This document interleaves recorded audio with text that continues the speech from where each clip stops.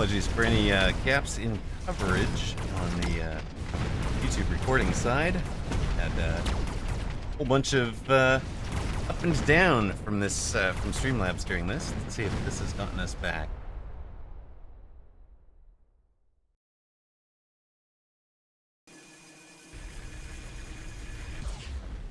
All right, we are back. We are back. We back. And Play Archer, while you guys were gone, Play Archer has gotten into Overlords. Max Power Star, taking a couple hundred hit points, well, almost 1,000 hit points that last round. It's down to 2,300. Play Archer's at 3,500. We come back to this match with 4 Farseers on the board for Max Power Star. And oil dropping from Play Archer. You got to expect yep, there is a chaff unit right here to kind of ensure that that gets lit. It might not light this turn. It will definitely light next turn. And Play Archer into a second Overlord. This one was critical last round, doing 53,000 damage. This one is new. This fellow is the gold damage dealer, that tarantula with an item on it. Just cleaning up over here. No shields on for the round 5 orbital bombardment, which Play Archer skipped. But on we go. We are not borked. We are back. We are back, not borked. Oh dear. Rip your prediction. Max Power Star is Max Power Star in trouble.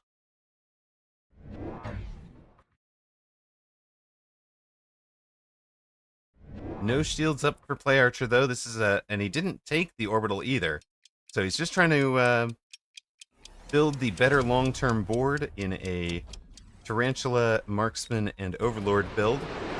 Those are not improved or anything. Just normal. Streamer Slayer trying to get it done one more time.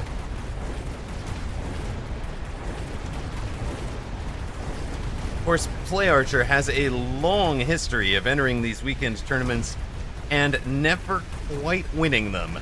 It has been a long time coming if he can win a weekend tournament.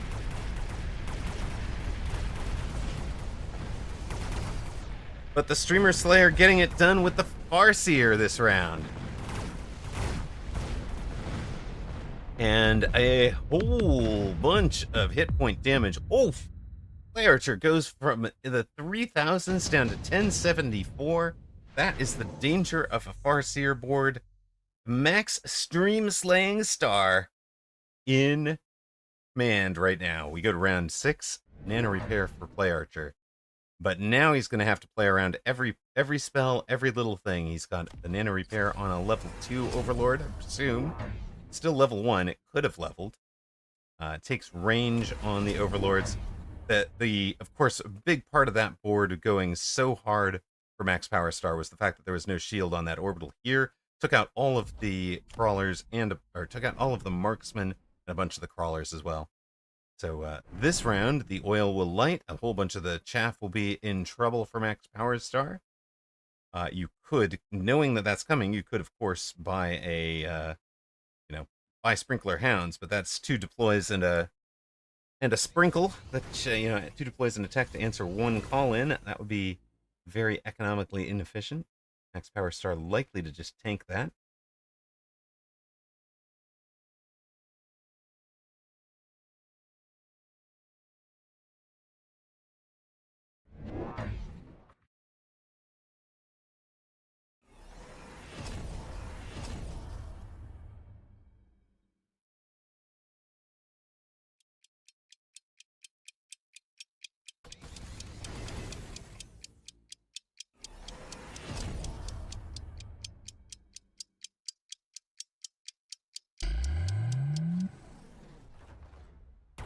Welcome in, Thonix. We're in the quarterfinals. Number 20 seed Max Power Star against number 6 seed Play Archer. Max Power Star trying to complete a trifecta of stream slaying.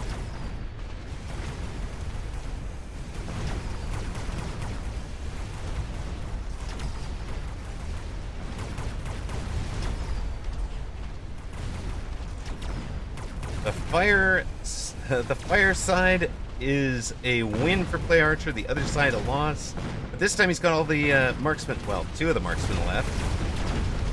Marksman doing a lot of work against the high hit point units.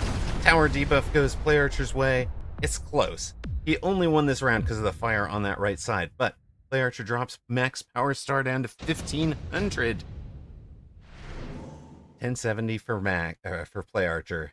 The Russian trying to get it done takes a pair of level 3 sledges on the drop. And the option of Fortress Raiden and Phantom Ray. 3 aerial options. Max Power Star, I expect, wouldn't be too interested in any of those aerial options. Well, Fort isn't an aerial option, but AA option. I don't expect Max Power Star to be in either Phantom Ray or Raiden. We'll see. AA Fort would be an interesting option for Max Power Star. It's not great into Overlord, but those Overlords are running Wasp Summoning, and it would be great into that. Nope. He has taken the sledges as well, so level 3 sledges for both. Play Archer has given them field maintenance and gone range launcher overload on the boats.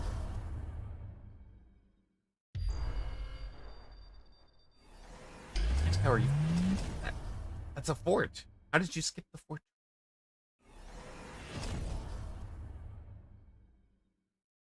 Max Power was the 20th seed. We don't really know who it is, if it is even a Smurf, but has knocked out a whole bunch of tournament, well, streamers, let's say. It's knocked out a whole bunch of streamers. Doing very well. Look at this. Commits more to the Farseers with scanning radar. Play Archer, you've got to be able to punish that somehow, right? Right?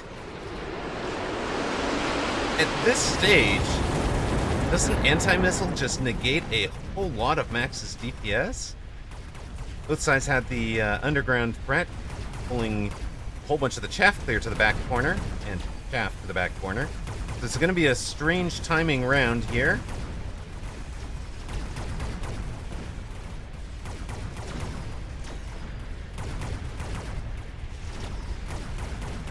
That level 2 nano repair boat is going to be really tough to kill right now.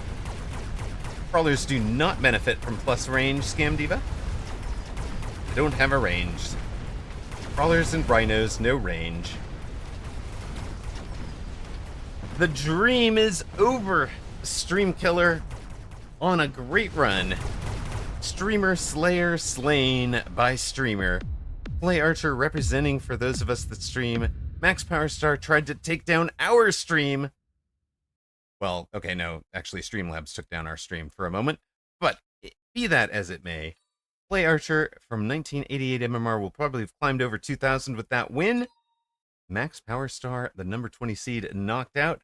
Congrats to those who took Play Archer, who for whatever reason was an 8.5 to 1 underdog. Captain Mateo SC, thank you very much for the follow during that match. Let's see what else is going on. The Russian is through to the semifinals. Skay did beat Coldfire in that one. Python didn't have an opponent, so the Liu Kang abandons the tourney, doesn't ready up. Azeel versus Godius Prime. Can Azeel keep this one going? He cannot. Godius Prime is out. Westmoreland AWM says he had a great run. He really did. Max Power Star beat AWM earlier, and caught off guard by the Farseers. So somebody who's really adapted to the level 4 or the season 4. I was predicting that would be a potential meta, and it's really worked out for him. He took it very deep into this tournament. Had a great run.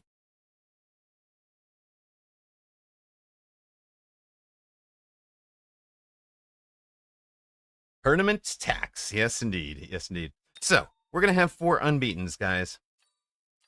Python, Play Archer, Skay, and Godius Prime.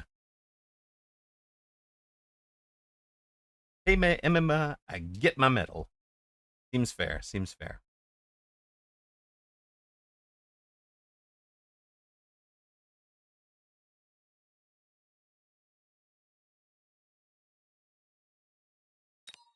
Zeal's run came to an end against Godius Prime. Sad to see it. Godius Prime, of course, the 18th seed. A very, very solid player. Gets the win there. And Zeal, no, not abandoning. In this for the top 3 finish, I think. AWM also in it for the top 3 finish, it looks like. Max Power Star still in line for that as well. Genghis Wolves and a couple of other folks also in with a shout. Everybody seems to be on 12 minor points there. I'm going to take a quick Save Streamers voice break.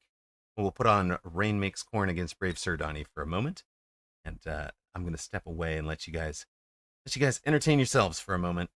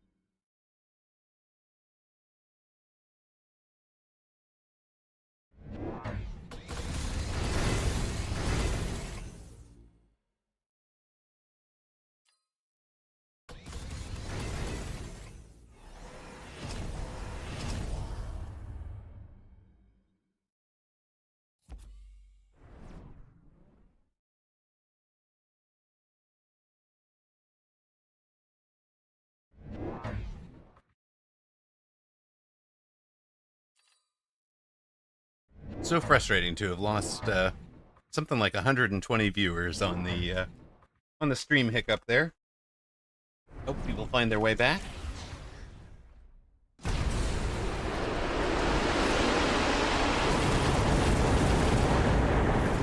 Hey, Captain Mateo, you were follower number 2100. Thank you very much.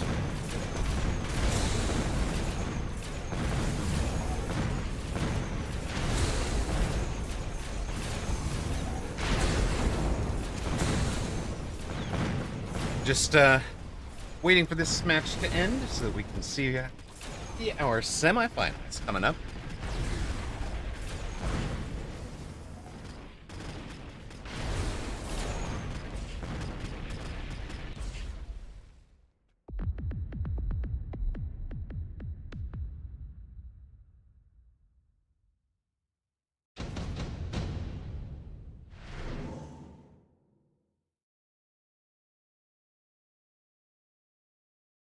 Rain Makes Corn seems to have the both the MMR advantage and the onboard advantage here.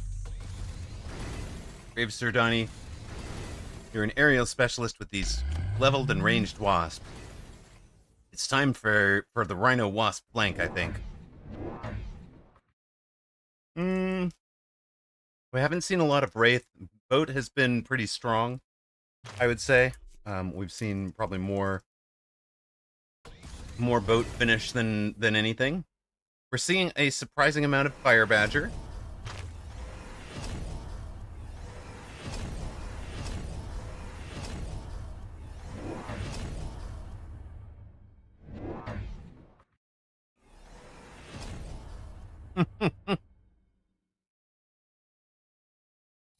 Python says, undefeated with only 11 minor points. It does not feel like I deserve to be in the top 4.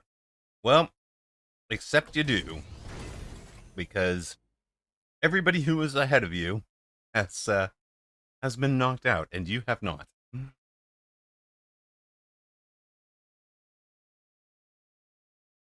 Well, the other 3 were top 20 seeds.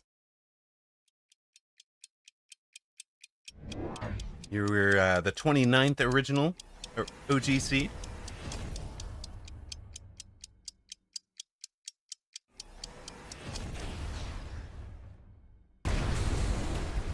Yeah, Fire Badger Specialist with the extra 10 range is pretty strong, right?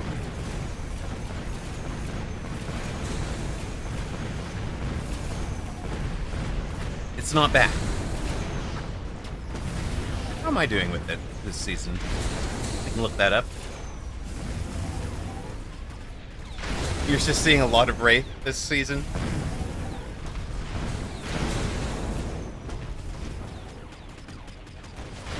Rain makes corn, still getting it done. Brave Surdani has the Rocket Punch Fort, but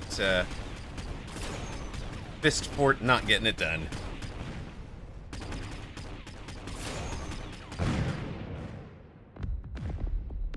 And that will be this match complete. I think we move on to our semis now.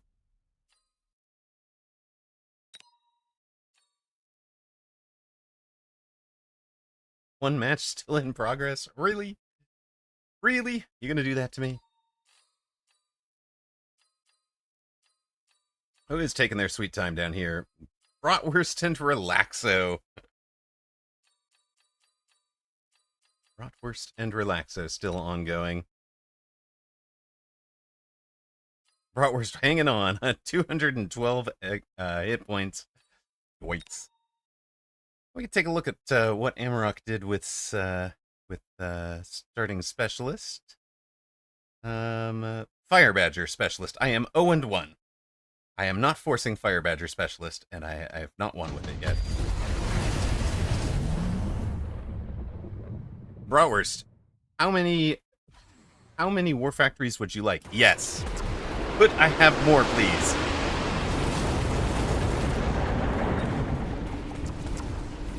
Triple tech, full summoning. He's gone the full summoning build. Has a lightning storm hitting. The hounds to clean up the acid and the fire so that those the war factories don't run into them. The arc lights are delivering EMP, but there's just so much coming off the production war factories. Relaxo's taken down 2 of them. More importantly, has taken out all of the hounds, so there's no more healing.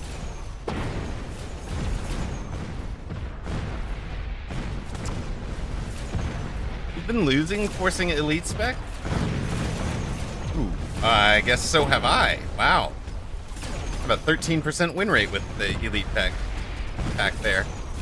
I had a really good success with it last season. War Factory not producing mountains, no. Bratwurst wins round, not by a ton, because those are summoned units. So Relaxo's at 2017, Bratwurst at 212. How do you check specialist win rates? I've got a, my own tool that is not public at the moment, and can't be made public quite yet. It's not mine. It is underdeveloped by Rage and Jim G, and others.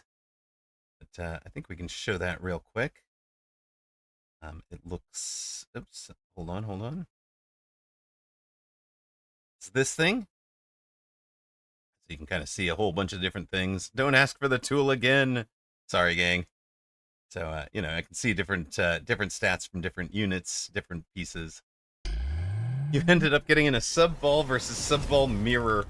What did you lose to? It was just who had more balls. And he had more balls than she did. Not always the case, honestly, but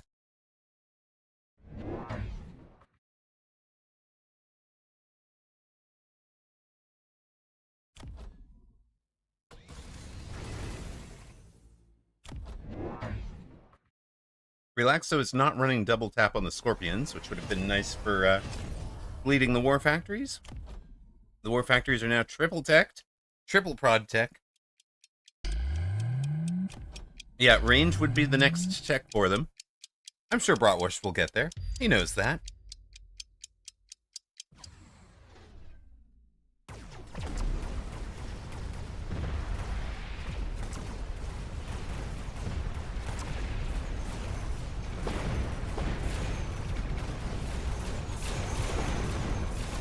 Yes, it is 301 Relaxo.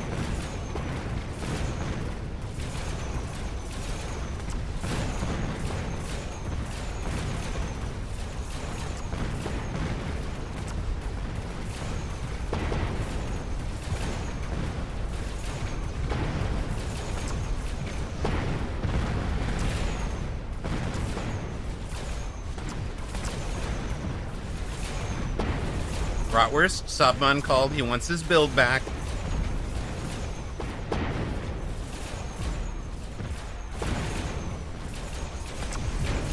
Appreciate those of you who found your way back after stream died.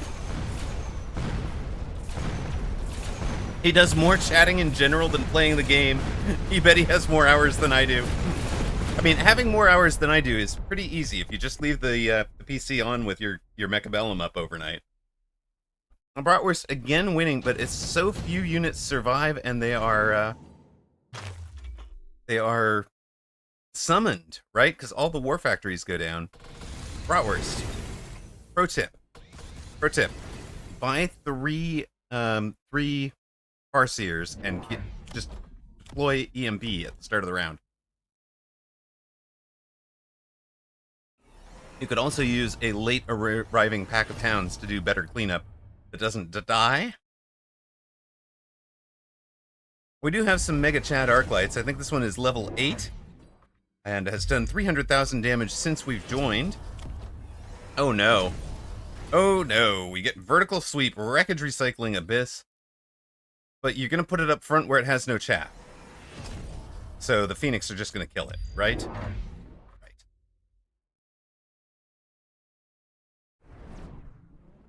Bratwurst has EMP on the Phoenix, he just hasn't teched it yet.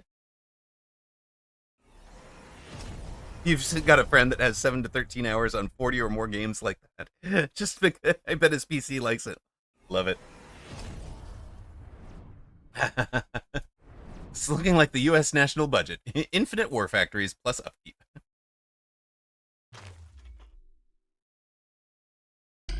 Putting it in front does not seem right. We'll see how it goes. I mean, maybe his thinking is that he'll get us a tower snipe with it. Especially if he does the runaway beacon again. I mean, maybe. Yeah, it's not going to work. It's got the wrong angles, right? Almost. It almost worked. Oh, Relaxo came close. The ground, the floor is lava here, guys. There is acid and fire all over the ground. Neither side has the hounds coming from the back line. There are still some hounds alive. The Abyss didn't even survive to kill a War Factory. This time, the hounds have done enough. Bratwurst has surviving War Factories, targeting towers, targeting Scorpions. 5 War Factories alive. We have, finally, seen a full production War Factory win. Bratwurst. I imagine him looking exactly like this with that smile on his face. The Infinite War Factory build. The God Bless America build. I'm glad we did get in to see that one. I'm glad we did. Welcome back to those of you who saw ads instead of getting to witness all of that silliness. I do appreciate you guys finding your way back after the stream hiccup and all of that. The Industrial Age. We've got 50 seconds left, and our final matchups are going to be Python, number 29 seed, facing the 18 seed Godius Prime. We will be showing you number 6 seed Play Archer against number 1 seed Skay on the opposite side of the bracket from that. Good luck. Have fun. Don't forget to ready up. Yes, that build is why the tourney has taken so long today. We are 2 hours and 40 minutes into it.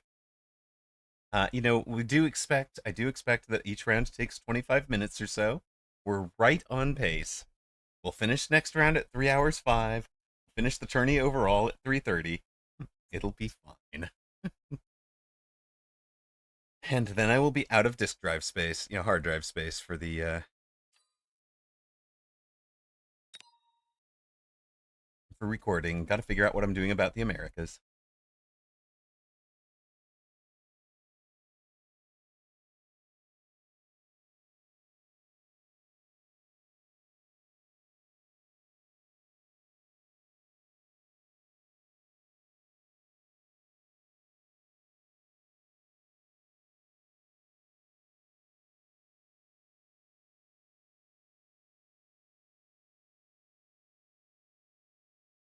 Right. Your channel point predictions are up.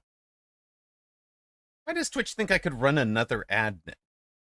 These are the dumbest buttons ever. I just ran one. They literally just got back from one. Why are you unlocked?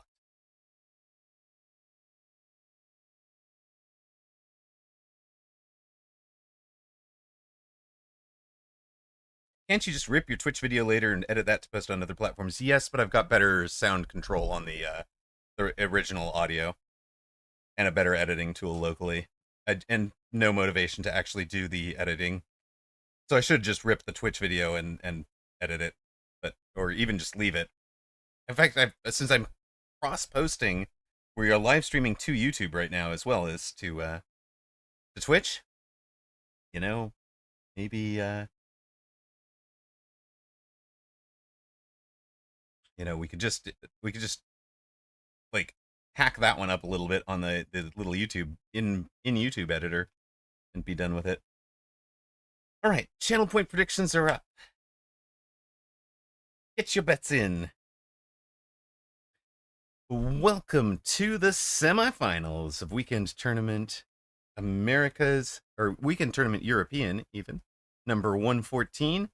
Nearside, number 6 Play Archer, having survived a bit of a scare from Max Power Star, facing number 1 overall seed Skay, who is coming off of maybe his hardest challenge, beating the number 4 seed Coldfire in the spoiler roll last round.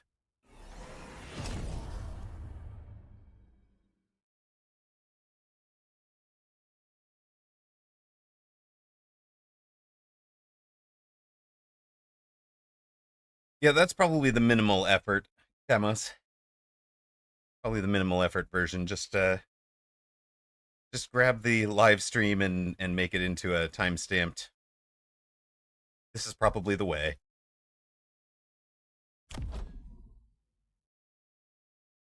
All right, Play Archer nearside in blue, Typhoon Specialist with Sledgehammer Fang. Start. Skay, 25-12, 2-111, 85-7, 125. Pretty sure. Missile Specialist with Mustang and Void Eye as the start. Takes the Energy Absorption Tech round 1. Let me shoot your sledges and heal off of it. Also adds a pair of crawlers. One crawler behind the tower, one crawler out here behind the Void Eyes. Aggro Void Eye positioning.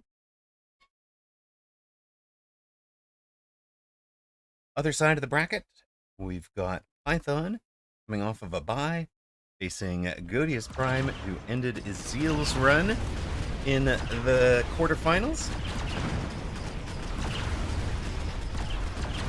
The winner of that match will face the winner of this one in our final, coming right up.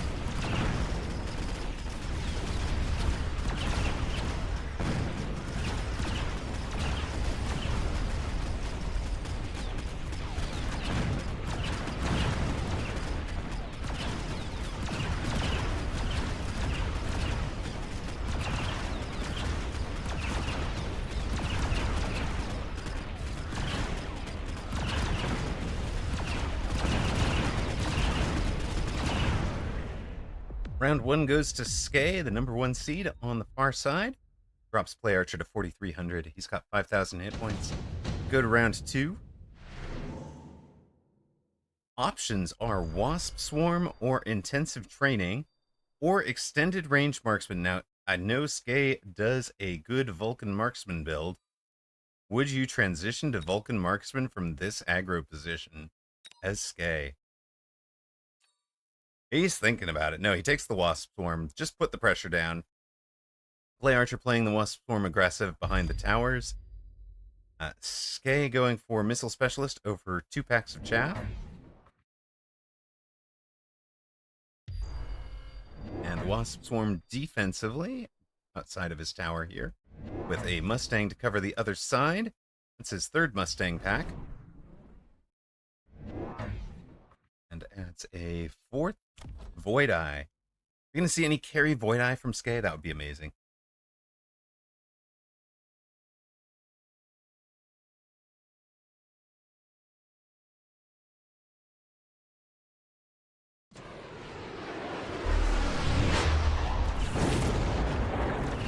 Play Archer, of course, has been so many times a bridesmaid, often losing to Steel Sane, his countrymen, in either the semis or finals, sometimes at the quarterfinal level of tournaments. Would love to get the duck off his back, win a weekend tournament, and make himself champion of Europe. It is a slightly weaker field than normal due to the Mag 1 qualifying tournament this morning. Mag 1 players, of course, focused on that. Had a 4-hour ladder session that ran concurrently with the Asia tournament this morning. So a lot of them are fatigued. You've got others traveling for the summer. Pucci notably normally plays every weekend tournament, even if he is playing Mag 1, and comes back. Got a 3-week break. This is your chance to win a European tournament. Pucci's not here. Quick, everybody enter. Heck, I should enter. Watching the way this tournament has gone, I should have entered. Maybe I will do that instead of casting. Stay tuned.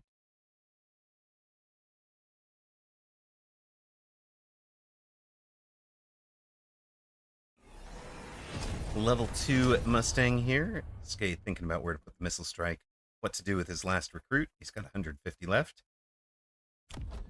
Unit drop gave him a level 3 Tarantula right up on the line.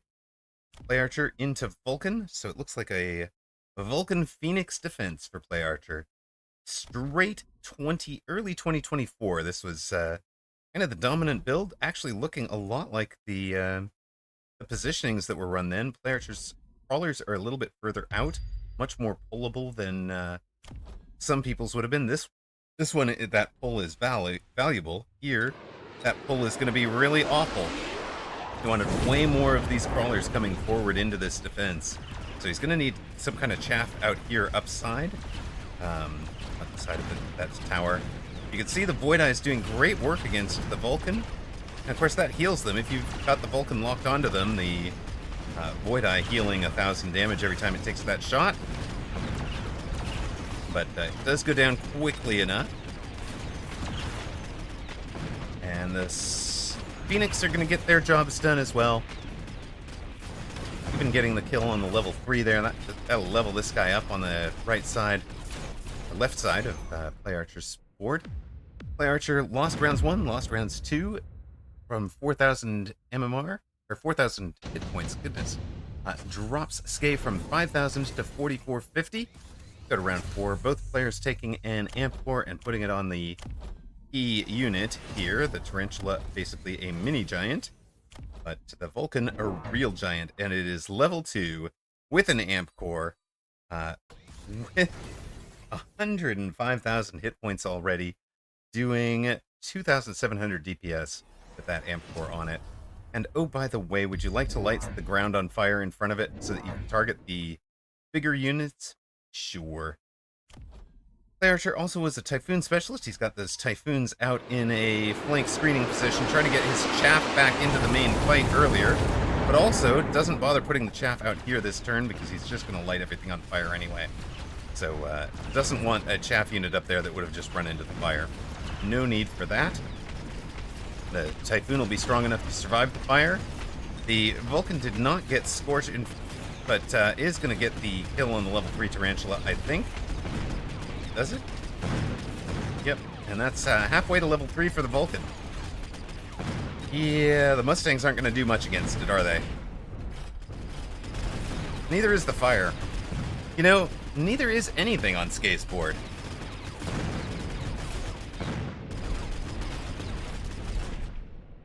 $150 hit points from the Typhoon, $350 from the Vulcan. That drops Skay to $39.50.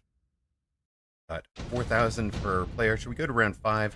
Unit reinforcements are possible. We don't get them yet, so you'll have one in round 6 or round 7. Photon, a great choice in this kind of headbutt. Shield airdrop, pretty good. Play Archer takes redeployment. I could very much see Skay making good use of the redeploy to try and shift the attack from this strong side to the weak side. I think that's probably what Play Archer has played around here. Skay could also put it to good use, pulling things out of this doomed flank. For Play Archer, baller, goes for the redeploying this this Phoenix to put it out on the outside. There's no sentry missile out there, no Mustang back there, and gonna have a mobile beacon into both towers, and then be able to redeploy it right back out. So treating this like a jump drive Phoenix that without even needing to tech jump drive on it. I really like that. I really like that play from Play Archer. Armor on the Tarantulas, so that will tank, especially this guy is going to tank 180 damage per tick. So even though this is 2700 DPS, it'll come down to 900 DPS while locked on that unit. And Skay also took the photon emission. Like I said, that's very, very strong in the headbutt. And the way that that applies, the decreased damage received by 30%, I think applies before the armor there. So it's even more effective in combination. New Vulcan on the right side tower for Play Archer. A veteran playing one of the old builds. One of the forbidden techs. Vulcan Phoenix. Haven't seen it in a while. Certainly not this deep into a tournament. The Phoenix gets the tower. Now you get the debuffs. Great for Play Archer. Really nice timing. Really good creative play there. Good creative use of the redeploy. For Skay, he has also added Phoenix of his own, but they are out-leveled, fighting during debuff. And yeah, when you don't have the photon and you do have the debuff, even that armored level 3 Tarantula goes down to the Vulcan, but the Vulcan does not, importantly, does not get to level 3, which would have really changed that matchup. Well, there's another way to change that matchup. We could just orbital jab that thing out. It doesn't have 70,000 hit points yet. There's also a super heavy armor or an absorption module. Both are great on a Vulcan. That level 1 over here could really love the absorption module. Or Play Archer could go for efficient giant manufacturing. All 4 of these are great for Play Archer. Maybe a little bit less so for Skay, unless he's got a specific pivot he wants to get into and start spamming a specific giant here. Both players taking lots of time thinking about this. It's a great choice. Skay, I think, is just going to orbital jab out the level 1 Vulcan on the weak side. Play Archer already redeploys back out of this flank. Skay can't trust that he's going to do that, so has gone with a Mustang that will cover that. Oh no. So the Phoenix is gone. The Wasp will appear. Will the Mustang have come too far forward? Little far forward for picking up a call-in, but I think to make that work, Play Archer has to put a Fang right up on the line to ensure the targeting there. Skay's Wasp will be down here in the corner, but he's also pulling the... By adding this, I think he's changed this pull. I think he wanted this pull, this missile further down and over. Yeah, he really messed up his own missile, placed the missile, and then placed the crawler without really thinking about what that was doing to the pull there, I think. little bit of a mistake from Skay, uncharacteristic mistake from Skay, but it's certainly one that we've all made, right? And you're 3 hours into a tournament, it's easy enough to make a little slightest of gaffes like that. It's just, there's so many things to think about in the game at this point. That turned out very, very poorly for Skay. It's going to be a huge round win for Play Archer. Using the Wasps as a pull more than anything on this far left side. Play Archer in control, knocks the number 1 seed down to 636 hit points. Skay takes the forts, presumably AA barrage here now that Play Archer has committed with range on the Phoenix and is in 3 of them. Yep, there it is. 2 more forts, AA barrage all across the front. The Vulcans are now ranged and scorched, so they really aren't going to care much about the Tarantula armor anymore. Blocking 180 out of 471 is way less impressive than blocking 180 out of 270. And of course, the Scorch will be useful against the forts, but that's a lot of hit points to chew through. Skay, runner-up in this tournament last week, trying to one-up himself and reclaim the title here. Play Archer looking for what I believe would be his first ever weekend tournament title. A weak field this week with a whole bunch of folks knocked out, upsets of round 1 upsets of 3 of the top 10 seeds, including Breven and Sparty. AWM upset in round 3, Coldfire upset in round 4, and that leaves only these 2 from the top 16 seeds. Winner of this one should be heavily favored in the final. Can Skay stabilize and turn this around? The Phoenix survived the first volley on the right, don't survive the second volley, but now Play Archer will know about that and be able to play around it. Play Archer's big sabers are deleting those forts. The forts are not going to be alive long enough. Saber was the perfect call on that drop for Play Archer. And this is gonna go the way of the Russian yet again. Is it gonna be enough to finish out? He needs some fangs to do... Oh, he's got a Typhoon over there. And that is it. Play Archer knocks Skay out in 7 rounds. Skay not really challenged until he faced Coldfire last match and Play Archer this match. And yeah, he had a real easy 4-0 run. Goes down hard when he faces Play Archer here. Congrats to Play Archer, he's through. Godius Prime does beat Python equally quickly. So 2 resounding victories here in round 6 of this tournament. We're going to have quite a while to wait before we get to see the final matchup between Play Archer and Godius Prime. Let's see who else. Wait, this is unfair. Matching Max Power Star against another streamer? Are you kidding me? No. Python says, yeah, I got wrecked. Godius Prime, very, very good. Deserved a much higher seed than 18th in this tourney, but I expect he has been playing around with things. Little Miss Dumpsterfire, good evening. Welcome home. Hope you are here to enjoy some... You guys want to see Gatito? You guys want to see Gatito? We could go take a look at Gatito in a moment. The little kitten that could from 1300 MMR, having a great run as well. How was your day, little Miss Dumpsterfire? And question, did you enjoy Amarok falling off of a mountain?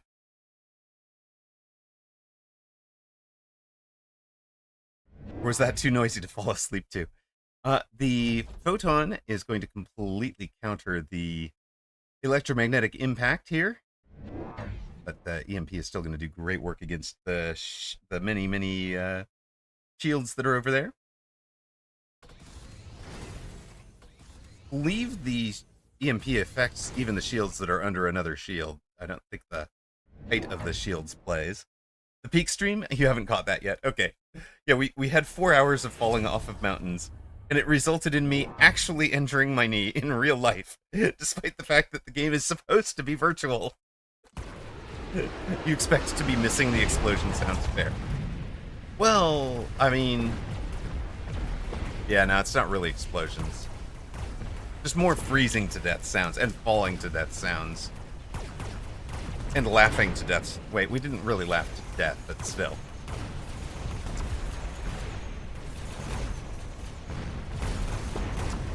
Actually, no, it's really swollen. I'm limping right now. Totally unrelated, just coincidental. But managed to fall literally during the stream and injure myself. Had a fan set up, and I was like, I just dumbass. Video games are dangerous, exactly. Speaking of dangerous, Ben Malls is dangerous. He is looking to break the streamer curse. The grain tried to peek A me in real life. It did. It went right after the ACL. No, I just bruised and swollen. I think it'll be fine.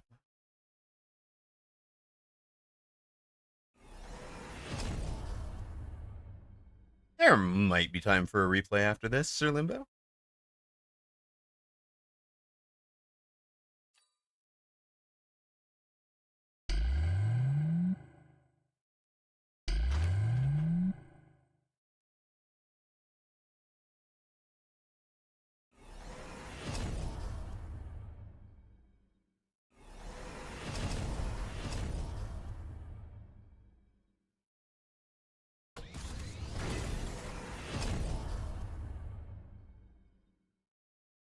All right, I will look for it there.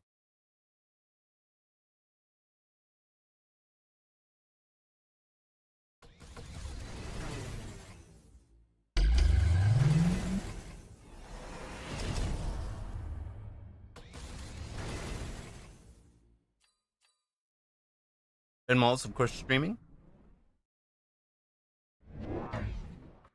Max Power Star, of course, has been beating streamers. Welcome back, Toast. You have come home.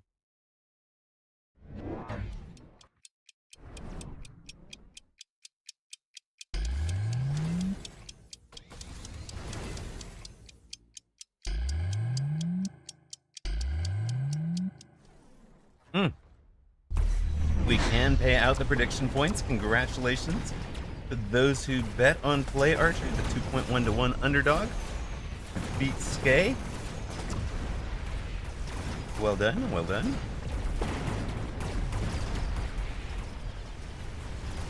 I trust there was good hunter gathering.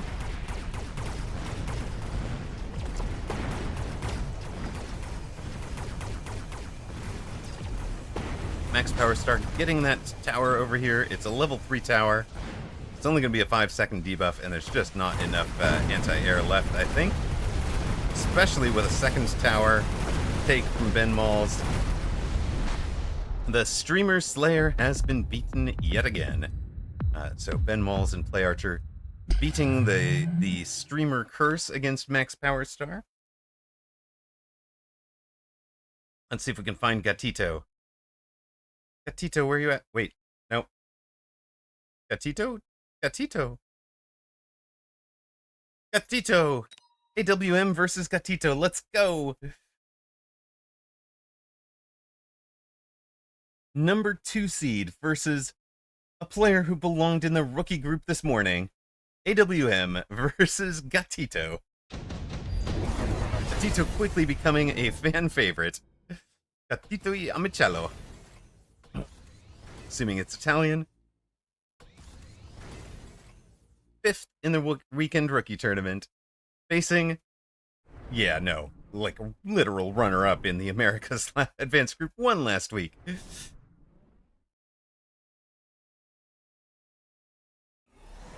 AWM, near side in blue, aerial specialist with subsidized steel balls, super supply enhancement, and an additional deployment slot. How many steel balls would you like? Yes. Yes, yes, yes, yes, yes, yes, yes. Gatito, a rhino specialist with efficient tech research, super supply, and additional deployment slot, is in flames. Oh dear. Oh dear. But this looks very war crime. Oh dear. Yeah, the World in Flames. Who would do that to a kitten? Okay, I'm gonna guess Gatito was throwing down oil to slow down the push with the Phantom Rays. And that got all lit on fire this round. Steel balls don't care about the flames. The wraiths don't care about the flames. The Raiden doesn't care about the flames. And AWM getting it done. The little kitten that could is down to 160 hit points. Yeah, I don't think he's a smurf. He's not. He's definitely not. And both Gatito and Max, I think, is playing well. Hello, Movang. Welcome home. We are through the semifinals. We know what our finals matchup will be. It will not include either of these players. But we are here viewing Gatito by popular demand.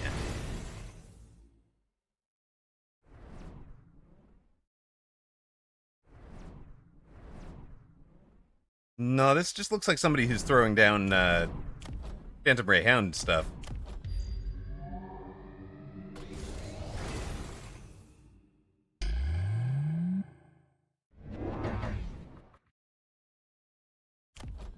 Wraith has more than 70,000 hit points. It's actually going to survive getting orbital jabbed. This might have been a better place. Well, I guess maybe this is going to pick up the Raiden. I don't think it picks up the Wasps. Maybe it does with additional speed. A cat that plays hounds. How could you not love? It's a cat. It's a cat with a cat. It's a cat with a cat on its shoulder. Wait, is Amicello a mouse? Is it a cat and mouse? Who is Amicello?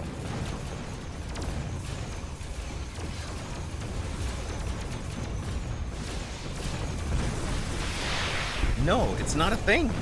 Amicello isn't. There's no person or entity named Amicello.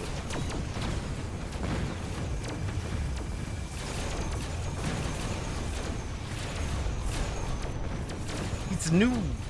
It's entirely new. It's also been run over. Run over mercilessly by our number 2 seed. Westmoreland through with the win. Gatito has climbed all the way into the 1400s on this tournament run, and will lose one of those after losing to AWM here. So, AWM, I hope you don't spend all of the 1 MMR you gained in this match in one place. The Gatito, the little cat, is out. Little cat out. So, it all comes down to this, our final. Godius Prime against Play Archer. You can't bring a kitten to a mech fight. Don't go anywhere. We will be right back with our final. Play Archer looking for his first weekend tournament championship, his first European championship, has come through Kess 841, Raz is back, ASP Lapis, Zenzuzex, Max Power, and Skay. So has a whole bunch of tough matches, including the 1 seed, the 20 seed, the 6 seed, I believe, no, 14 seed. ASP Lapis was the 15th seed. So, he's been facing top 20 opponents for the last 4 matches. Godius Prime. Godius Prime has come through Supremus, Zoran, Patty the Lad, Beezens, Azeel, and Python. So really tested the most by the number 8 seed Azeel. Hasn't had a really, really strong test outside of that. Python, the 29th seed as well. So, we will see. We will put up predictions.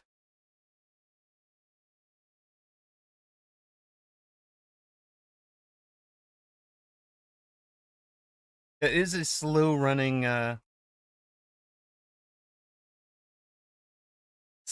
tournament. This one.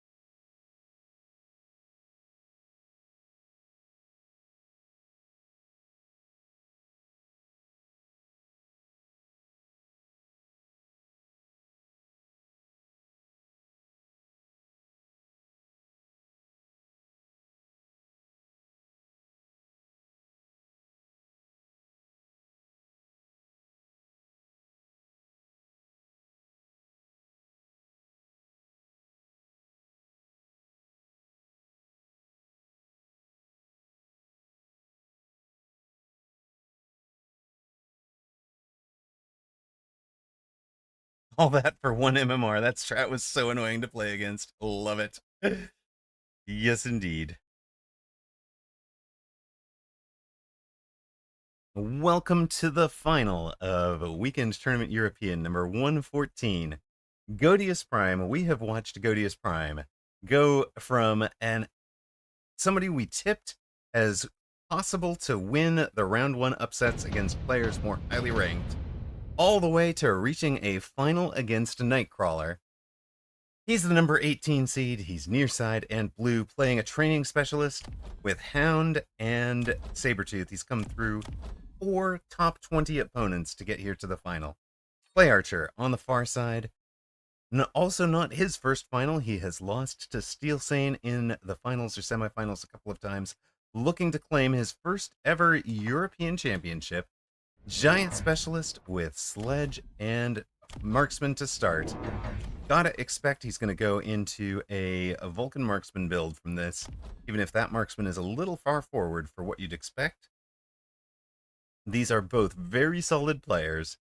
Play Archer probably a more experience in the game overall, but a little bit less, say a little bit less of that verve and pop creativity. It was really nice to see him run that jump drive, not jump drive, but redeploy flank Phoenix that hit Skay's corner tower. That's the sort of creativity he's been missing, and I think that's the kind of element he needs to really lift his game. Mark's behind the sledges, trying to snipe the Saber. One locked on, very nice. Creativity does not mean copy woot. Creativity is more like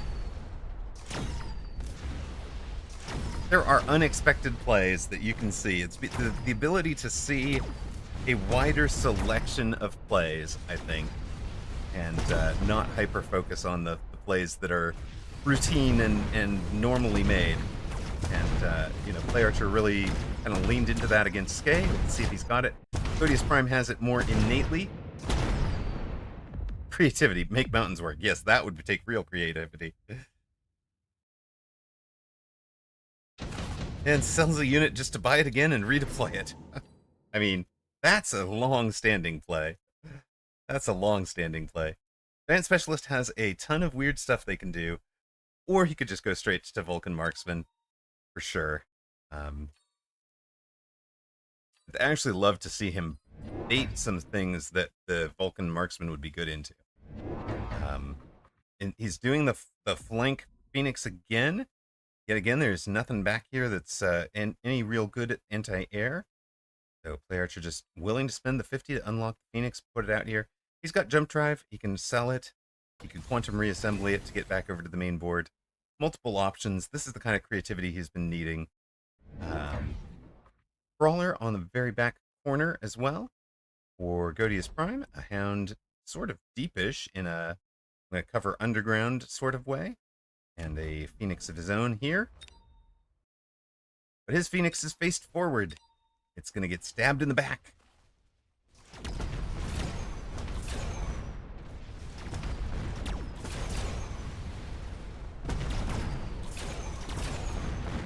Tower take, good timing for Play Archer, and now these are going to, you can see just what a difference that made to the crawlers against the Hounds, and in the crawler v crawler. It allowed the Phoenix to get the backstab on the Sabretooth. I mean, it's not a D&D backstab, they don't do the extra damage, but they do even get to shoot the Phoenix in the back. Never saw it coming. So, round 2, flank from Play Archer pays out. Godius Prime down to 3750. Go to round 3, you get the unit drop.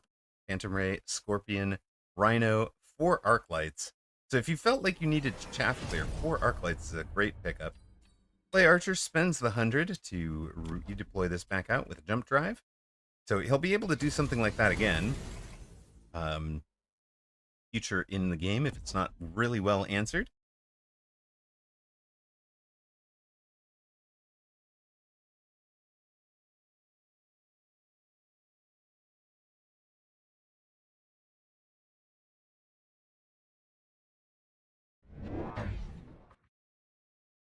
Of course, his Phoenix will be faster, moving at 21 meters per second. A sometimes forgotten piece of Phoenix and of Jump Drive even. And that does mean it'll be able to overrun these crawlers. If you wound up with kind of an anti-air up front, you'd force player to play something a little further up to, some kind of chaff a little further up to protect those Phoenix, or force them to tech range, or force them to jump them somewhere else.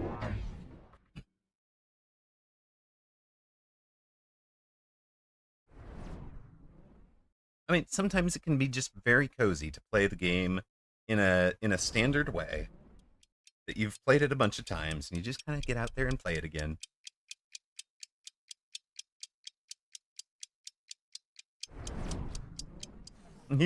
Movang says, those Phoenix in the flank became such a standard move, I miss times when players were simpler. Yeah, I mean, even back in the day, even before I started playing, I'd watched a video that included a Phoenix flank, so you have to go a long way back to find that.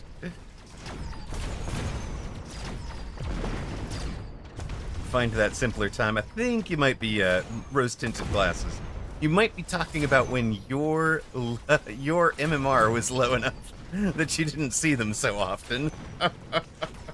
I miss playing players who didn't punish me for not protecting my flanks. Certainly not going to happen at the tournament level. And Godius Prime winning in round 3. But yes, below 2k MMR, right? Play Archer gets down to 3892 off of that round. Got the choice of Advanced Targeting System, Vulcan's Descent, Temporary Vulcan Mobile Beacon, or EMP. Play Archer takes the EMP. Godius Prime takes the Mobile Beacon, and this is what I'm talking about.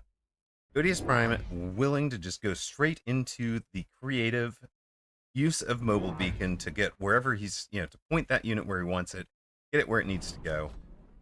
It is going to get missiled out here.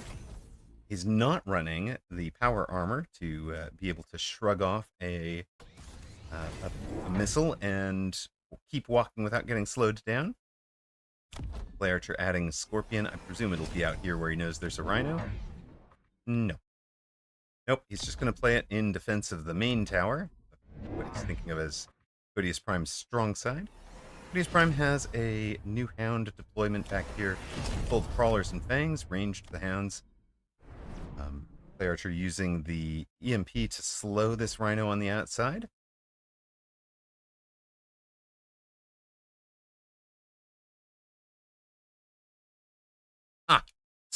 Woot says, Steve French, yesterday I won playing 10 or more Wraiths, 13 to 14 masked sabers with side guns, and a lot of other nonsense. Show me one player who is more creative, and I will give you 12 months of sub in my channel.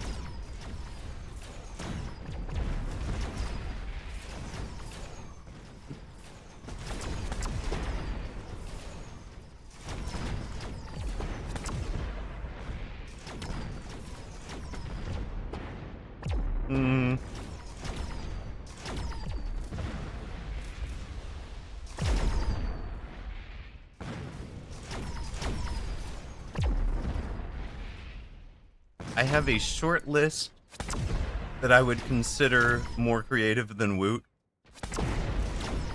It's a very short list.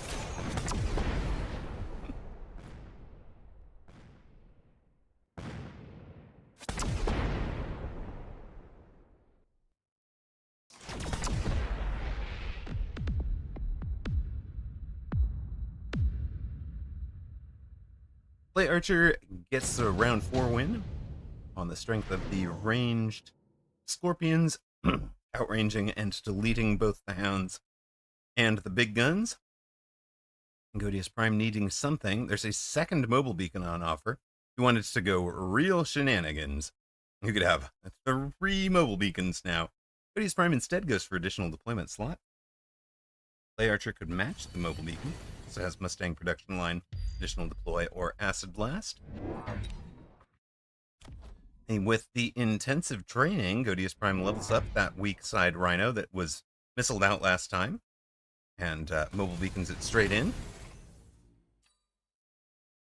additional deployment slot also for Play Archer. I think that's the right choice, certainly on rounds 3 or 4. By round 5, you're getting pretty close to where you might break even on that. But the ability to slap down 4 units instead of 3 in a round, that's priceless. Yeah, Rat is in that short list, that I would say.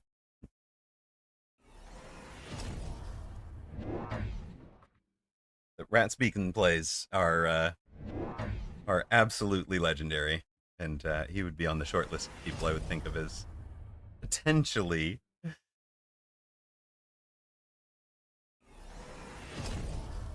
I mean, that would just be an insane set of games to watch. Like, I'd watch a best of 7 between Woot and Rat. That would be amazing.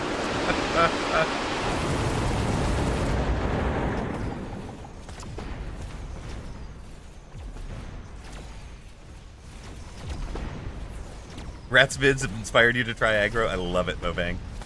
I miss when he was in the weekend tourneys more regularly. He does Asia still. The timing works for him, but the European does not anymore.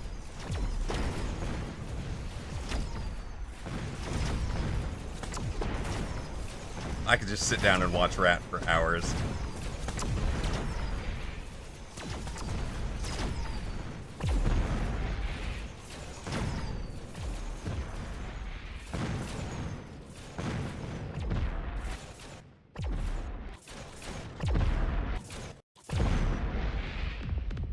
The Archer barely holding on this round. Drops Godius Prime to 1954.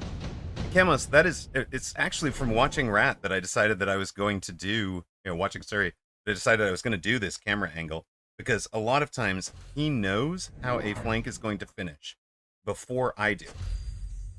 And he will move off of them. He'll move and kind of zoom in on a specific part of the board when I don't know how this was going to finish, right? And Rat knows he's either won or lost on that side. Surrey does.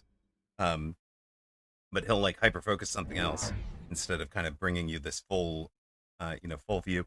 I figure this is part of training a player's eye to follow the board where they can. What's important on the board is being able to see the whole board and figuring out what parts of it are important and what parts you don't need to be focused on. Watching what's locking where and when.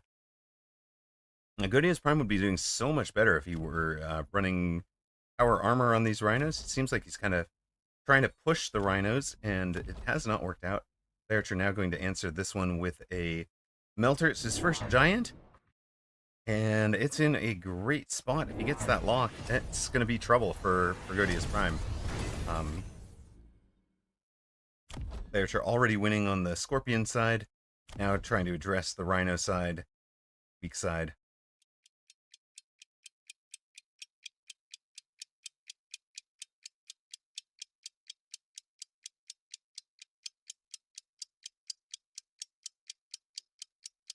I'm not seeing an answer from Godius Prime.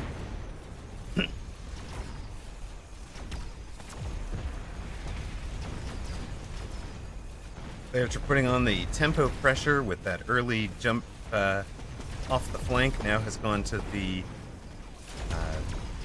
Wasps to bait out a whole bunch of Mustangs.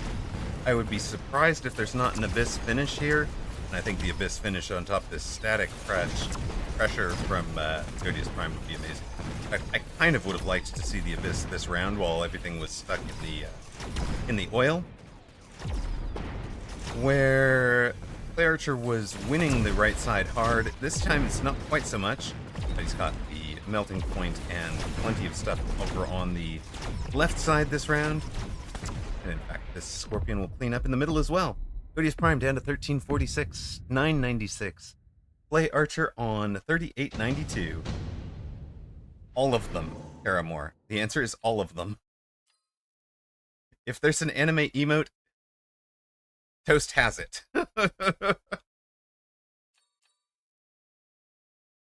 Three rates for Play Archer. Yeah, that's gonna hurt. But it's not what I was expecting. I was expecting to see a Sandworm, a Cell, and an Abyss finish. Just this huge pivot, right? Instead it'll be, okay, degen to slow the pressure. Godius Prime finally gives up on this Rhino. That Rhino needed to be given up on a lot earlier, I think. The EMP landing over here. Of course, the Sandworm will be under the ground. Doses that I'm subbed to not as a result of being gifted? Maybe like 4. Oh, they're going to be armored as well. Well, is there anything on Godius's board that kills an armored Wraith?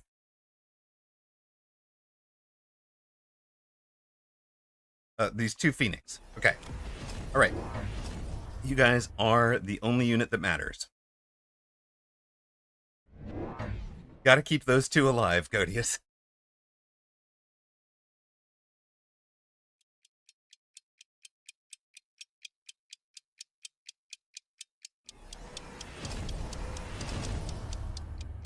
Hero Phoenix or bust. They don't even have attack.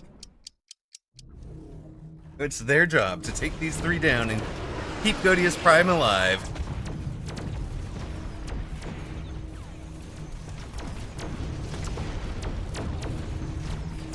They got 1. They're not paying attention to the one on the right. One on the far left has the melter to protect it. The worm is doing its best. Doing its level best to distract the entirety of Play Archer's board. Oh no. Tower debuff.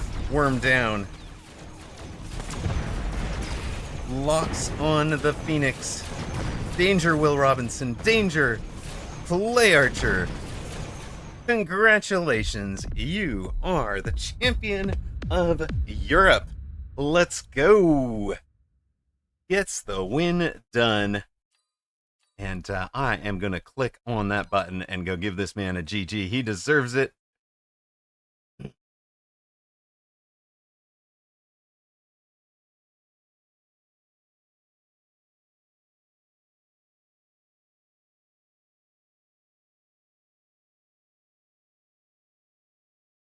Congratulations, sir. You are champion of Europe. Let's go. Godius Prime getting to the final yet again. Goes down to our number 6 seed.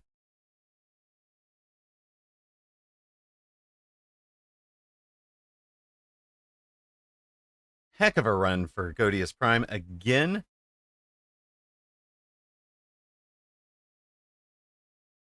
Paying out to those that took Play Archer at 2.02 to 1. Well, 1.98 to 1 for the Play Archer side. Hero Phoenixes, they did their best. They really did. They did 34,000 damage that last round. But yeah, there just was no answer to the Wraith. And I don't know if Godius Prime just didn't see the Wraith drop possibility, or gambed that Play Archer wouldn't see it. But either way, Play Archer had the finish.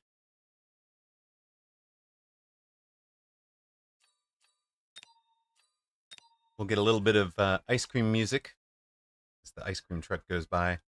Got a couple of matches to hang out and observe while we wait for this tournament to come to a completion. Maybe we'll step in and see Enigmatrix against Azil. Nope, that match is over. Azil finishing out 5-2. AWM against XSY, maybe? One day, Godius. That is twice. 2 finals now. You're getting there. You'll get there. Time for words on stream. I think we have Sir Limbo replay coming. That board looks so empty for AWM.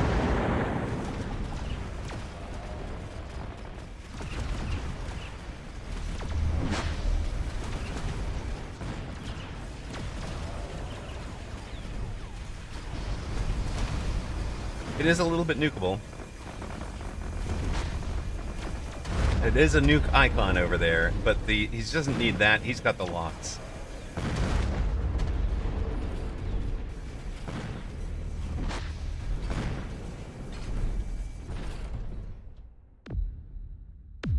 And apparently fireable.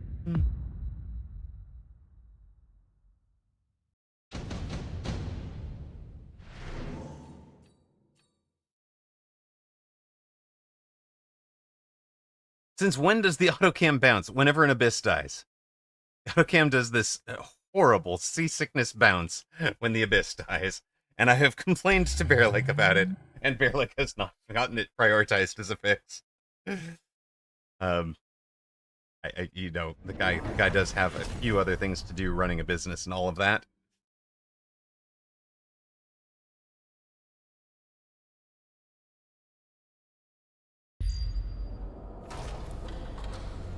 Is Ego here? We're gonna break a personal record. A little bouncing never hurt anyone. And just, your camera gets bounced 1,000 feet into the sky by the explosion, right? It's fine. What could go wrong? You're just on this. I just imagine we're on this tiny little helicopter, and that's what the little camera shake stuff is for. And then all of a sudden, the abyss blows up, and it's just this huge thing. Are we doing words? Apparently, we might have to do words. I guess we're doing words after the replay. Well, he hasn't. No, he just reviewed it. He absolutely reviewed it before you guys were asking for words. We're doing the review a replay first, and then we will go do the words with. It's a really high flying helicopter, exactly, on an alien planet with a cameraman and an orbital bombardment. We're safe from the orbital bombardment, right?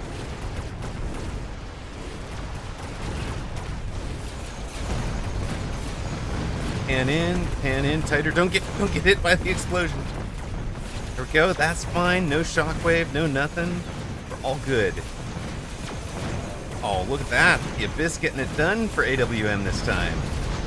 No melter for you, sir. No boat for you. No army for you. No win for you.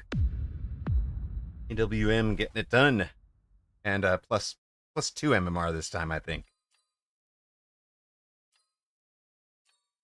And we're tuning in live from the out-of-control continent alien planet Tornado Wasp Jam fair match.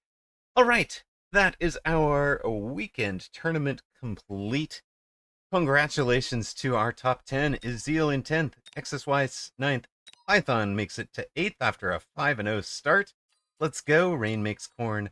Benmol 6th, AWM 5th, Enigmatrix 4th, Skay in 3rd place, Godius Prime a runner-up after losing to Play Archer in the final. Congratulations to our top finishers. Well done. Well done. Play Archer, finally champion of Europe. We will show you guys the probably out to about 40th for those getting your name in lights for the first time. Congratulations. Big shout out to Gatito y Hamicello for their run into the top 15. That's huge for them.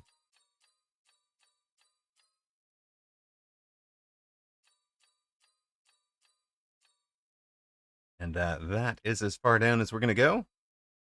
Congrats again to Play Archer, Skay, and of course Godius Prime, a runner-up.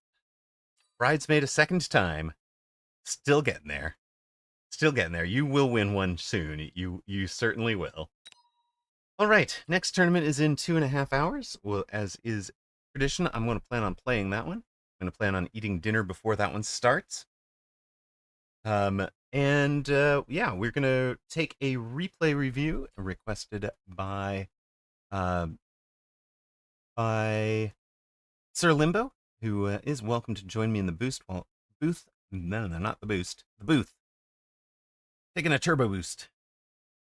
You're welcome to join or not. Depends on how you want that one handled.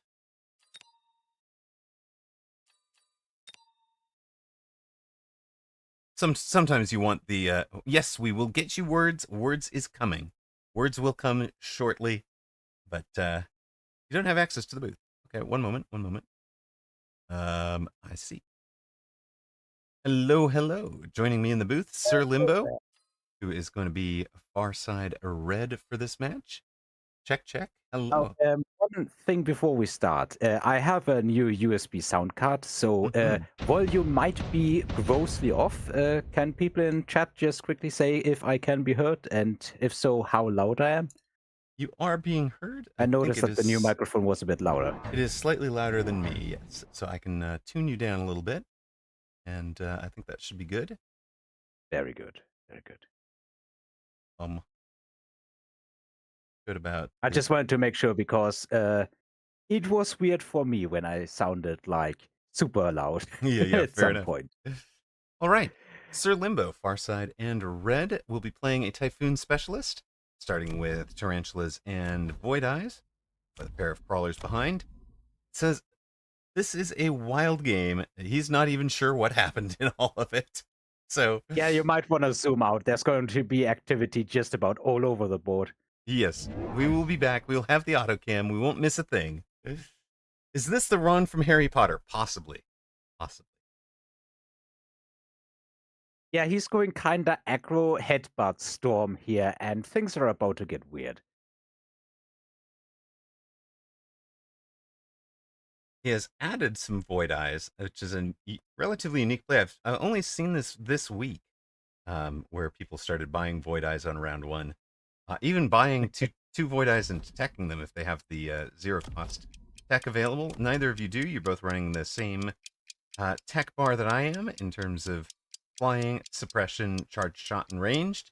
Maximum range, maximum range, maximum DPS for Void Eye, rather than trying to And heal. I have never ever picked these buttons. I don't think I've ever played a Void Eye carry match. You've never played a Void Eye carry? Come on. It's No. so silly. You have to play it sometimes. I have one with mountains on the other side. I have actually managed to do that at some All right. point. But I mean, Putting a mountain in the corner where a war factory would go usually. right. I mean, I think that one's a sign of a game that you would have won with either the War Factory or the Mountain. Every time I have done Probably. that, if I took over the War Factory, if I took over the Mountain player and play a War Factory instead, I wind up with the War Factory performing better. So I haven't figured out how to maximize the Mountain in that particular strat yet. For round two, Ron takes the Wasp Swarm, Sir Limbo takes the Haste Module, put it on the outside Void Eye. Get them closing a little bit quicker, wrapping around that corner a little bit quicker. And of I course, think those also were the ones with the most XP. But doing I the don't most recall entirely. we have an itemized Void Eye. Love it. Yeah, things are about to get weird this turn. Usually it's me who storm snipes people. Oh, Usually. I see. Round two Storm Snipe from Ron. Cat Samu approves. Yes. I also approve. I would approve at least if this was on my side of the board, the storms. I can't approve of this. This is downright despicable. This is brilliant. Voiced by your own petard. Usually I'd have some fangs there, but yeah, like I wanted to defend against the wasp drop, so the fangs are back there actually. So the opponent's doing something that I honestly don't think is all that great. He takes a spell and does a cheat. Yes. I think if you're trying to win a round, one should usually be enough. Well, he took the Wasp cheese and played it defensively, which is Yeah. I guess that is true. Yeah, he might have expected me to go there. But even then, just play a normal defense around it. You put a fang back there, and it'll do fine when you tower cheese, right? So you don't need to be invested in the wasps. Amplifying core for Sir Limbo. What does Ron take? Laser sight, I'm imagining. Laser sight on a Void Eye actually surprisingly good.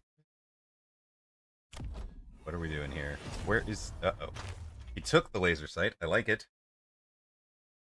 I'm very much hoping for for Void Eye carry versus Void Eye carry out of this game right now. I'm afraid that's not what's going to happen. Things are going Spoilers! And now things are going to go absolutely insane. I think starting with the next round, but I'm not entirely sure. This was such a chaotic match that I don't even remember what was happening entirely. I know Fair. that there were a lot of rounds and it was going very crazy. Fair enough. Fair enough. This is where I honestly was surprised. To see wasps Hmm. into the specialist that kills wasps, kind of the best out of all. Yeah, buying them around before Typhoons you really get your take it down. Typhoon. Yeah, that's a little bit interesting. I mean, he could just be like me, look at the board and the units and never ever check the opponent's specialist until it's too late. Until it's too late. That does happen. Fair enough.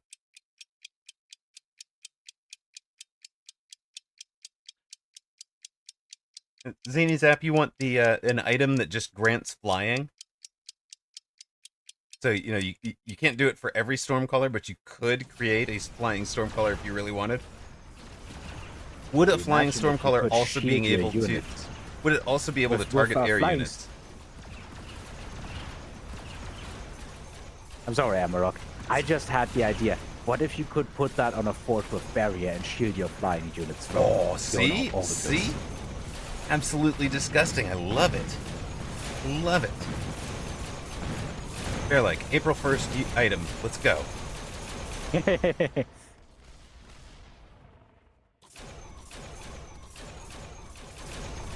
We have like 1 or 2 Valiant crawlers on the other tower.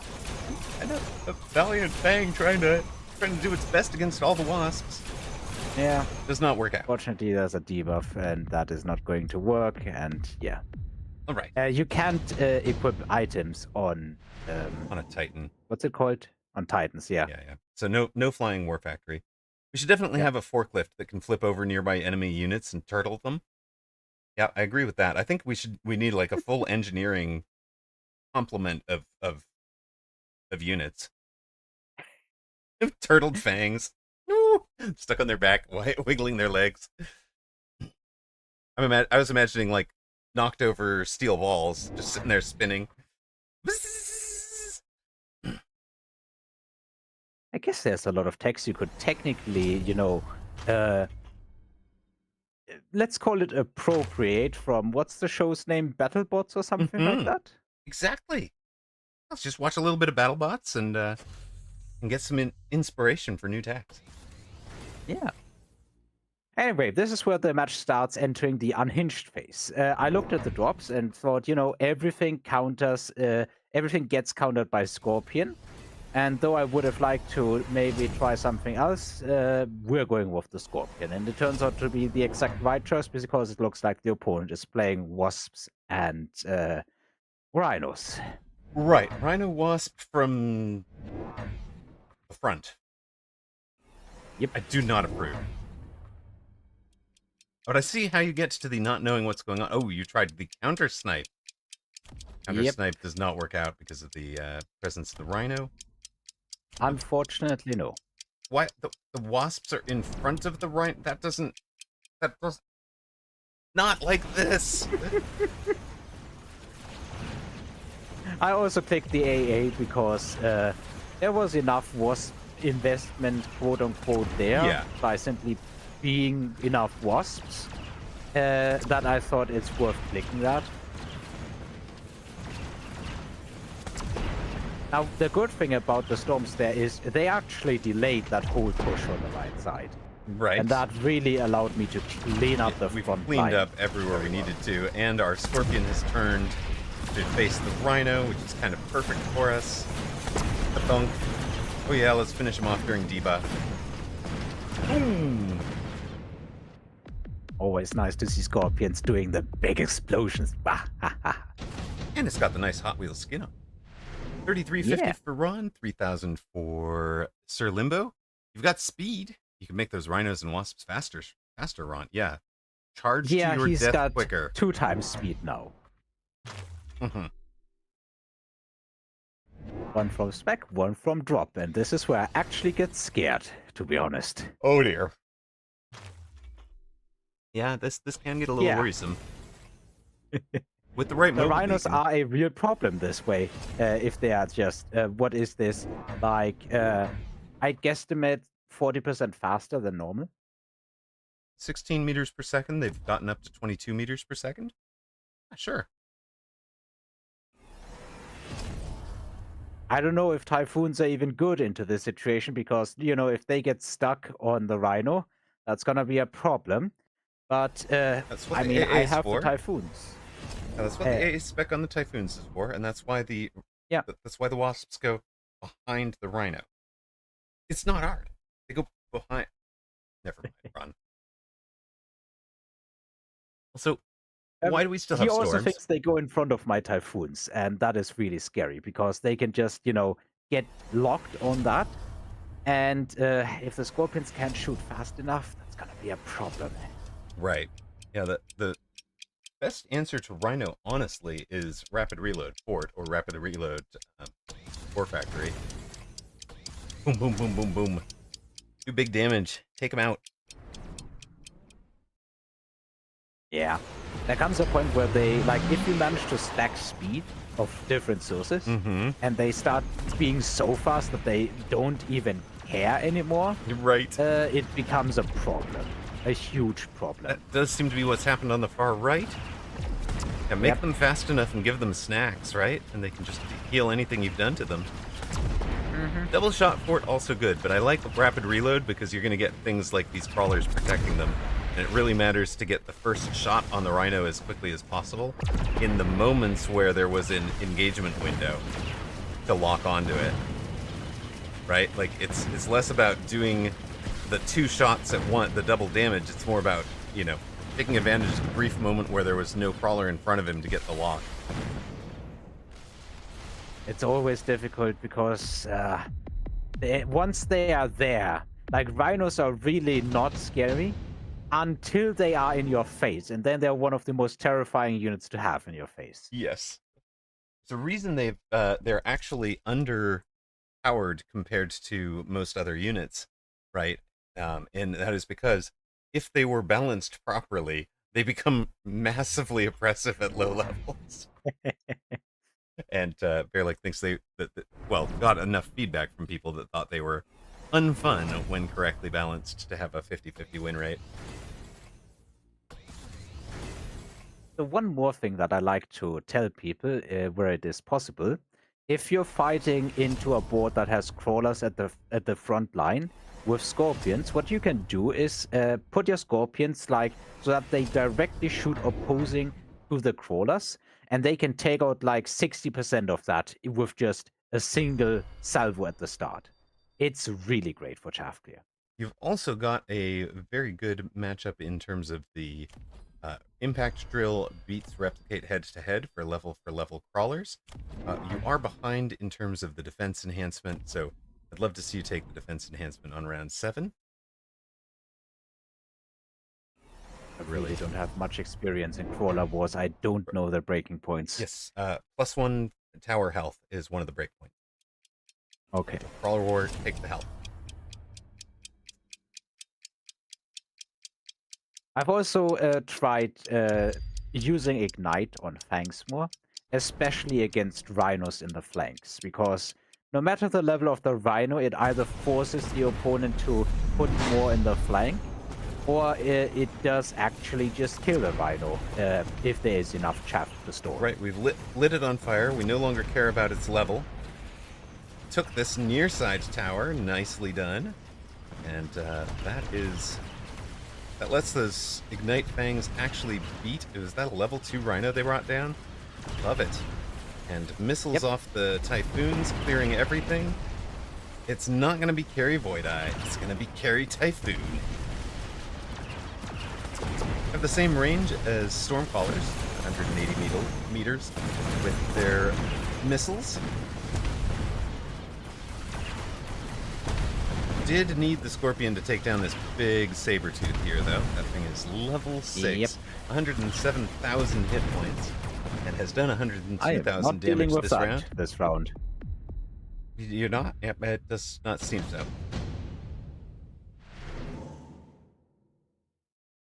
I'm seeing it slightly delayed, of course, but that's Oh, yeah, not a you're problem. 10 seconds back from Yeah.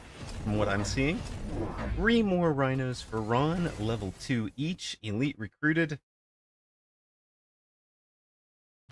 Yeah, I would have loved to take the Super Supply here, but this is not the match and the round for Super Supply. No. And it's they have taken Whirlwind to try and get through those fangs a little quicker. There's also a constant game of put the Scorpion so it shoots the Rhino, because the Scorpion was put there to occupy the Typhoons game all around. Like, Right. you can easily see this kinda everywhere. Right. It is honestly funny. We've added acids to the Scorpions. We've added rhinos to the Typhoons. We're gonna have to add Scorpions to the rhinos or to the Typhoons as well. Yep. New rhino out here coming after this tower. And I'm glad to see Ron. When he triple recruited the rhinos, I was gonna make a complaint that he was triple recruiting a unit with no tax, but he triple recruits it and buys 2 techs on them. Hasn't even sold out of this level 6 saber. Gonna kind of force you to have answered it, I think. It's his thinking. Limbo hasn't answered it, therefore I am gonna just keep it. I honestly think the answer to it is kinda Scorpions, and especially Acid on Scorpions, because double shot Acid Scorpions are one of the most hard-hitting units in the game. Yeah. What happened to it? I glanced away for a moment, and it was gone. It just, by the time I glanced, Double shot Acid, yeah. I literally glanced away for like 1.5 seconds. Glanced back, and that thing was no longer there. The sad part is that I'm kinda losing the chaff war here. Yeah, I actually was going to say that on round 7, if you had taken replicate yourself. I think that is one way, first off, to avoid opponent taking drill and then beating you head to head in the Crawler War. And then second, to start creating some additional chaff for yourself. Would be an interesting one. But replicate into Whirlwind Rhino would have been contraindicated. Whirlwind Rhino is a great answer to replicate crawlers. So as it turns out, you made the right choice. Now And I think the same is true for my opponent if he wants to double take crawlers into carry Typhoon. Right. Opponent's big level 6 saber did 1,000 damage last round. Well, 1,800 technically. So it's time to sell that. Take the 700 and put it into something else, Ron. Should have done that last round, to be honest, I think. Well, maybe not last round, but definitely this round. Definitely. Last round, he thought it was valuable because it lasted to the end and you didn't have anything that killed it. This round, you've answered it. Round 6, it lasted to the end. Round 7, you've answered it. Round 8 is the sell. You're never going to salvage that unit. Unless he wants to start using it, but I don't see how it fits in this unit composition. Might be wrong, though. Like, if you give it range and it survives for longer and just stays behind all the other stuff and starts killing all the Scorpions, that could definitely also be value. But then it does need to have range, in my opinion. It's not in the right position for that either, and he doesn't have the chaff to back it up. So look at the right Scorpion just immediately opening fire on the Rhino, because it is in the position where it shoots the Rhino and not the crawlers in the flank. Very nice.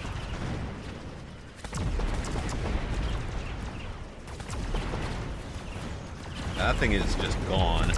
It melts. For level 6. And it's feeding experience to your Scorpions. What level is that Scorpion right now? Just died. I think it's level 4, yeah. Level 4 right now.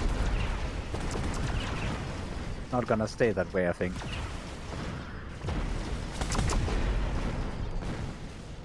Sir Limbo stabilizes in round 8.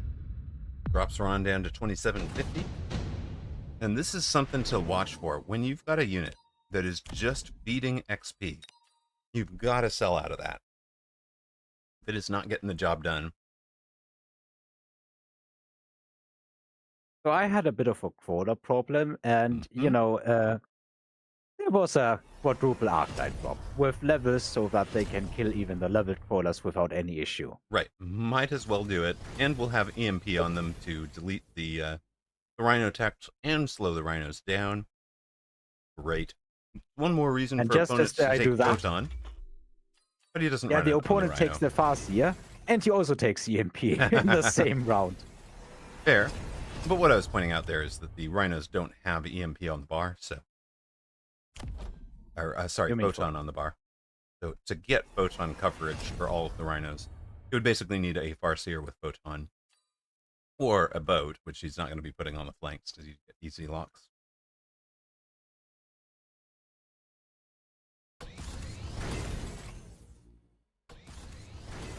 I'm kind of really thinking hard what I want to do this game, because this is a frantic game of help. I don't know what to do, and I need to plug a million flanks. Yes. Well, from opponent's a perspective... million angles, not just flanks. Yeah, what opponent's perspective is he needs to be doing mobile beacons through gaps. You know, place a new unit that didn't exist last round, mobile beacon it through the gap, and make sure that you're not slowing him down or stopping him to go get those towers. And sell out of things that are hard countered, leave you in deploys and value that are in the wrong parts of the map. That can be huge. So this round was the, oh boy, there's an abyss moment. Yes, now there's my an abyss. Goodness, an abyss can be a problem.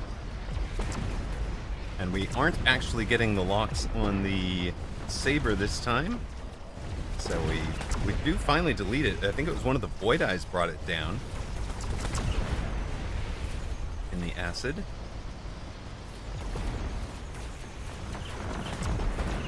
But look at that, we didn't even need any melters. We brought it down very low just with the Typhoons and the air spec on the Typhoons. Yeah, they've done amazing work. Are the Fangs going to be enough to finish it? They are! The Fangs finish it off! Hero Fangs! Let's go, lads! All you need is a bit of fire. Yeah, I don't think I've ever seen Fangs delete an abyss. I think this is a first for me. That is pretty impressive. I have seen it with a with Ignite Fang on a Fang carry game, but you know, that was more of a matter of there were still Fangs trickling in from all over the darn board to keep whittling at it. Yeah, I'm just like, I think Fang Ignite is a really powerful tech if you're going for just one tech on Fangs. Right. If you're planning on putting shield there down the line, I think it's not as good. But if you think you're just going to do that against, you know, Rhino flanks, especially if they don't have photon on the bar, I think that's just really good. Right. Actually, says Sonic says I would add Wraith for extra chaff clear. We did add the arc lights last turn, and that made a big difference. But other thing that Wraith would do is forcing the Abyss to target air for a minute. Would be really valuable for you, just to get it sort of missing. You know, because the beam only either targets air or ground on any given shot. Yeah, I opponent... may simply... I'm not that big of a fan of using a $300 decoy on a single unit that is going to kill it in a single swipe and then just continue swiping. Fair enough, but it's not like it continues swiping the ground at that point. It just missed and hit the air. Opponent passes up Improved Wraith when the Abyss could summon Improved Wraith, so that looks like a mistake for sure. Also gets right up on the line in the face of yet another set of AA Typhoons. At least these ones are lower level. Like, this thing has over 227,000 health. And Typhoons are a lot more splash than single target. Flank Wasps causing you a bunch of problems as well this round. And look, the Typhoons just by themselves have gotten through almost all of that thing's damage. Yeah. Level 2 Typhoon, it goes down, or 2 level 2 Typhoons take down a level 2 Abyss if the Abyss doesn't get the lock on them properly. And then, of course, we've got the Melter for cleaning up the Wasps. That's how you drew it up, right? Yeah, exactly this way. You know, I did not ever expect I never put my faith in the Melter here. Of course, I expected the Typhoons to clear the Abysses and then the Melter to take care of the remaining Wasps. That's exactly how things That's exactly how go. it does. Ron had a good start. Did not have a magical finish. Sir Limbo, this is a good defense. against a player that's It trying was to a use all very of the panicked defense because there Yeah, was just constant fire to put out. right. Rhinos coming in from every available angle, basically. Yep. He's got rhinos from 4 corners at the moment. He did not put a rhino down in the middle, but you've got a scorpion there to answer it if he did. So, pretty solid. He did have a 5th rhino at one point. He sold out of that one. I think he's actually sold out of 2 rhinos over the course of this game. But Ron's been in a tough spot ever since he retired as the McDonald's mascot. Brilliant. Well, Oh thank you boy. very much. Appreciate the Yeah, that replay. was a That one was fun a lot game, of fun. definitely. It was fun to look at, and it's always good to see a Nabisco down in a creative way. I did not know 2 level 2 Thanks. typhoons would get it done. I thought those guys were doomed, and it was going to be down to the melter. Yeah, I also thought that. I was really hoping like the melter was just not locking on, not locking on, not locking on. How many typhoons does it take to get rid of a bunch of wasps? Exactly. And then they just cleared the thing anyway.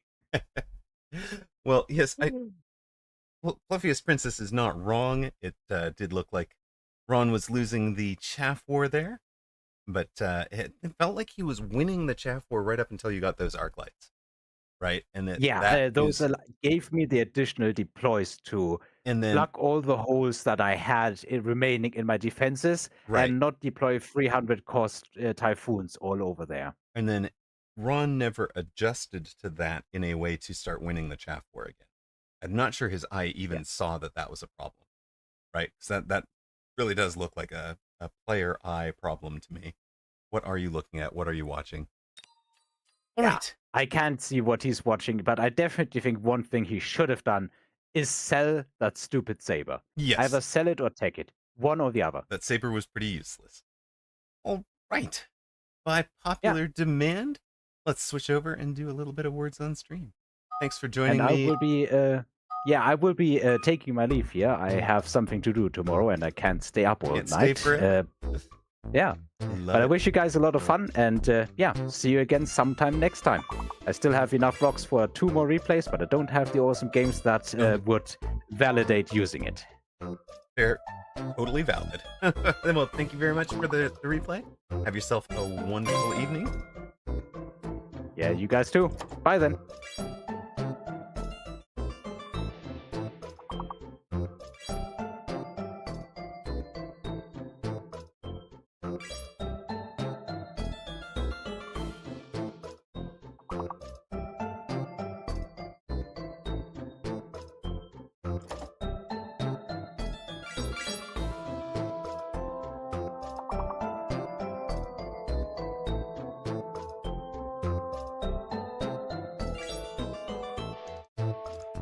Of course, if you have never played Words on Stream before, you're typing your words into chat the way that folks are doing. There's a little lock next to your name after you've gotten a successful guess.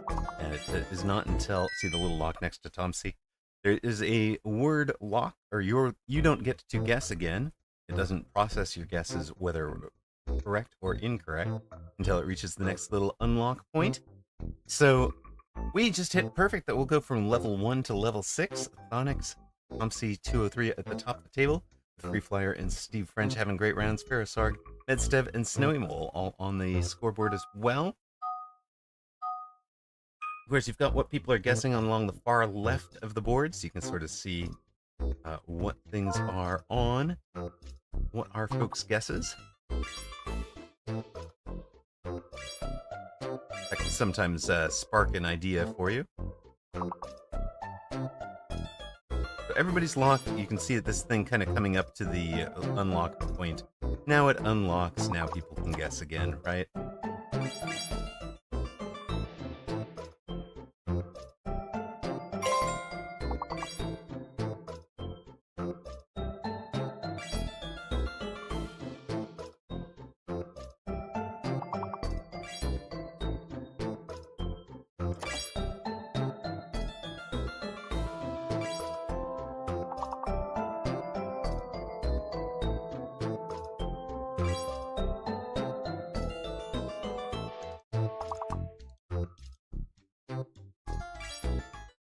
Another perfect. We've gone from level 6 up to level 11. Great round from Steve French with everybody scoring. Wow, did we get a lot of different people scoring? 10 different folks getting good guesses. And that gives us 11 scorers overall. Phonics, Steve French, Ferrosarg, and Free Flyer tops at the moment.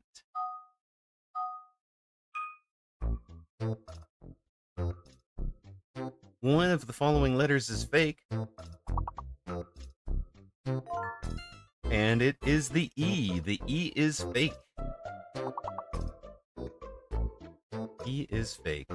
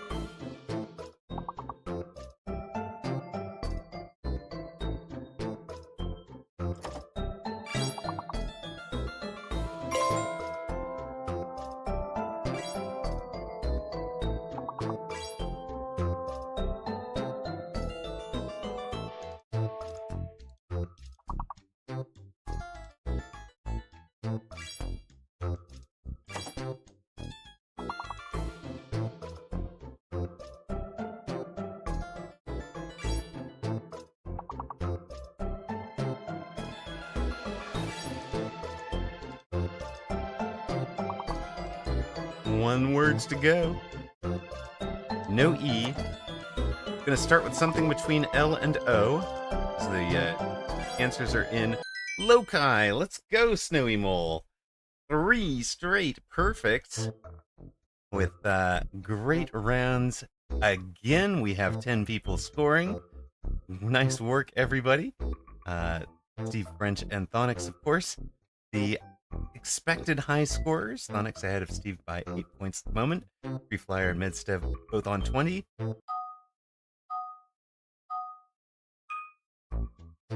One fake, one hidden. Diplomat for Ferrosarg. Let's go. Diplomat are your letters.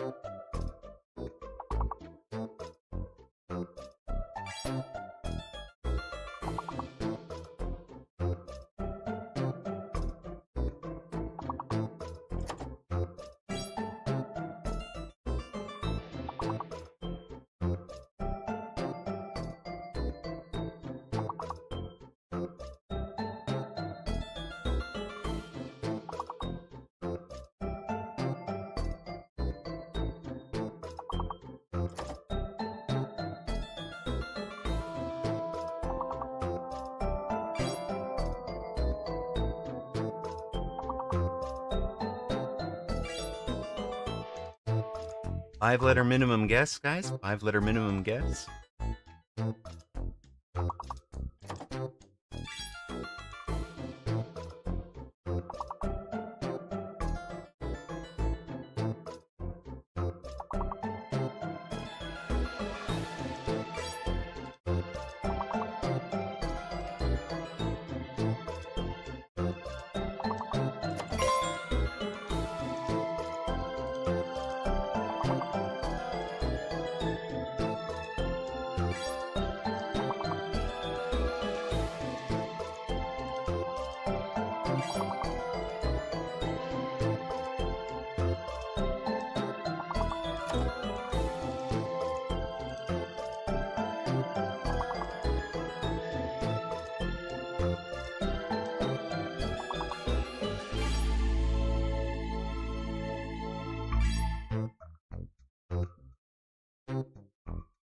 All right. Not perfect this time. We missed exactly one word. 5 folks scored this time. It's gotten a lot harder. Free Flyer, Ferrosarg, Steve French, and Thonix with the correct guesses. Thonix ahead by 19 at the moment. We have had a total of 13 correct guesses. Correct guessers. Let's go. One fake letter, one hidden letter right now.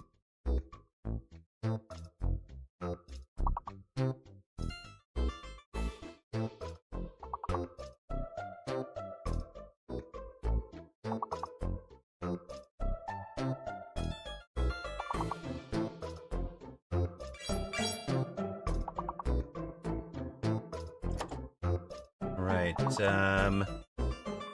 Raging Jim G hit on Usher. Obstruction hit on Hertz, I believe.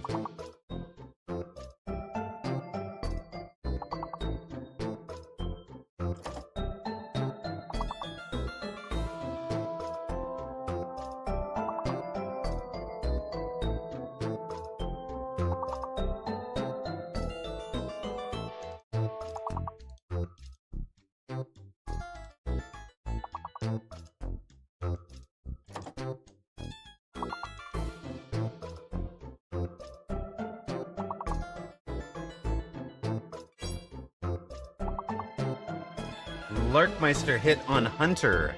So N is our hidden letter.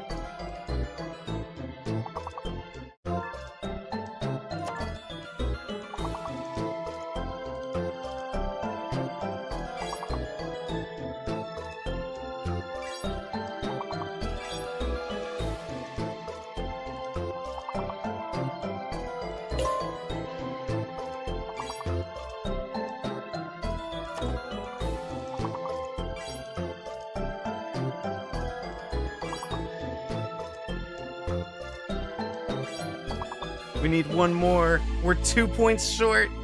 Anybody with a guess? Yes! Steve French, the hero guess, right at the end, gets her done. Woo-wee. We squeaked by that one. That took a total team effort, 9 people getting words without even the smallest of words there. We would not have made it past that, so huge thanks to everybody. Obst with the top score that round. Ferrosarg also did great. And Onyx remains tops. What do we got now? We have 15 people who have gotten words in this board. We carry on. Let's go.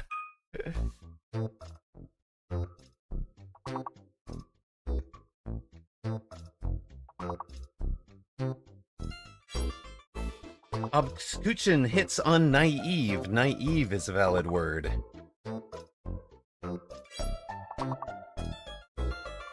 Jellerock hit on vegan. Vegan a valid word. Steve hits on negative. Negative is a valid word.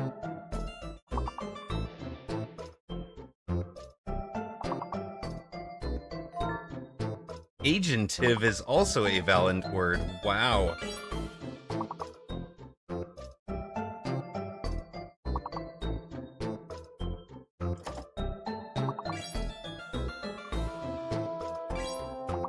Fake H, yes.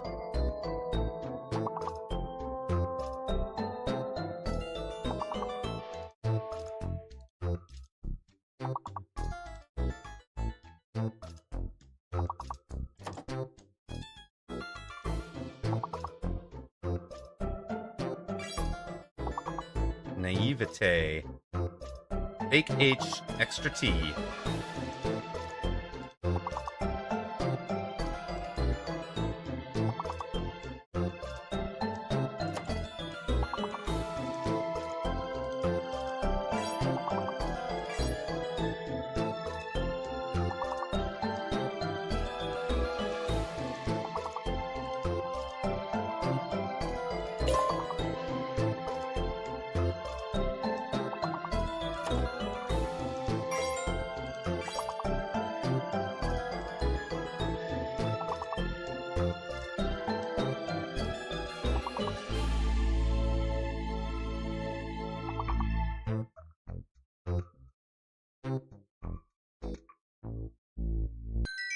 $122 out of $116. We are through again. Amazing work. 8 more folks scoring, and again, we needed every one of those. Good work from Midst of Thunderous T, Fluffiest Princess, Obstkuchen, Reshuix, Jellerock, and of course our carries, Steve French and Thonix, bringing us up to level 21. Thonix on top, Steve French in second by 18. One fake, one hidden.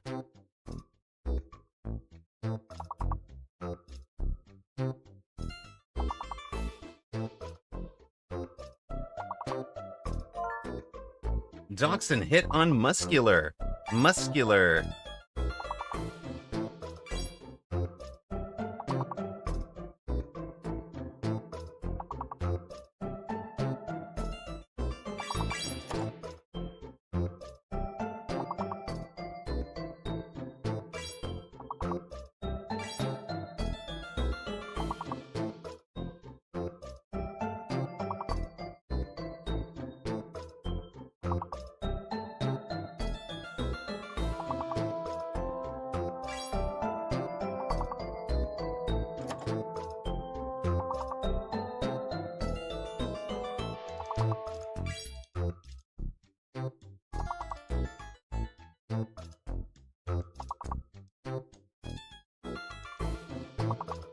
Hidden letter is an A, the Q is fake. Hidden letter is A, the Q is fake.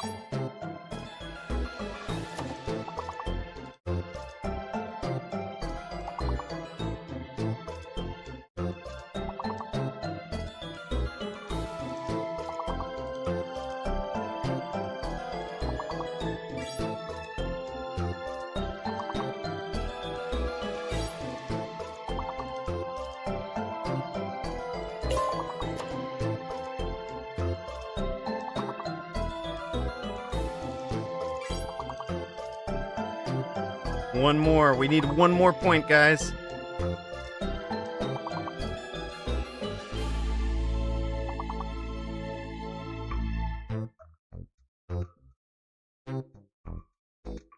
No hero word this time. Dun dun dun dun. Hey, we did great. We got to level 21. It is good work. That was two more. That was 2 words. No, it was not easy there. But 8 more folks scored. Sorry for the ads running right in the middle of that one, which blocked folks like Raging Jim G, Free Flyer, Fluffiest Princess Medstev, Dachshund, all scoring well. Harry's, Steve French, and Thonix way out there. You guys are respectively 100 points ahead of 3rd and 100 points ahead of 4th. That is pretty darn impressive. You got the first and longest word. I know you did. You had a great one.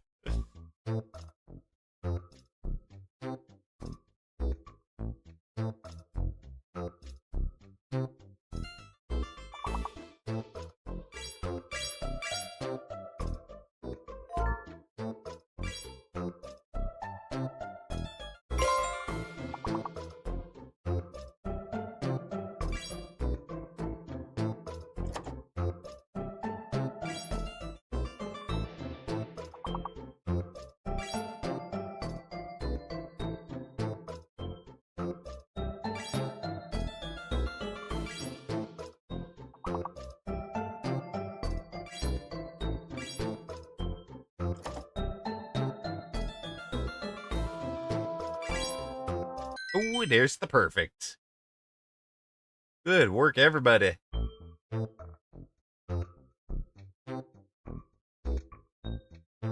course, remember that you guys are a couple of seconds delayed, so you can kind of figure out from when you typed the word to how long it takes for it to show up what your personal delay is. It might be around 10 seconds.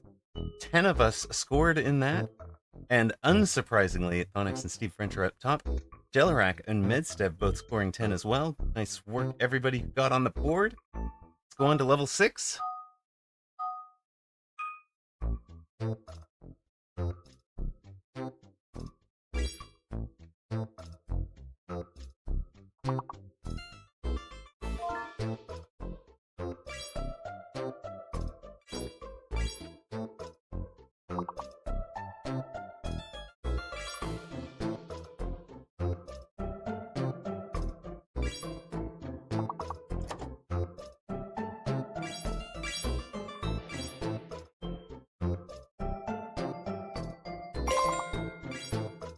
We've hit our goal. Great work already.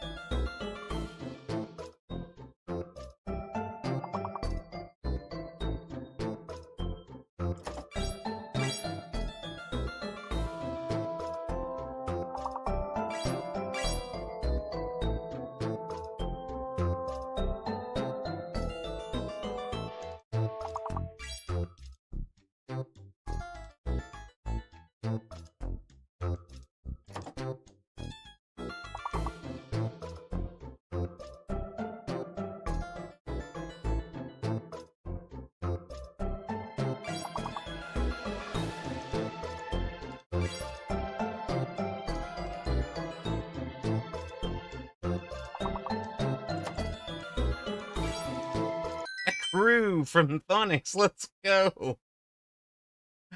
+5 levels. Fluffiest Princess, Medstev, each with 10, Steve French on 20, Thonix at 28. We had another 12 players score on that one. Amazing work, team. We've got, of course, Thonix and Steve French up top, Medstev doing great, Jellerak doing great. Let's carry on. The crew is a color. ECRU. One fake letter.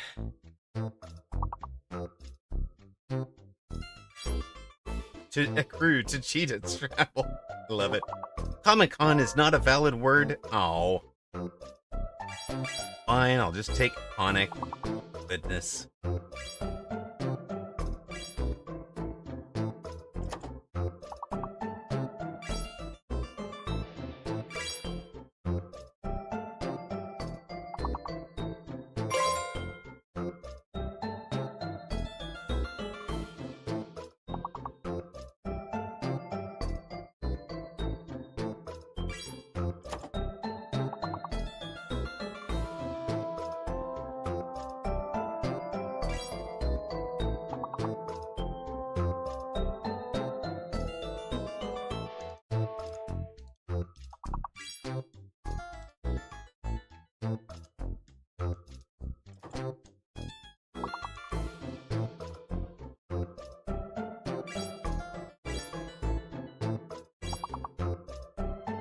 Alright, last word has to start with O.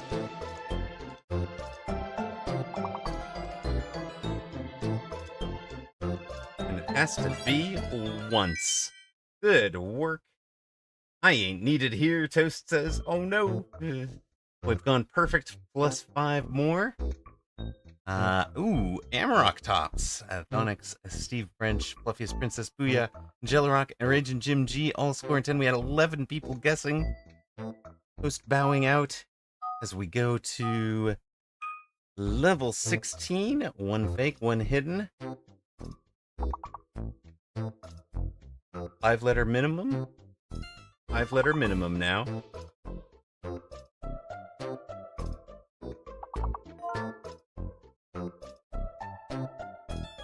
Allergy was valid.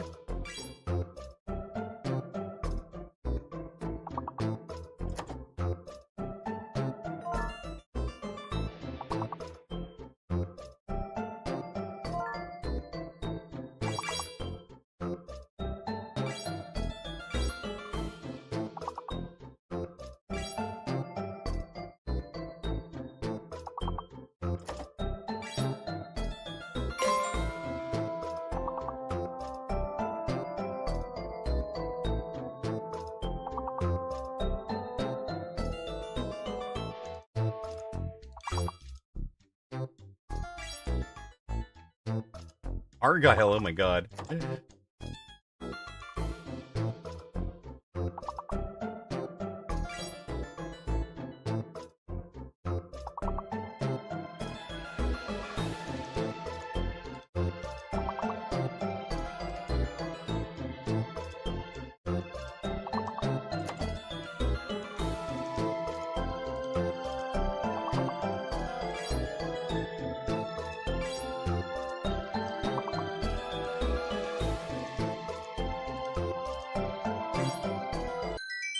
All right, another perfect puts us on 21. The gayer word, the gayest word. We've got scoring from 10 more people. Obstacuchin, Thunderous T, Free Flyer, Medstev, Parasarg, Rage and Jim G, Snowy Mole all contributing. Amarok, Steve French, and Thonix top 3. Thonix leads Steve French by 36 at the moment.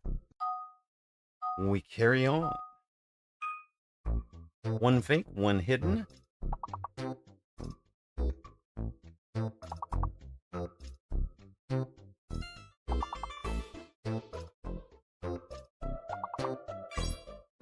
Speed is valid. Speed is valid, so we have a second E.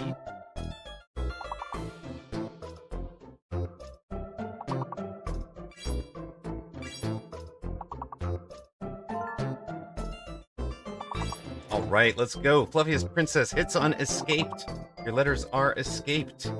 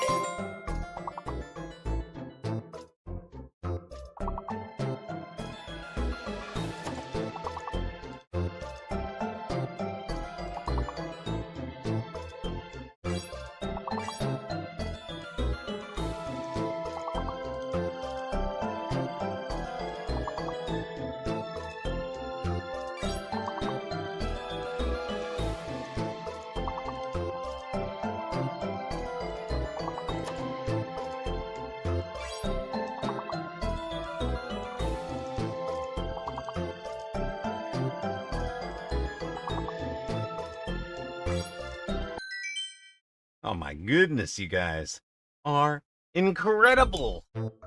+5 on that one. We had 7 people score 10 or more points. We had 11 total contributors. Raging Jim G, Reshuix, Blautalk, Thunderous T contributing.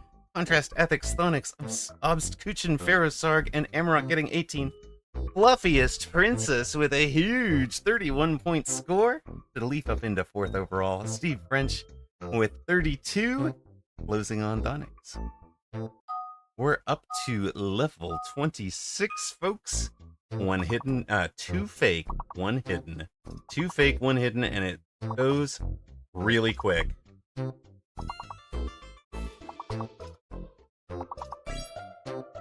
Booyah hit on Hearty. No, wait, no. Yeah, Hearty.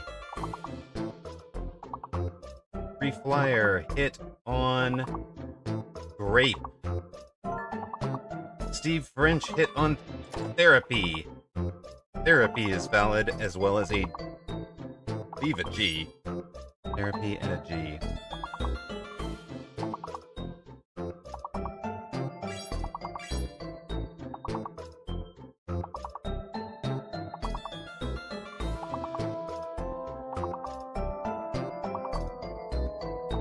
Oh no, no G. Maybe. I don't know.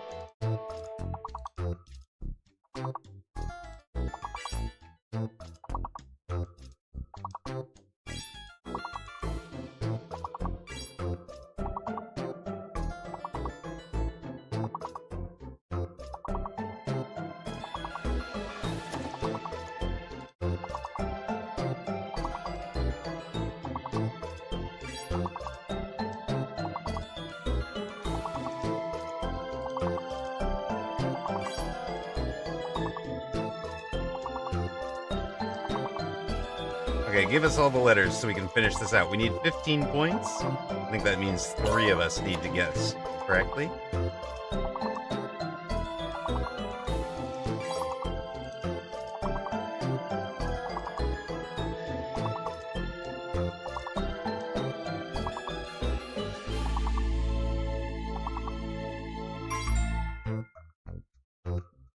Whoa, Steve French barely gets us through. +1 level. Level 27. Let's go, team. Amazing work. Again, we had 9 folks scoring. Ferrosark, Dachshund, Amarok, Fluffiest Princess, Free Flyer, Booyah, Medstev with 13, Steve French with 34, Thonix with 40. We are through to level 27. Our record is 31. 2 fake, 1 hidden.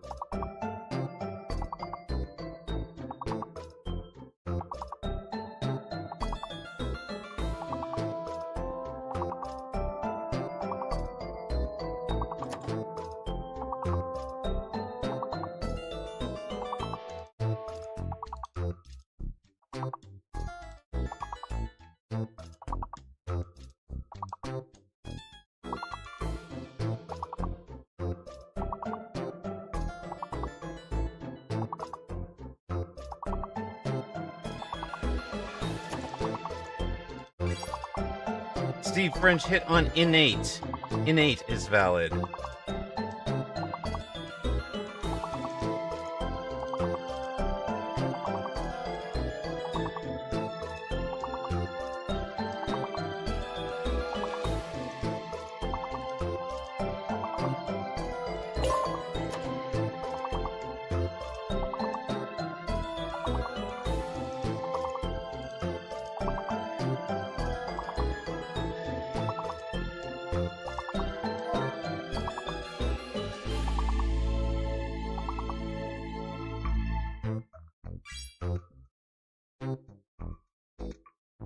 Ooh, good words from you guys at the top. That was really tough. Great job from the two of you, I believe, who scored. That was a hard one. Snowy Mole, Steve French scoring Sonic's highest score overall. Steve French second by 13. Amarok, fluffiest princess, had that great round in the middle to come fourth. Medstev fifth. We've got Obstacuchin, Ferrosarg, Free Flyer, Booyah, Chelarek, Raging Jim G, Blautalk, Thunderous T, Reshuix, Snowy Mole, Contrast Ethics, and Dachshund. 17 players. Holy smokes. That is great work. Got us within 4 of our level. We could do one more. What do you think? Yeah, I'm going to run one more without me. I'm going to go start prepping a dinner real quick. Yeah, I thought the missing was a vowel as well. Right, you guys are on your own. Good luck.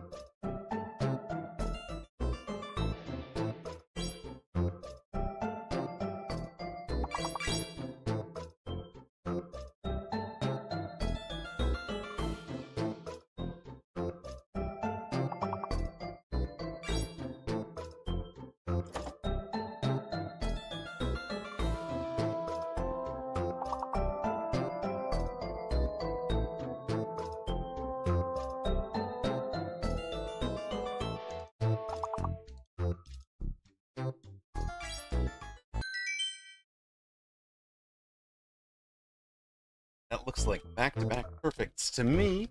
Barosarg with a great round. Steve French second. Onyx third. Free Flyer fourth. Booyah and the Magician also scoring.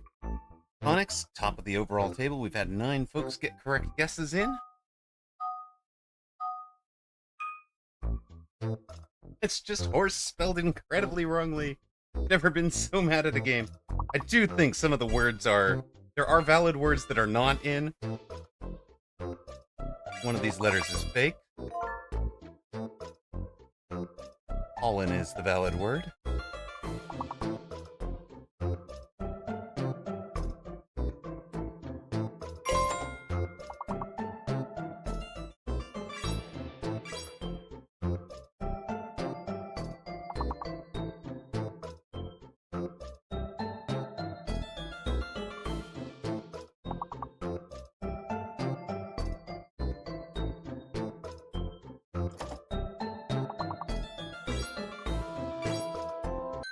There we go.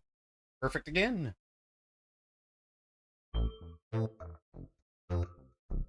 Fluffiest Princess, great work. Onyx as well. Flashback, Jellerock, Obstuchin, and Steve French on the scoreboard. We got 12 scorers now. Streamer is back. 1 fake, 1 hidden.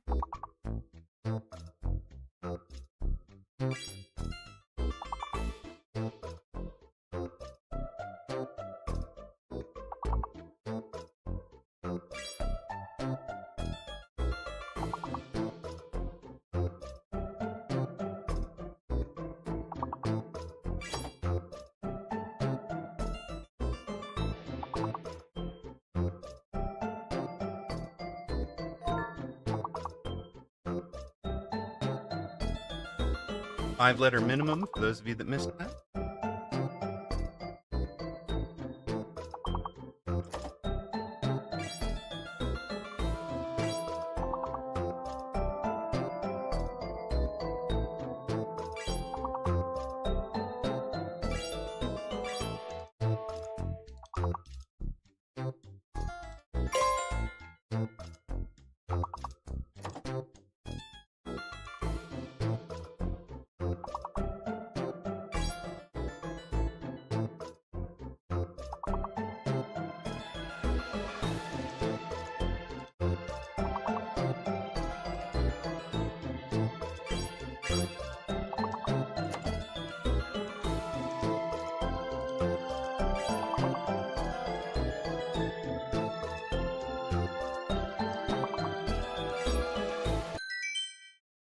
Jellerock finishes that out for another perfect round.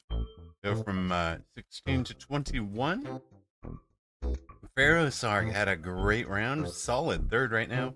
Onyx, Steve French, Snowy Mole, Booyah, Fluffiest Princess, Obstuchin, and Jellerock all scoring 9 or more.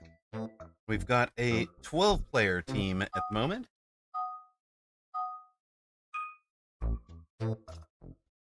One fake, 1 hidden.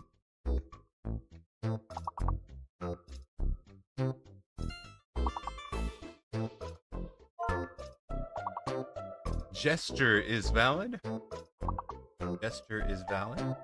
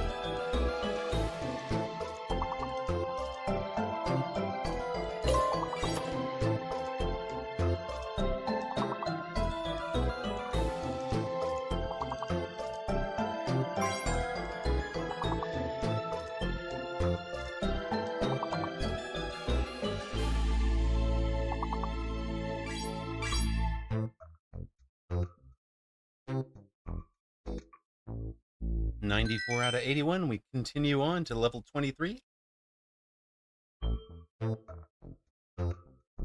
Onyx and Steve French in the 20s. Fluffiest Princess, a great round with 12. Booyah, the Magician, Snowy Mole, and Ferrosarg contributing. Onyx continues to lead. We're on 23. I think it is still one fake, one hidden.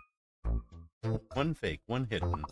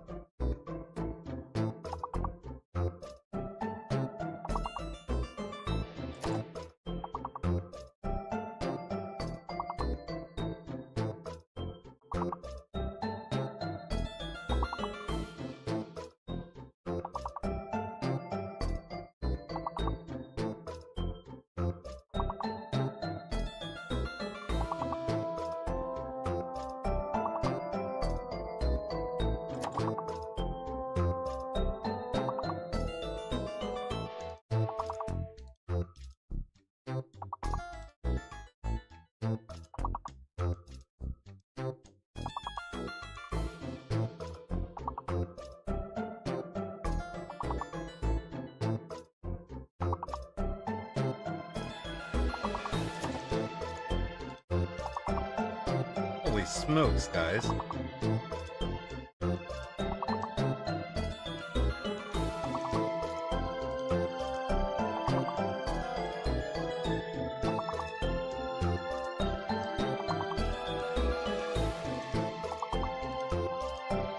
We all gotta be perfect now.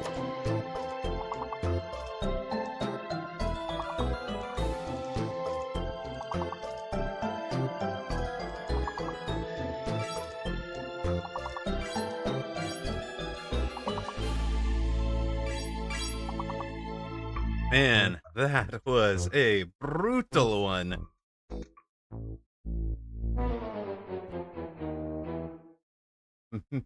Good work, gang. That was rough. That was really, really rough. Onyx got the longest word, and Nyx with a great score. Steve French, the Magician, and Blautalk also getting in that late moment, last moment one. Onyx first, Steve French second, Hammerrock third, Farsorg, Fluffiest Princess, Snowy Mole, Booyah, Blautalk, Free Flyer, the Magician, Delarok, and Obstuchin. Top 12, Nyx barely getting in at the very end of this one, but second in the overall round. Let us head back. Let us head back to Mechabellum. We will play some games, I do believe.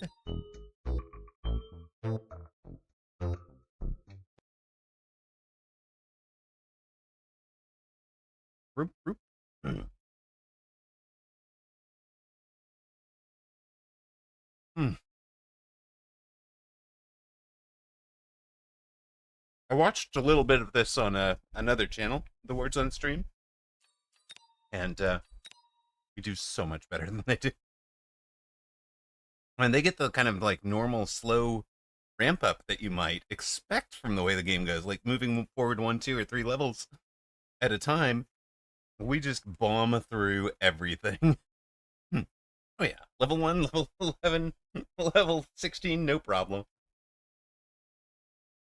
Let's make it really hard for ourselves.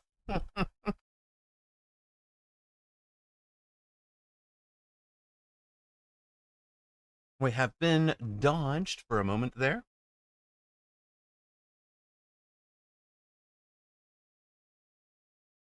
We will face Theed at 1772.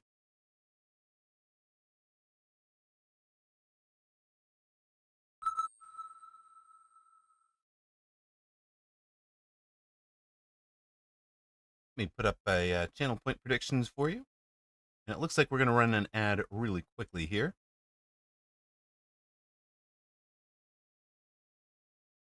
Expect the fake C from now on. Forza unit. Oh no. Nyx noticed that we have re-enabled Forza unit. You want a riding game, huh? All right. Let's go with some riding.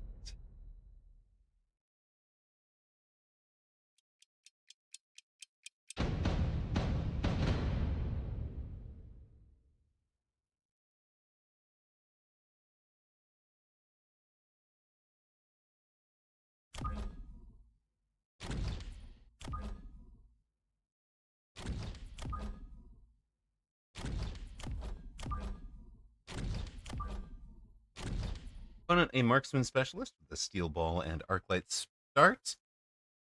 We are forced to play Raiden.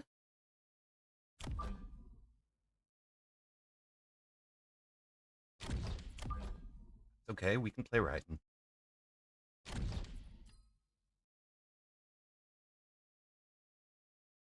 Now that I play the game, I regret to admit that I can see where Raidens are very useful. Yeah, Raiden Hound definitely feels like a plan to me.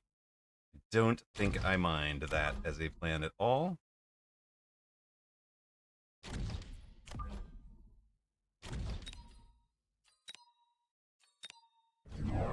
Opponent coming out aggro on our front right.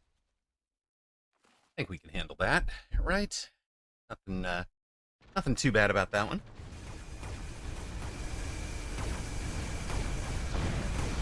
Well, he wanted to force my hounds to engage with his steel balls. So coached a friend in the tourney today. Raiden Hound was a very appropriate response to Vulcan Phoenix. Did it work out? Standard with hounds and balls, hounds as chaff. Now this is, we are building towards what was requested. We are going to lose round one, and that's fine. No biggie.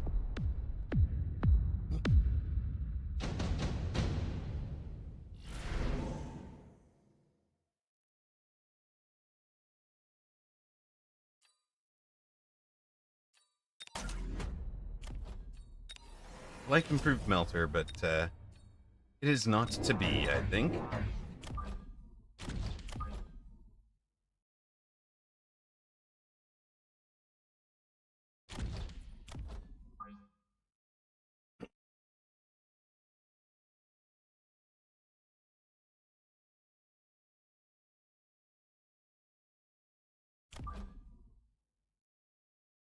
Even though I'm forcing a unit, I'm still betting on you. I know, you forced a unit. You bet on me anyways. What is even going on here?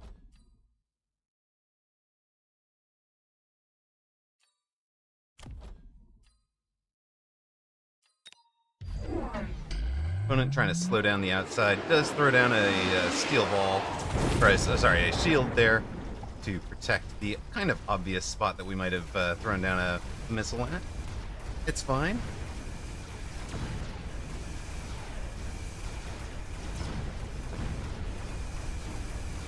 Also has a arclight flank for us. Much appreciated, sir.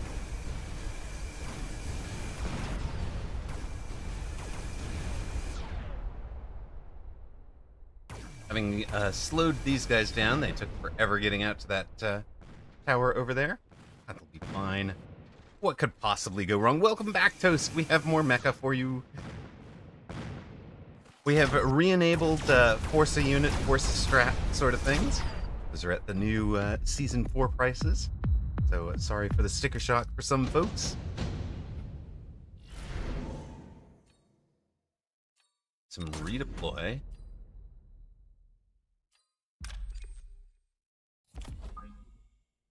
Hello there, little one. Let's give you your own problem.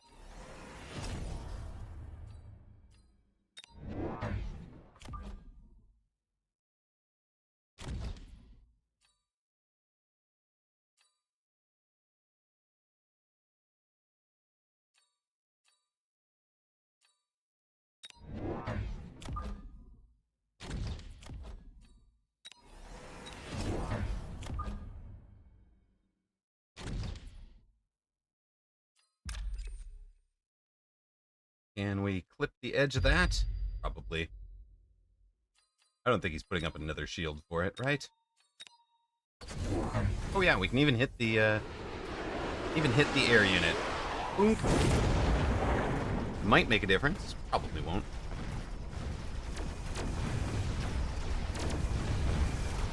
Not going to. That's quite all right. Unfortunately, I don't really want to see the Wraith up front slowing down the Raidens, but it'll be fine.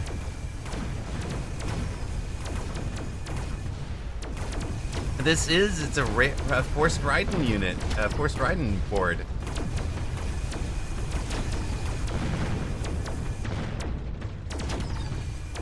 And we get to bring down the tower.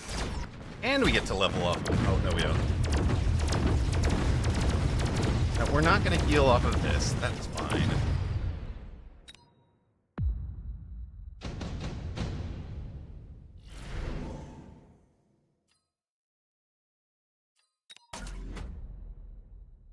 Does look like you'll have a good time.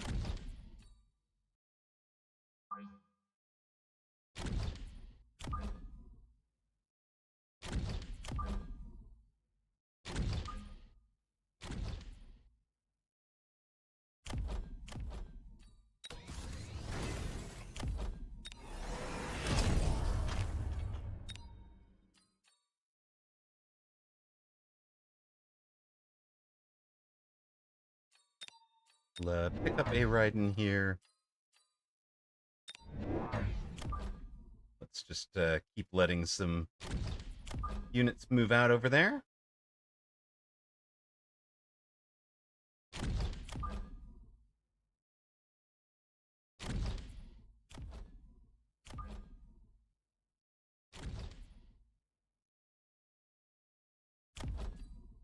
You're a gold damage dealer. You can do a little bit more.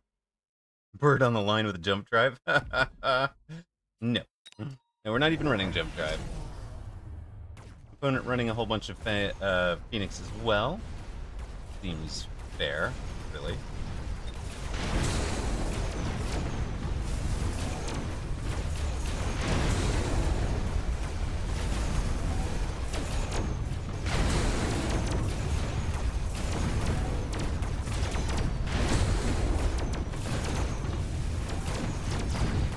Need better shaft clear, it looks like.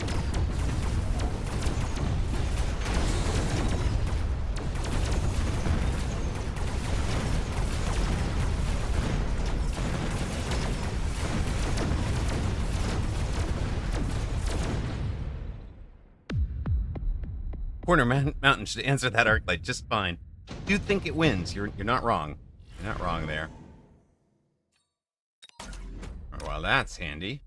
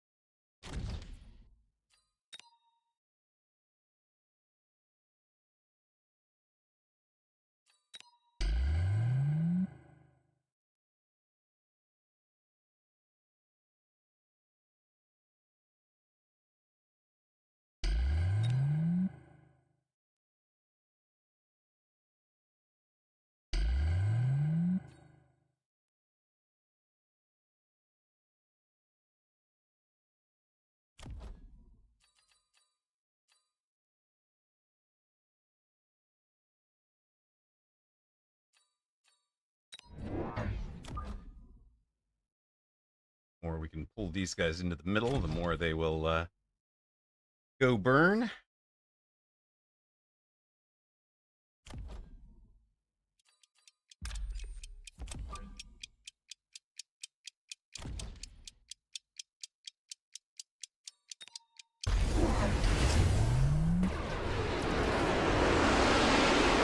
Opponent can't do much to protect himself from the fire we could, so that worked out very nicely for us.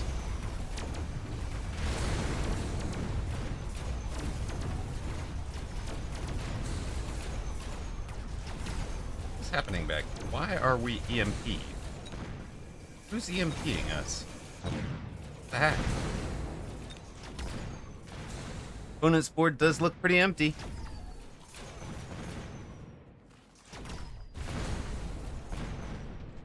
Spell EMP'd us. Okay, cool, thank you.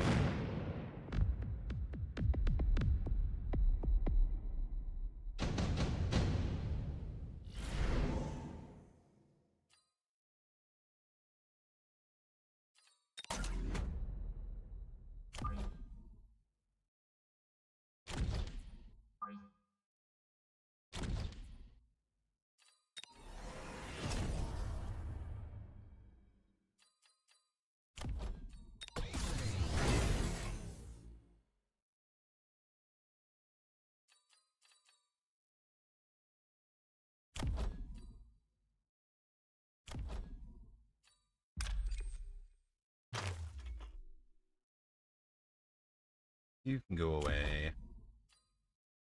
I think we'll let you just be back here. You're gonna add things down this way. I don't mind, I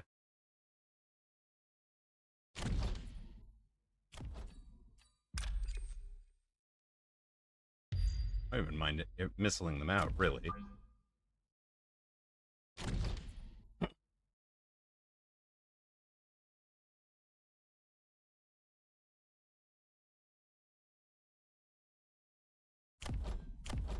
Wait, we've got the redeploy, right?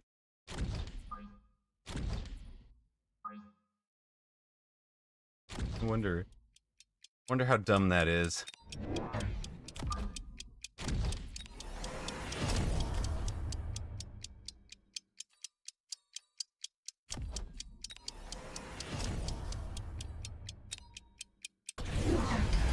No, shoot.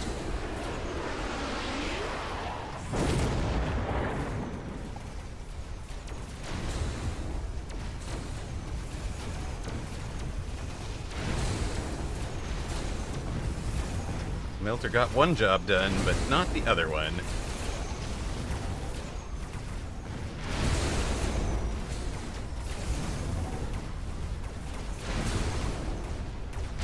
Take the far side tower about now. Get you back up on the board here.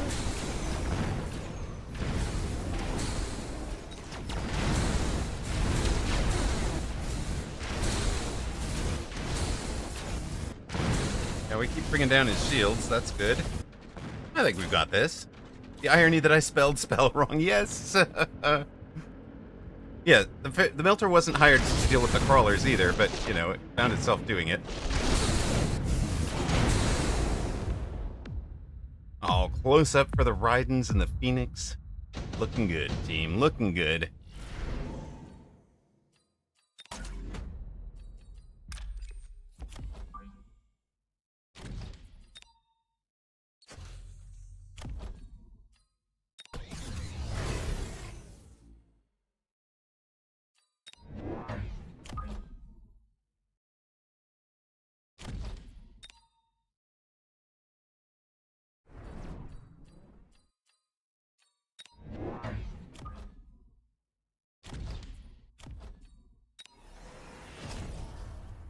Round 7, do we want loan for this one? Probably not. Probably don't need it.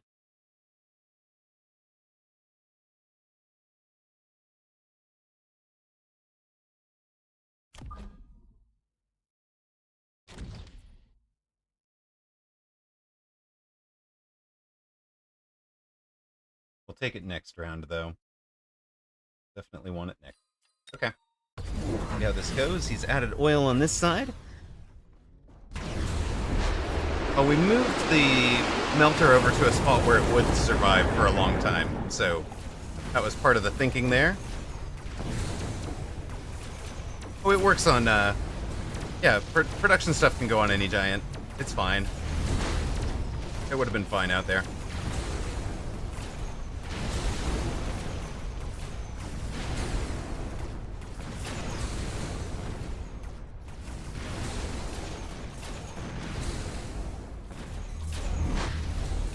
We moved it way over here so that it would be producing them for a long time, and in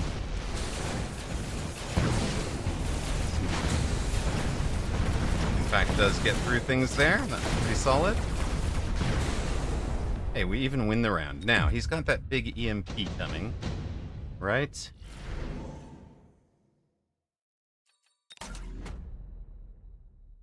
We will have a fortress in here.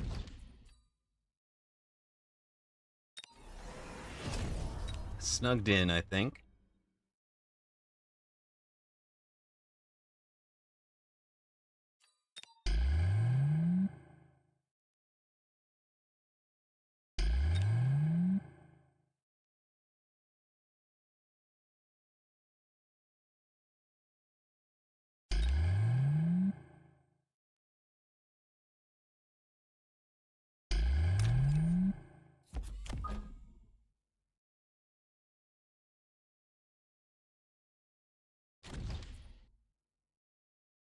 All right.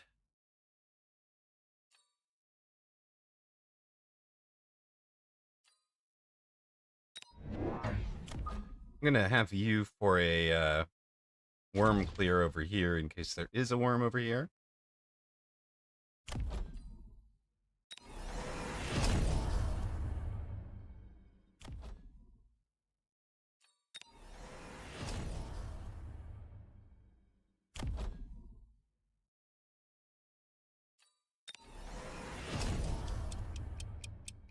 Maybe those guys get that.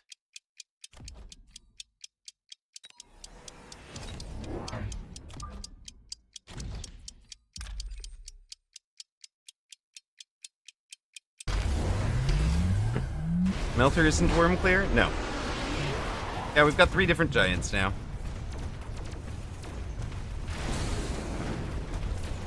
It's fine.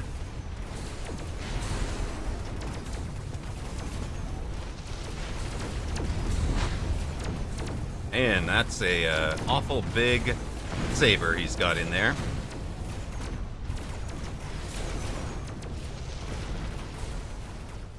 I don't think he has enough left to effectively clear our board. But, you know, he's not going to win outright, right? But, yeah. That's a solid round for him. All right. Time to take it up a notch, team.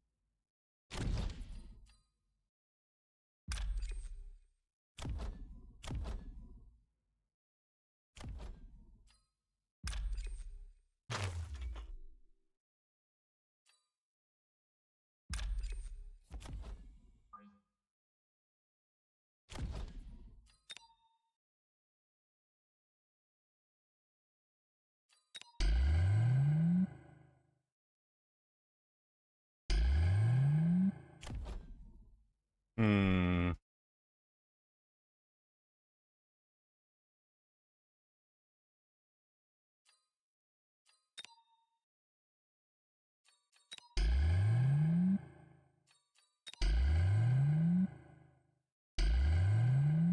That's a terrible spot for it. Let's go there. Let's take that.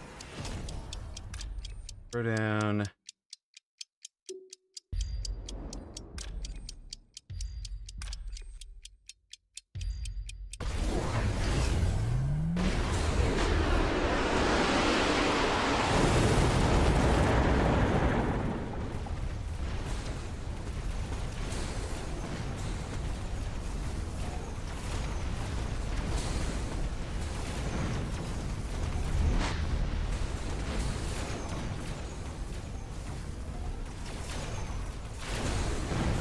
All right. I think we got it here. Opponent trying the resurrecting Phoenix support. They're 5-gunning them and preventing them from resurrecting.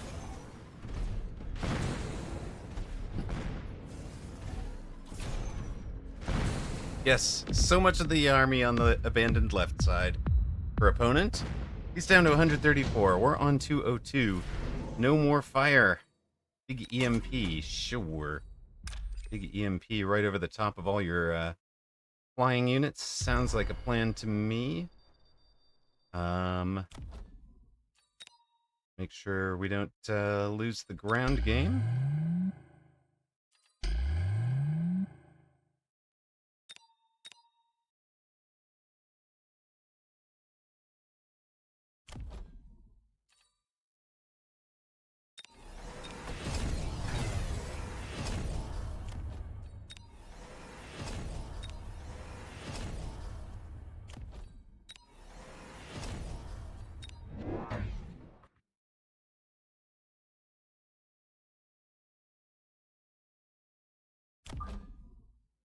We care much? Probably not here.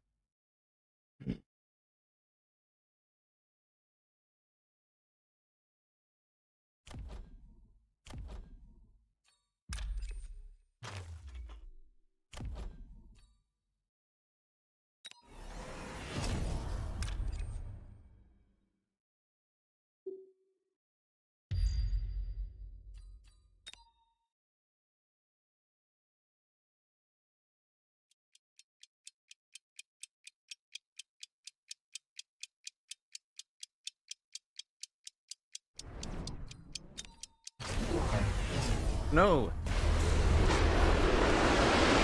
It has gone photons. No, I mean, okay.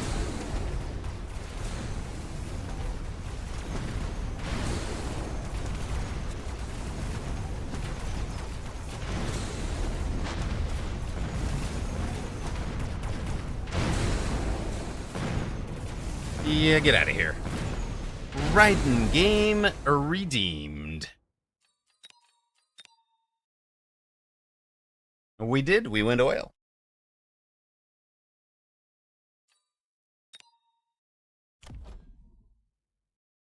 I mean, that's part of what the steel ball over there is for.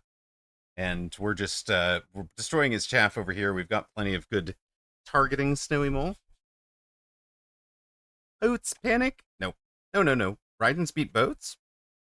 Apparently. Raiden's beat a lot of things that don't have chaff. And he's got so much invested in these Phoenix that yes, he photons them, but they still lose their shield, right? And then we actually killed the Phoenix quick enough that none of them really resurrected again. They didn't come back.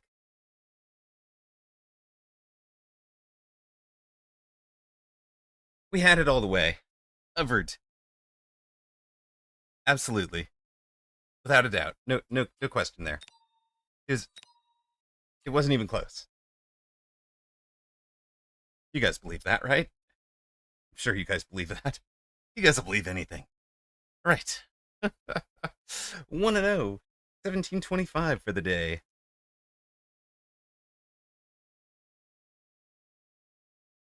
So our last time out, we were 5-5 and minus 22 at 1700. This time, we are 1-0. 25. Calculate. I did calculate that I was going to live with just a couple hundred hit points. It's true. That part is true. Might have been squeaking by a little bit closer than I wanted to be, but you know.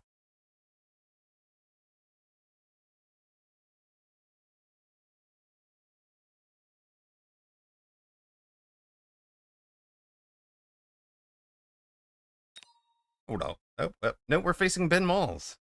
Rematch with Ben Malls. Right.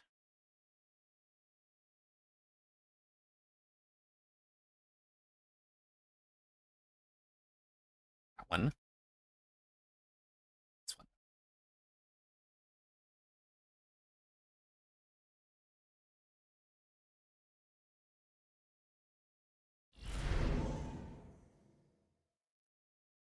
All right. We are facing no requested strats. I'm free to do whatever the heck I want. Okay. Good. Let's see if we can get him into Mustangs.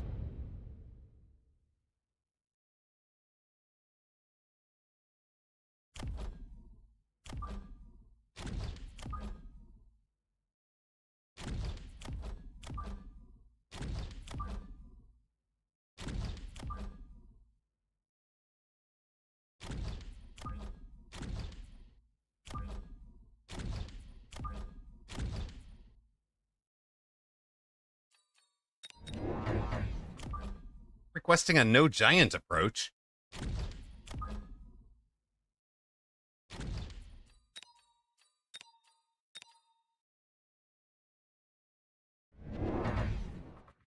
Beat him with little units?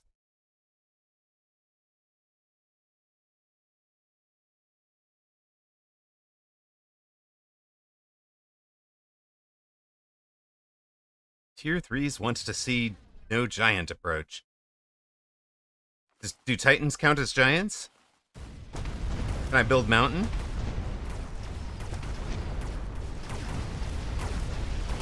I mean, they count for giant specialists, but they're definitely Titans, not giants, right?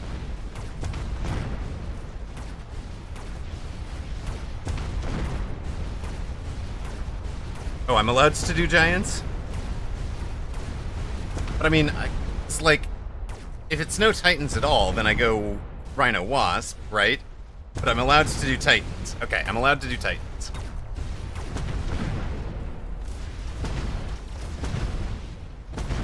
Alright, perfect. Titans distinct from Giants, yes.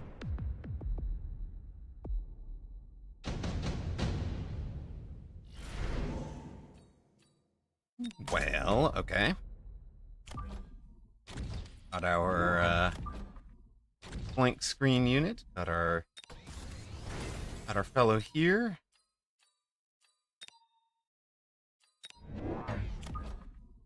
Give him something else to point those Mustangs at.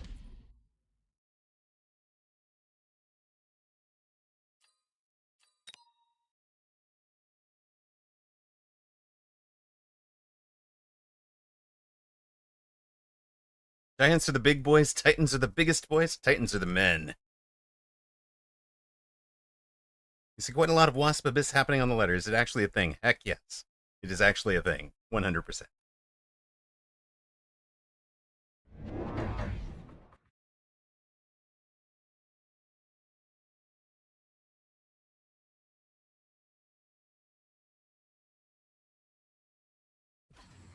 If Titan aren't distinct from Giant, why do Titans not have the word Giant in them? In the unit description.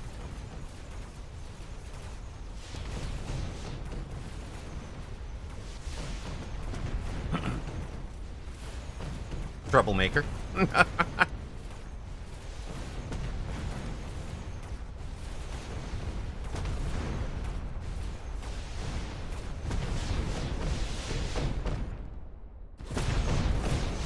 Why did you get to turn? What were you shooting that you...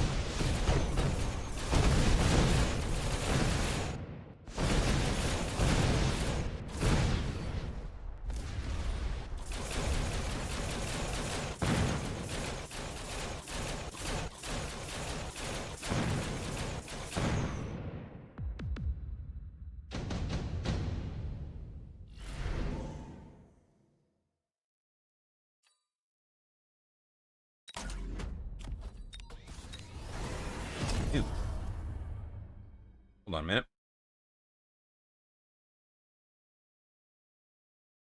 Maybe I give up the deploy?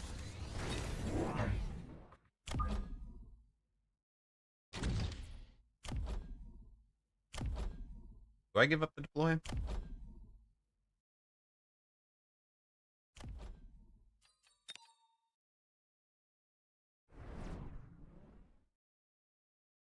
I don't think I give up the deploy.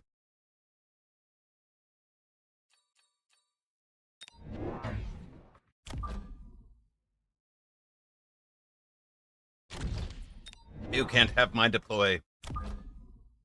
Leave my deploy alone.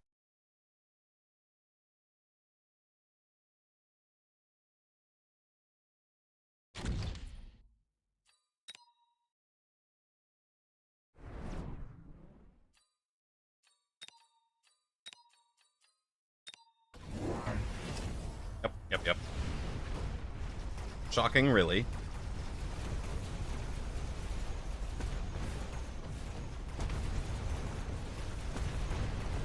Go handle the backside, sure.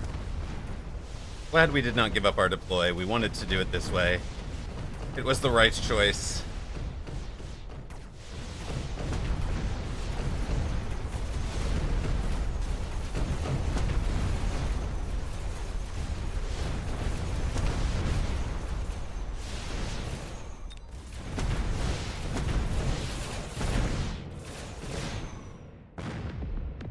Giant Specialist is special.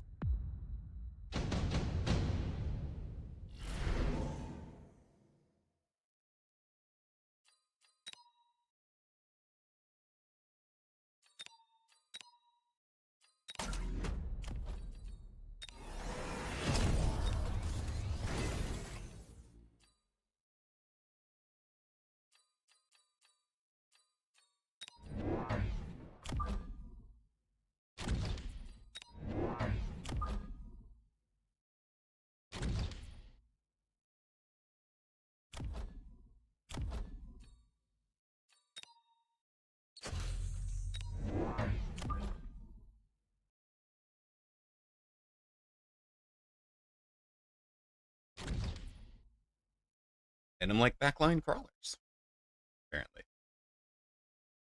Actually, maybe we want to play you here. Yeah, maybe we just play you here. Sure. What could go wrong?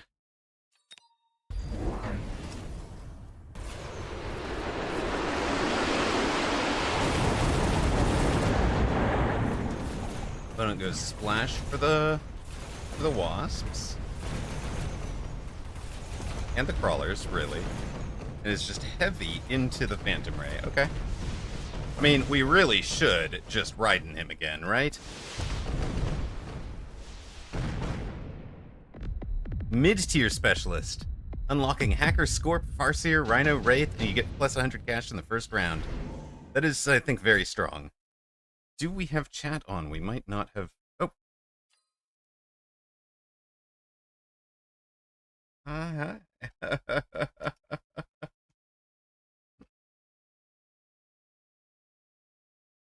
No.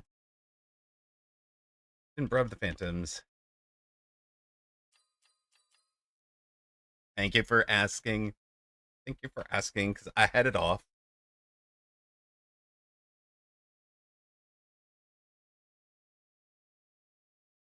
Gee, have fun.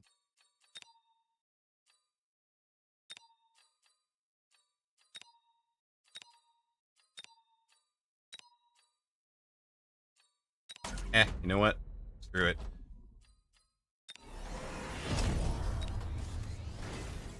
We've already got additional deploy. Let's take the efficient light.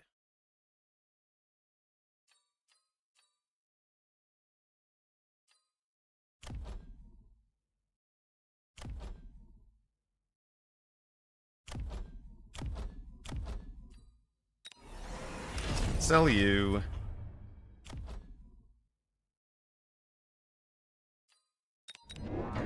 Take 300 in you guys. Give somebody something else to do over here.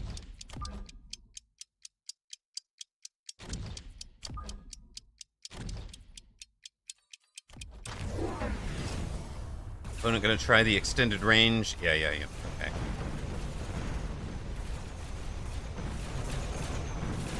I think we might need to range the dogs in a moment, probably.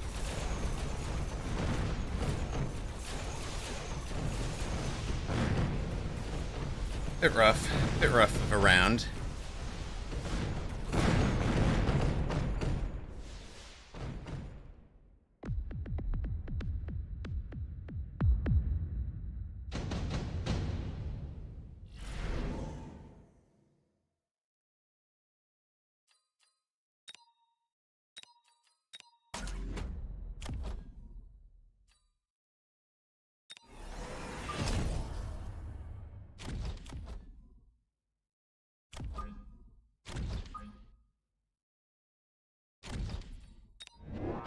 So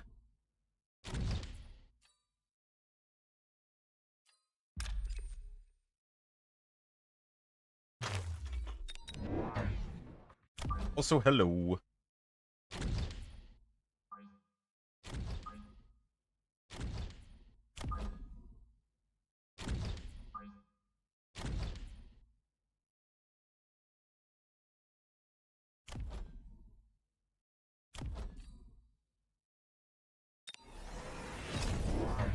Oh, sure. Also, hello.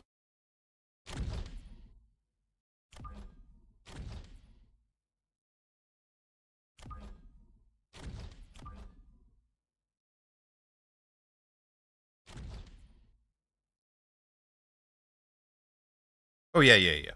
Raiden might be, Raiden is 100% the answer here. We are trying something entirely different.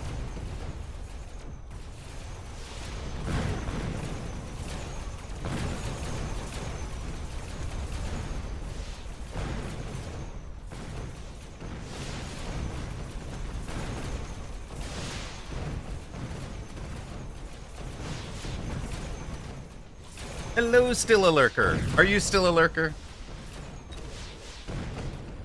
Oh, we can't even predict. We have no insights, no prediction tickets. Travesty.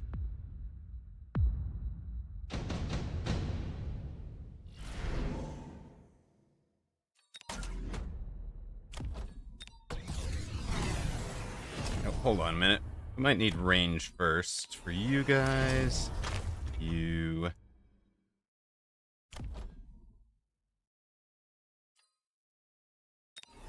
Sure.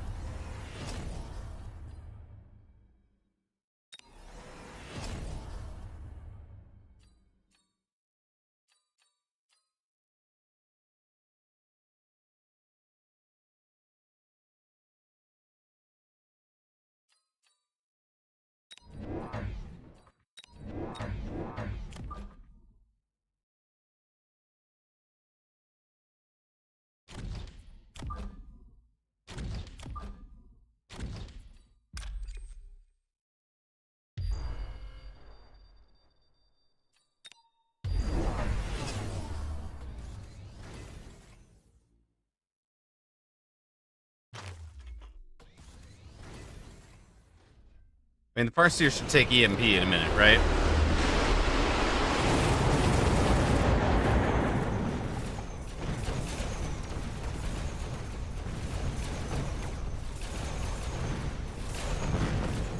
Ah! Those wasps, indeed.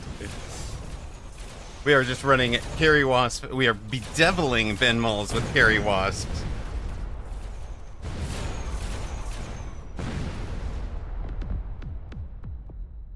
All right. Now what?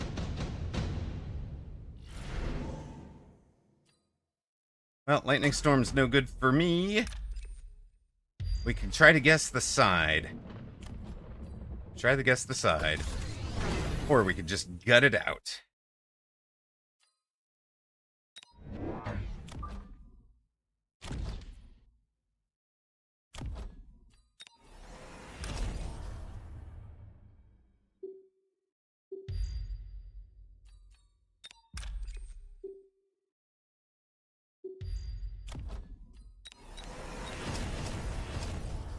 Ooze.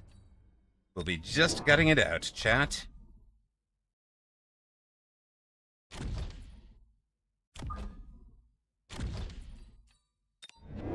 What could go wrong?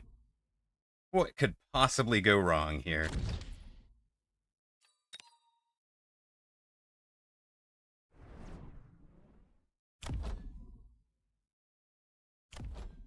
You do nothing anymore, right?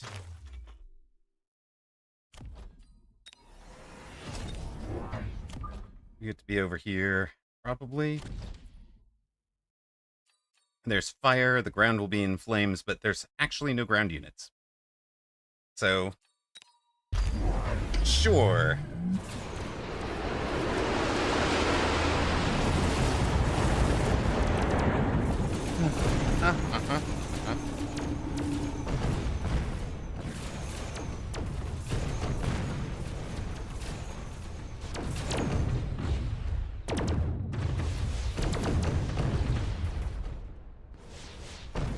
Who gets to run carry Wraith and carry Wasp as a aerial specialist?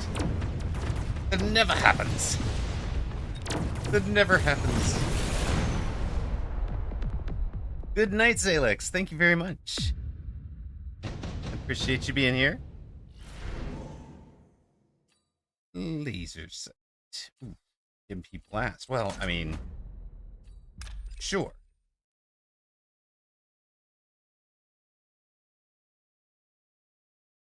Yeah, you kind of turn off everything you can turn off, right? Sort of like that.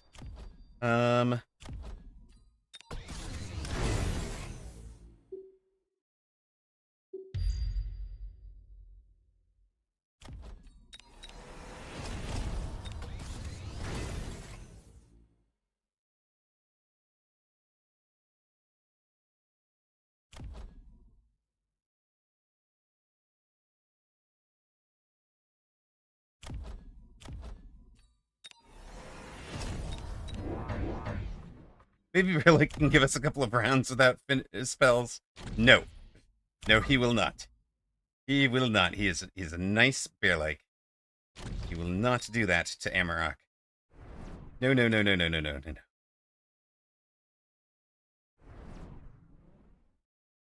No, no, no, no, no, no, no. It's a very nice bear. Like, you would never do that to me.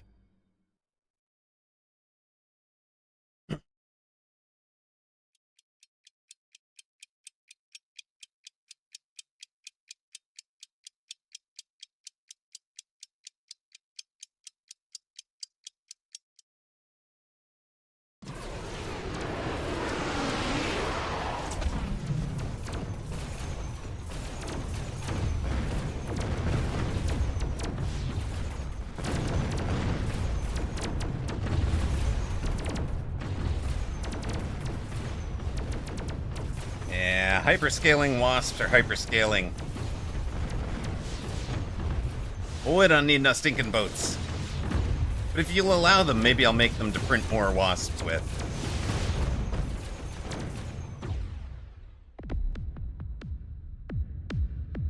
Whoop, whoop, whoop. Oh my god. Jeez. Uh,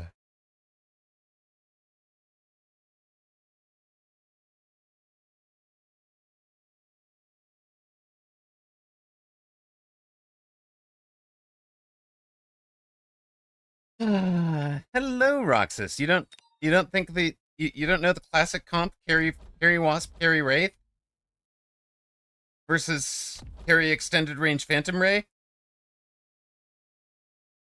I don't know how you don't know this comp. This is all over the ladder, Roxas. You've never seen this?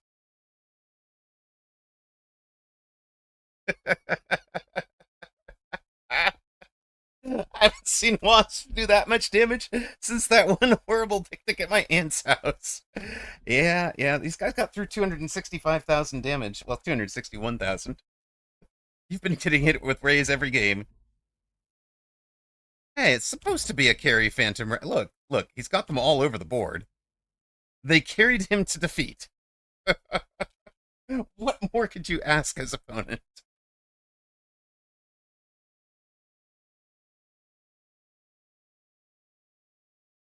We have literally sold out of every unit that wasn't a crawler, a hound, or airborne. Oh my. Oh my.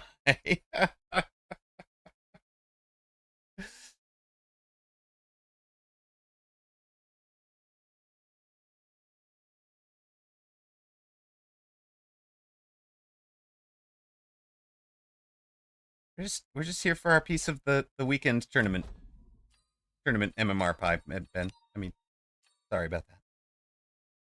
The problem with carry phantom rays is that fish ghosts aren't so good at physically picking things up. It's worked. It did. It worked for him until it stopped. How nobody bet on that game, I'm never gonna know. You could have earned infinite to 1 odds on streamer. Well, I mean, technically. Good night, Princess. Thanks for being here. Appreciate you. Appreciate all the viewers. We'll be playing in the weekend tournament coming up in about 30 minutes, 28 minutes. Might have time for one more warm up. Or it could be one more. You didn't notice the Gamba. You were too fixated on the crazy to notice the Gamba. See, that's my strat. My win everything strat. Tournament in 26. We'll run one more. If I stay up for that, I'll be up till 6 in the morning. And you just try to fall asleep to it.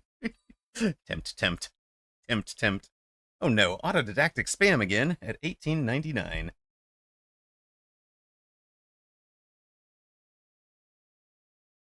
Well, at this point, every MMR we can scrape gives us an easier first and second round match.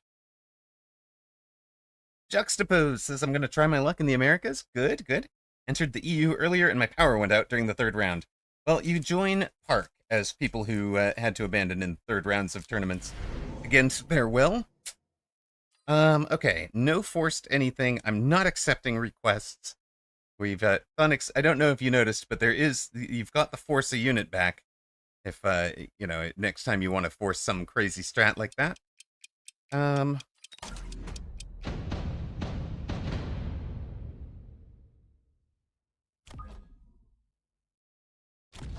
When was the last time you saw the T-storm formation? Aha! Be sure that that's gonna catch you by surprise. Nobody runs this anymore, right? Right?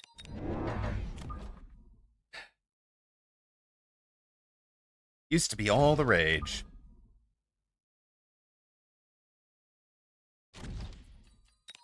What are you doing in my face? Why? Why are we here? Now that. Our storms are tanking. Storms tanking for the crawlers. Permission to call that a tea party. Let's go! We're American. Let's go, old-fashioned tea party. We'll just put up 2 more over here and it'll be fine. What could go wrong?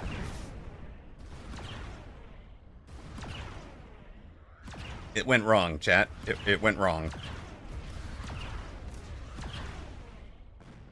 So still a lurker, even though we thanked them for following. They remained true to their name and still lurked. They did not say thank you. or hi, or first time chat anything. Let's put up the Gamba real quick for you all that do it.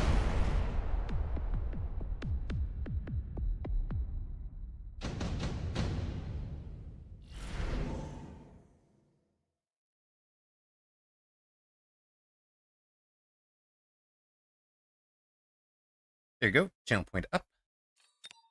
Oh, good.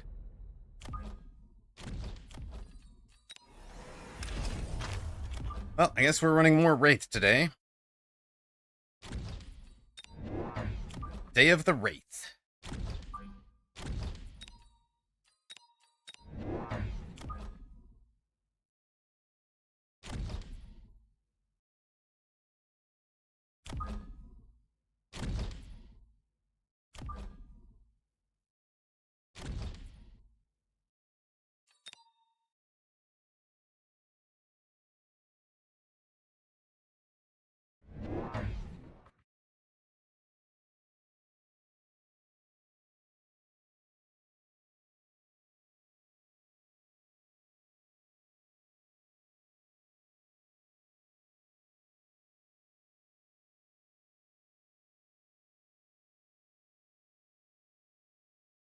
Singing bye bye, Miss Arclight Pie. Wait. Bye bye, Miss American Pie. Drove my Arclight to the levee, but the levee was dry. Can this be the day the pie dies? This'll be the day the pie dies.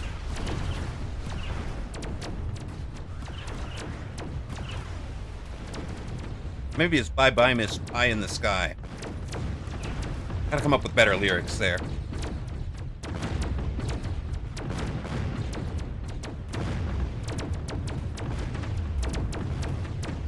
This'll be the day the Wraith died. It's bye bye, Miss Pie in the Sky. Yeah, okay. I think we got the lyrics now.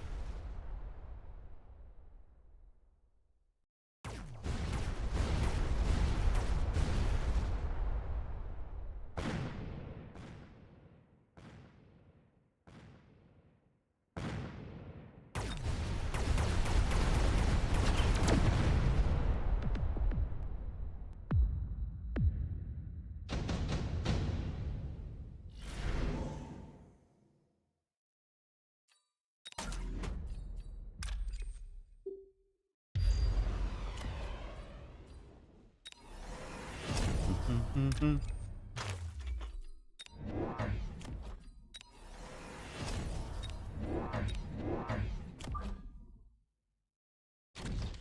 Yep, Amarakian Idol, indeed.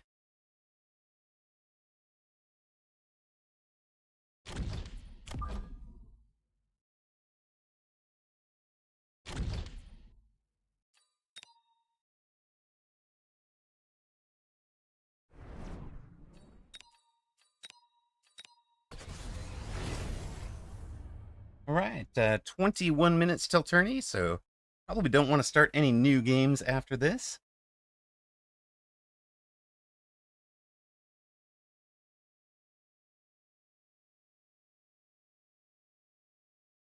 Probably no more new games.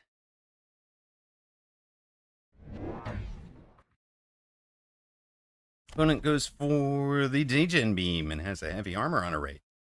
Also, hey, runs the full Void Eye carry.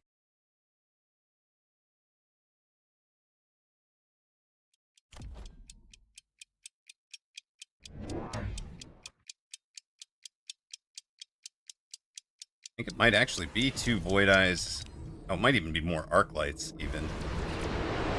No. Sell the Arcs. Start selling the Arcs. Let these guys have 8-gun. Load it out if needed.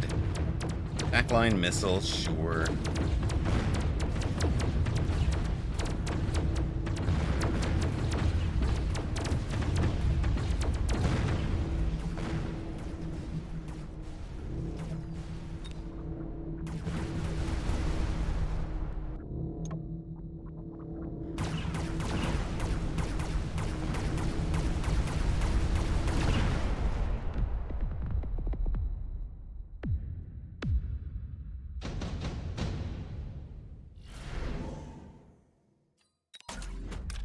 Well, gaboom. We don't even need the arc lights anymore. No point in teching these round of the big EMP, right?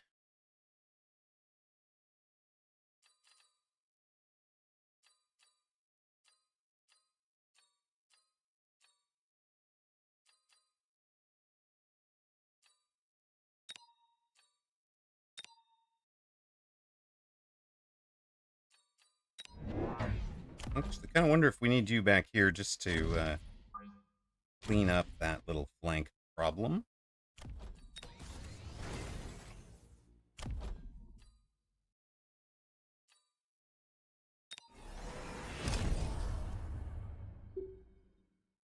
Yeah.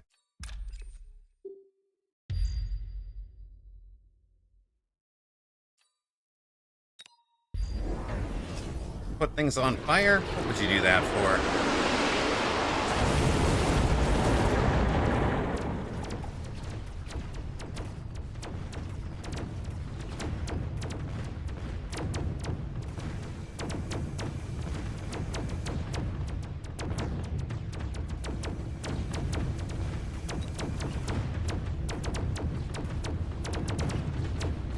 Pretty happy about that oil, honestly. I wanted it to work for 2 rounds instead of 1. But, you know, overall that was probably fine. We'll just take another 1,000 damage now. We'll have 1,000 left. Looks like we're going to get some words on stream before tournament starts here. 995 to go. Plenty monies. Plenty monies.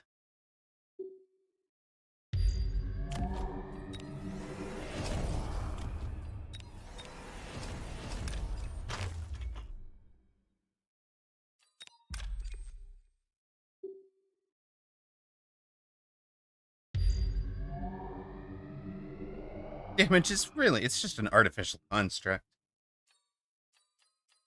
When you think about it.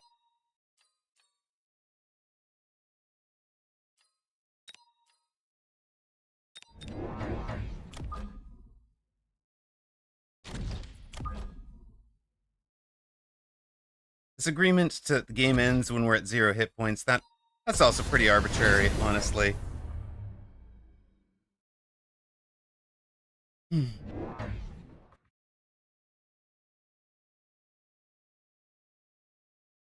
It's just a simulation inside of a simulation.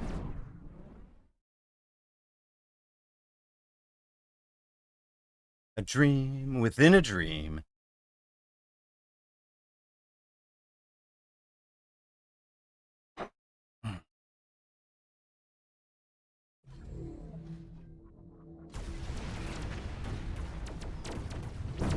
An ion beam within an ion beam.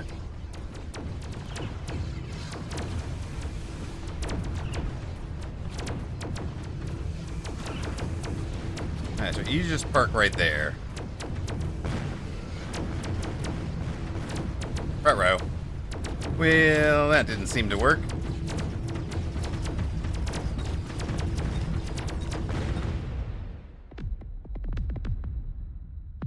New solution. News ran so fast. I don't need to press speed.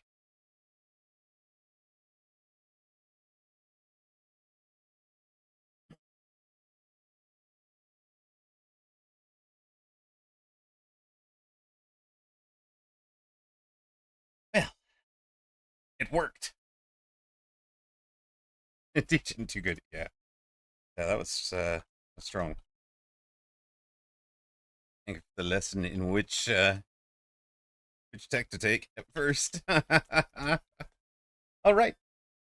Turn your edge open.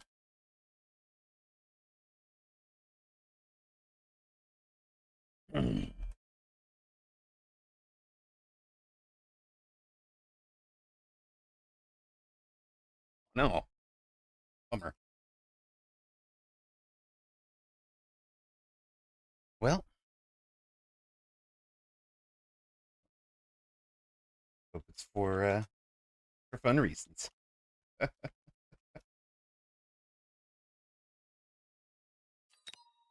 It's 50-50 then.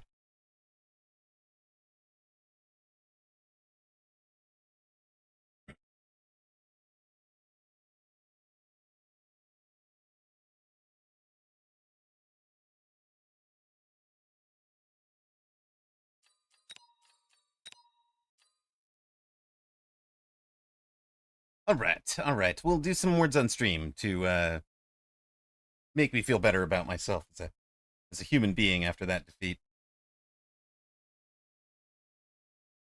Also, okay. All right, words on stream. You get. Where are you? Where? Did I close it? I closed it.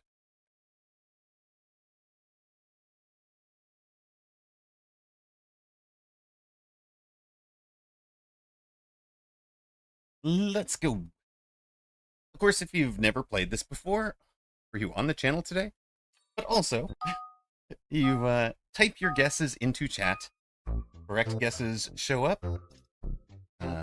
Fake, incorrect guesses do not show up. There you go. Juxtapose is in.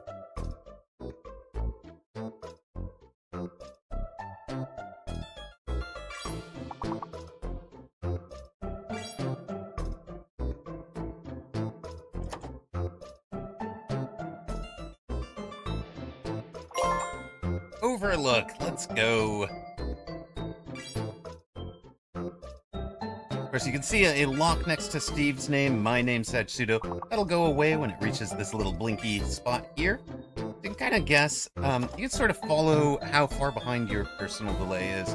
We're looking at how long it takes your guess to show up. So, I know I don't have much delay because, of course, I'm looking at the words on stream feed. You guys probably have closer to, like, sometimes 5 to 10 seconds. It can happen.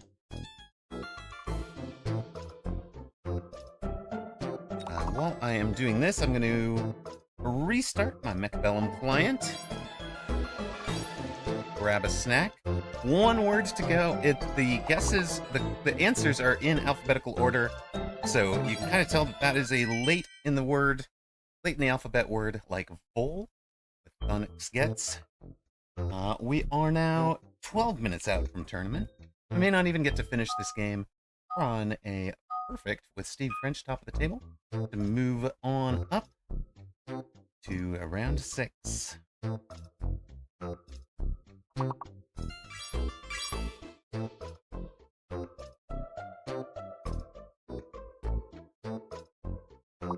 Juxtapose. You can't guess again until your name is unlocked.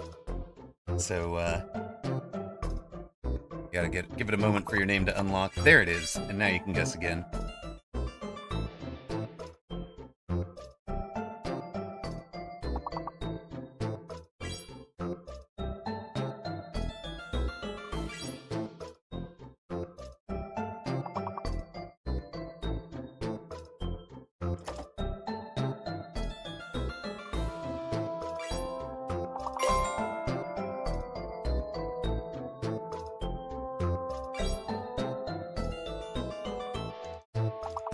You can also kind of guess from what other people have guessed.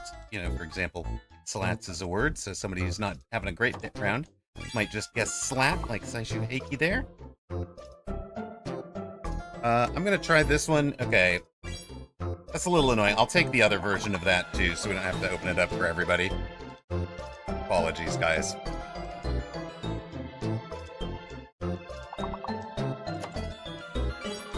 Why there are valid words that are ignored, that aren't in there, and that one's in? I mean, somebody had to draw the line somewhere, but I don't necessarily agree with all the lines that were drawn.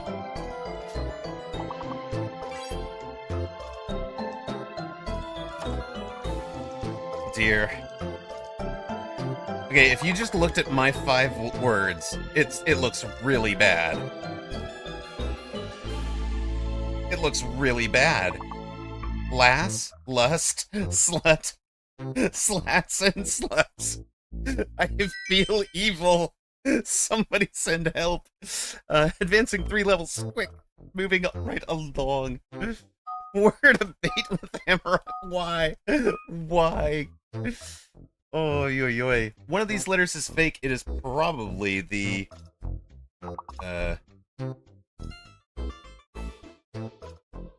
Probably the Z.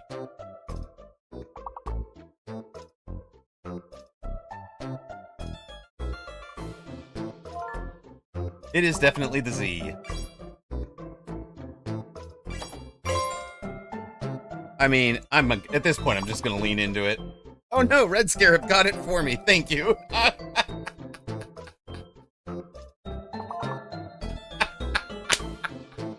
Help. I'm done. I'm out. I'm gonna grab a snack before this tournament starts. Holy smokes. And then we're through. Perfect. Let's go. Up 5 levels. Puts us on 14. Onyx with a great round. Tied with me at 47. Steve French 1 point back.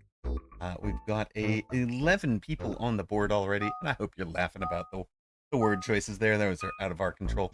8 minutes to go till tourney. It looks like we have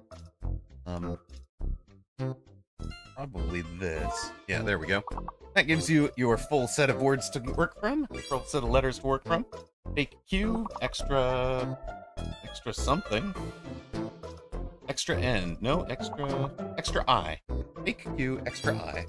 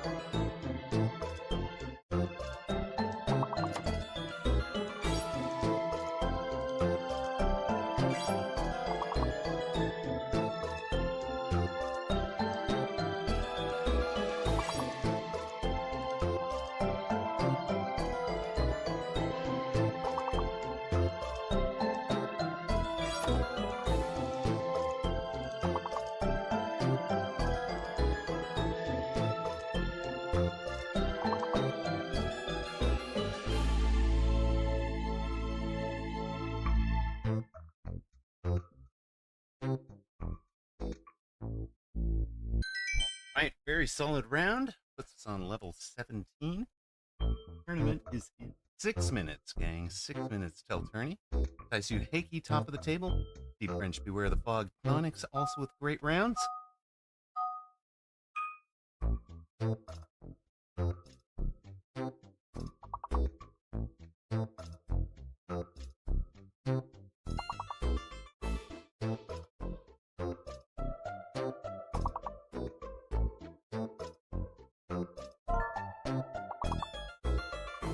right, your letters are abductor. Let's go.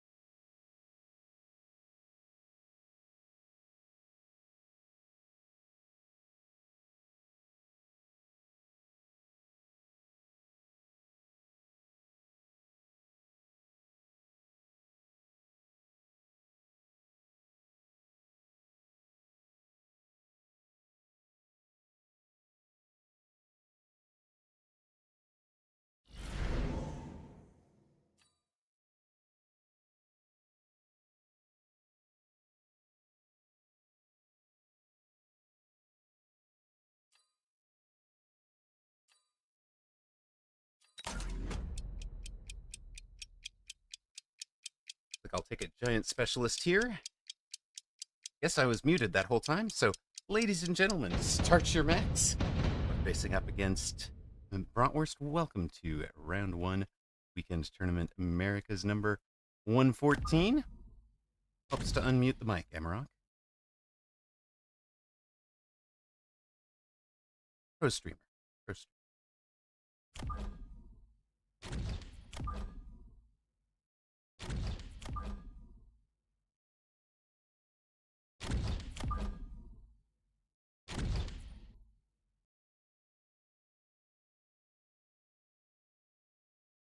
No info for you, sir. No info for you.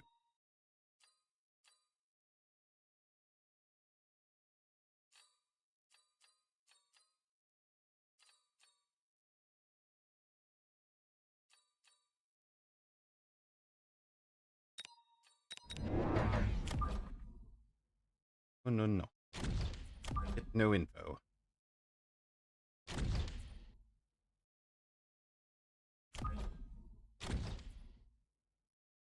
Now, the real question is, does he know that I practiced against that strat all the time back in the day? I played Sabman a lot when Sab was running that strat. Oh, the two weaknesses.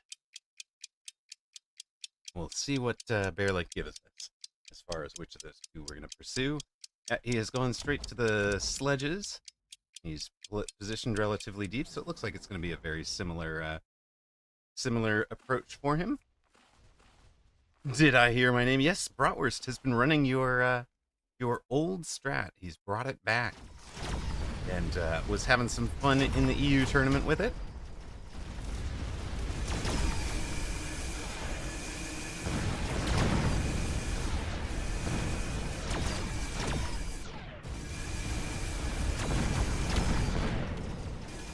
Got full production war factory going.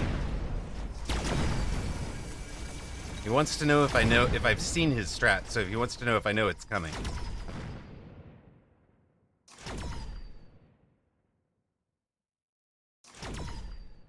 Channel point predictions are up.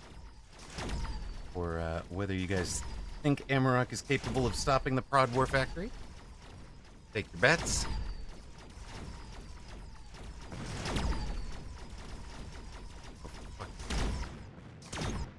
There we go.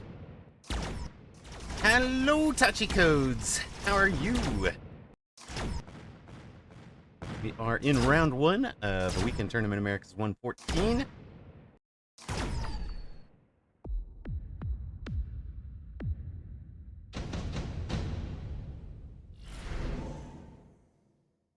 There's part of the answer. You'd face Bratwurst instead of Red Scare? Excellent. Yeah, I'd agree with that. I'd agree with that. Is that who you drew? I saw you had a really rough draw in EU, right? Glad you're doing well. Glad to hear it. We are going to need every inch of damage we can do, right? But do we just hold for now? He's not running, if I remember right, he's not running Photon on them. So he needs to get the Photon from somewhere else. He's already into 2 portions of the comp that he'll be able to tech the Phoenix.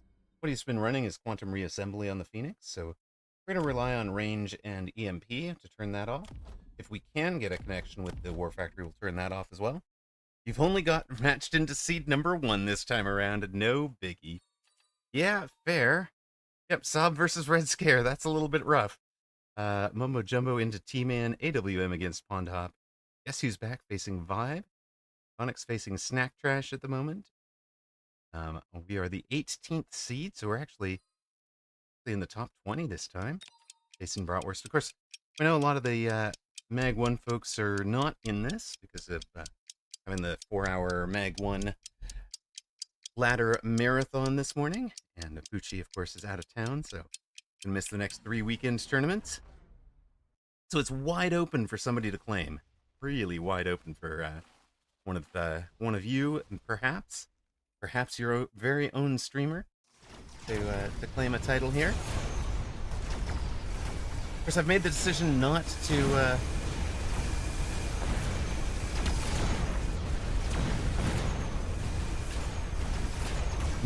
record, so this will be the time that I win, right? Because I'm not recording it. Of course, we have to get past Bratwurst first, so.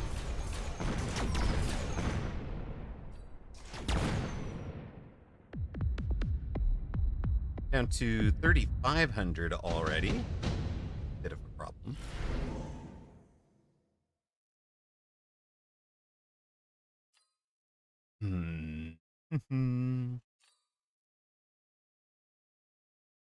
I don't think you're the right answer. I think that is.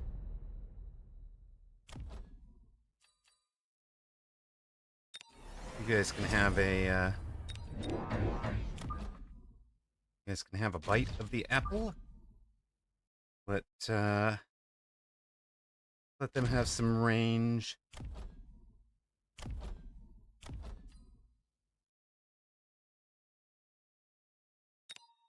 Actually, a placeholder unit, I think.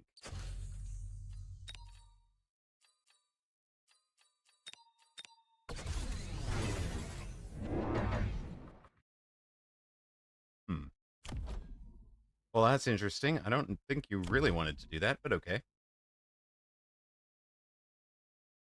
It does kind of pull everything towards it, but whatever.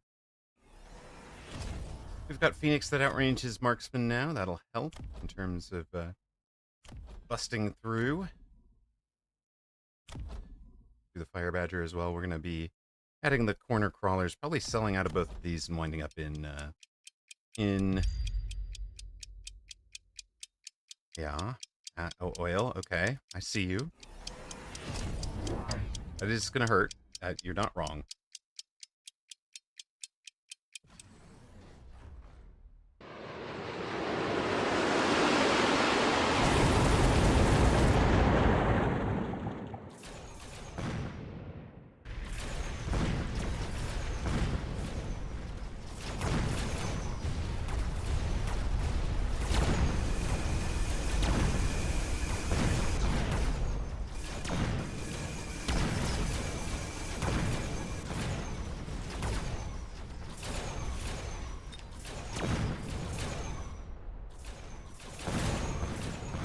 Seem to have forgotten to do the chat clear thing.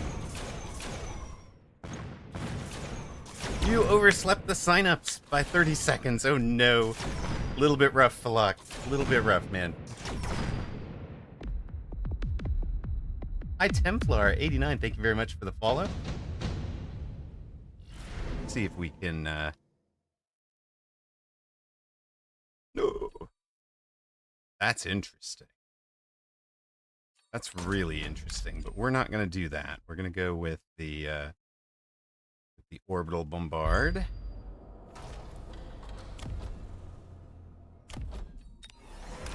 Cell will be full arc flight with range, sitting in behind these guys.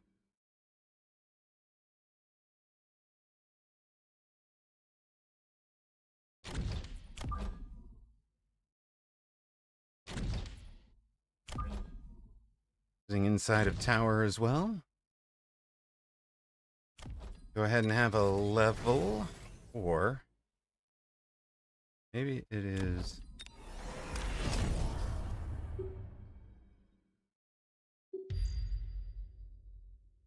Take it that way, right? Oh my god, really? Well, never mind then.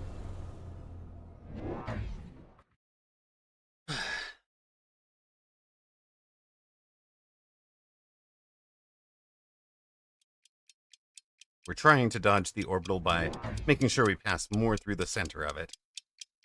That'll work.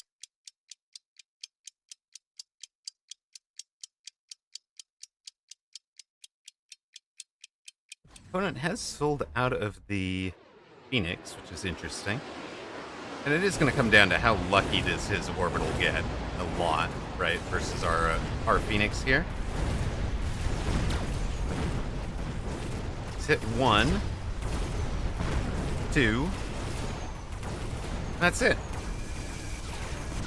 Arclight's having a good round. Steel Ball's still alive. Fang's still alive.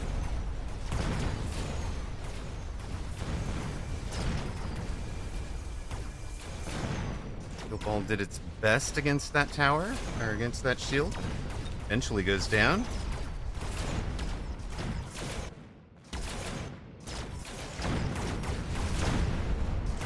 Oh.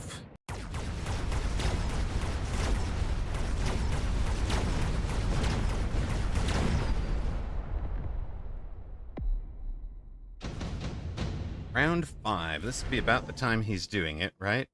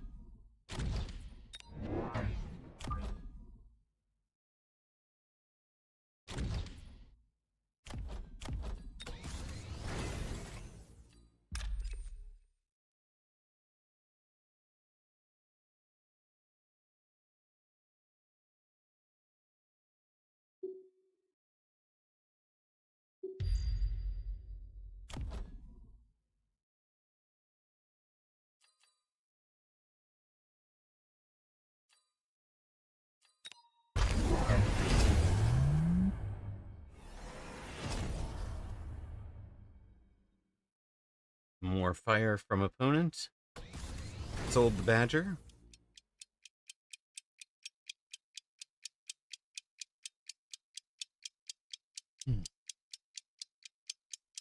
Wish we were picking up a little bit more of these crawlers, but they'll head right into the flames.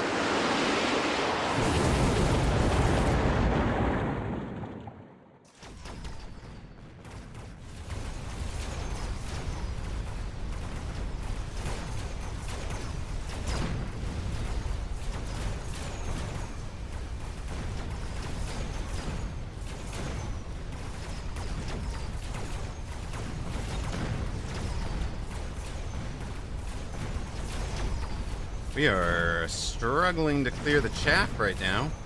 I mean, he had the fire, we didn't.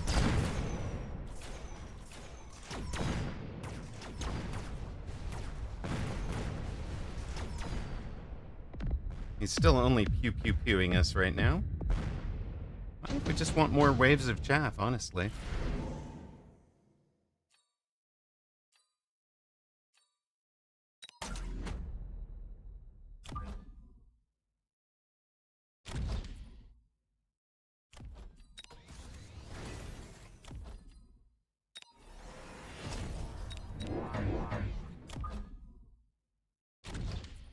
Run these guys deep wide.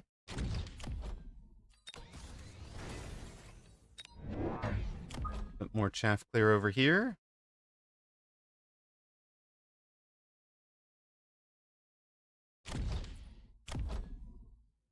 Time for the super long range mountain. I mean, we actually could do that, right?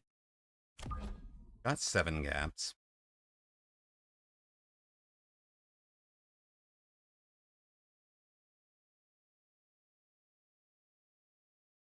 We'd have 1350.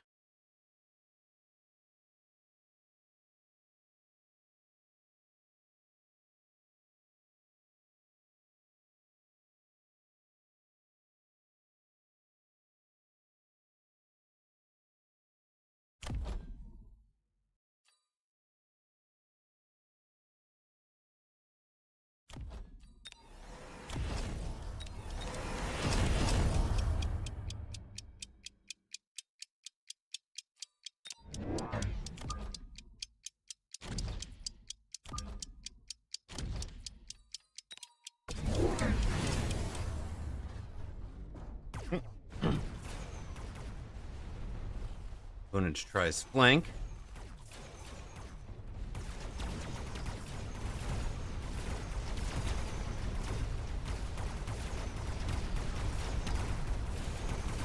Flank goes down hard.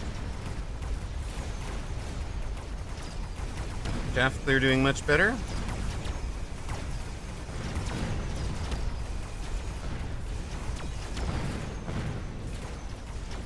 Entire flank feasted on the level 3 Typhoons, yep. A lot of levels given to us.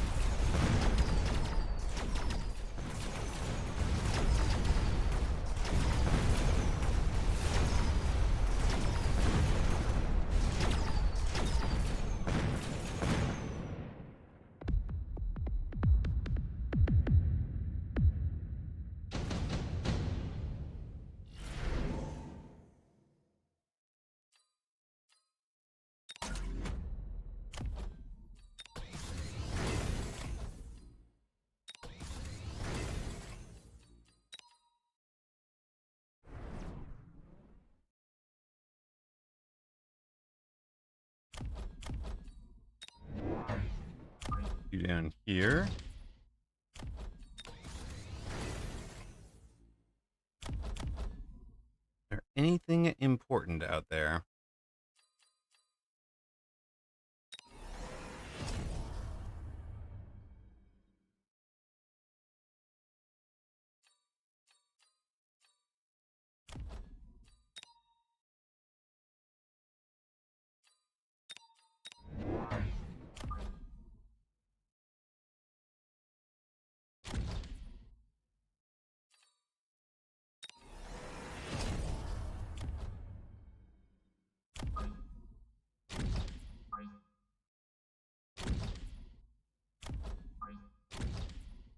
Who can be over there?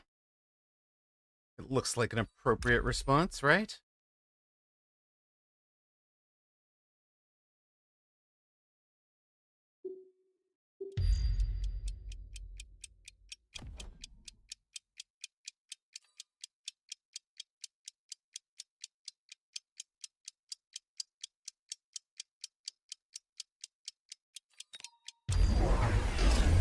Alright, he's gone to Vulcan Marksman.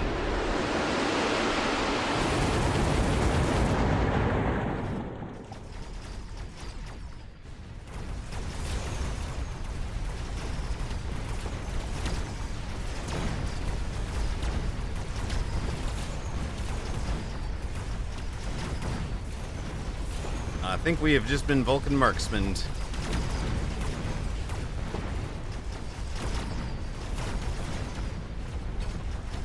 Yep, we played all the way around the War Factory, never played what was actually in front of us.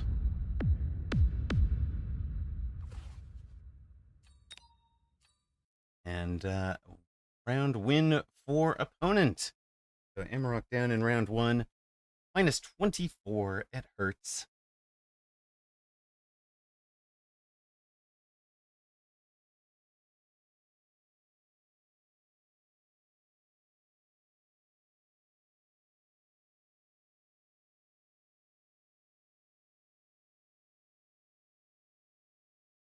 Right. Elsewhere, Saab on the verge of an upset. What is going on?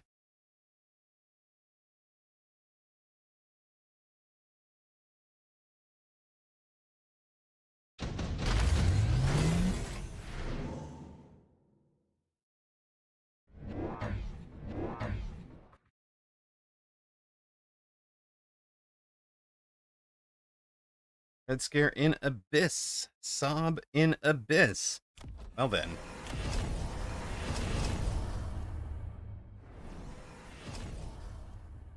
Can Saab close this one out?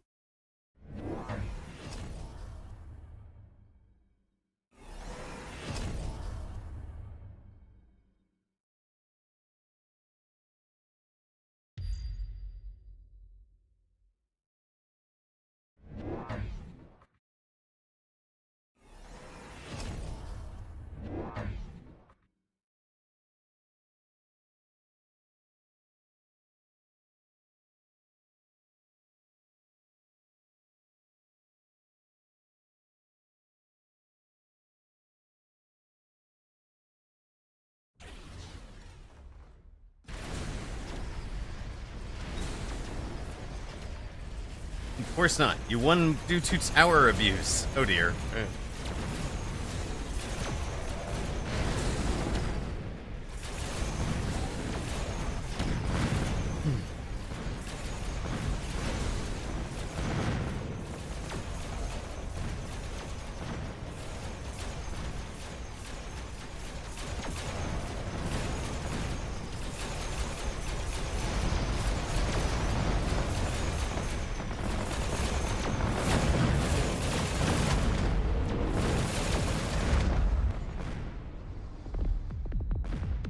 Space cam, and then a tight zoom in. 2K is what he meant. Saab, of course, well underdog in that match. Red Scare, the prohibitive favorite to win this one, I would think. T-Man beats Mumbo Jumbo. AWM trying to avenge performance from EU ahead of Pond Hop at the moment. ERS gets a win. Guess Who's Back beat 5. Thonix over Snack Trash. Anota Roll With Me gets an upset win. Very nice. Bad beats Whooped. Ping Shi doing better than he did in EU gets a round 1 win. I am Znart over Tachi. Zhaoji Quinhuanju beats Rendash. Bratwurst upset Amarok. Saj Suto upsets Cheeseburglar. So a couple of longtime vets knocked out in the contention for the tournament very early. Top 20 seeds. Numpish Ben Malls with wins. Park beats Becca Mellum. Our nameless 201 guest with a win. Sparty doing better than EU. Lost round 1 in EU. Gets the round 1 win here. Heimer and further on down, and for 7-0-0-0 gets win. Dirty Carl had a bye. Tuto Tobacco with a win. Last Zaps win. Juxtapose, Siri Sands, Gudaman, Copperhead, Ostrich Cavalry with wins. Alpha Legion, NWO, Obidun, Onan with a no ready up against Elon. And Green's Beast. Oh geez, Green's a Beast gets a win. Duyet, I don't even know how to Hadshot? Mrs. a Hadshot? Mrs. a Headshot? I don't know. Visite and Ode get the wins. That's racist. Is number 83 seed.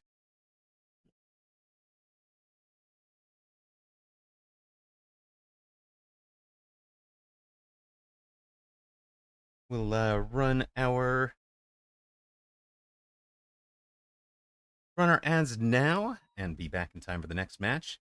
Because yeah, Zemp is standard only in Ren's top 10, although he has experimented with things now.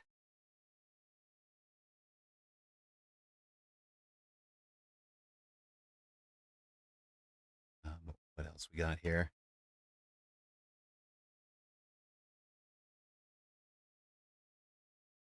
He's been experimenting more with aggro recently, but he did run top 10 regularly on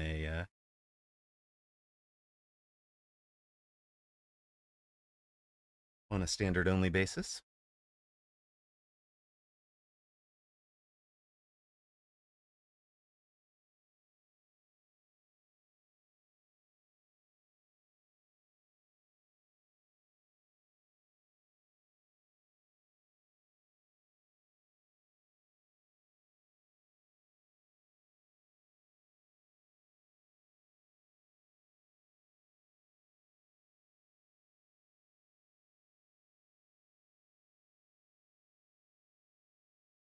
Just taking down my starting lineup here.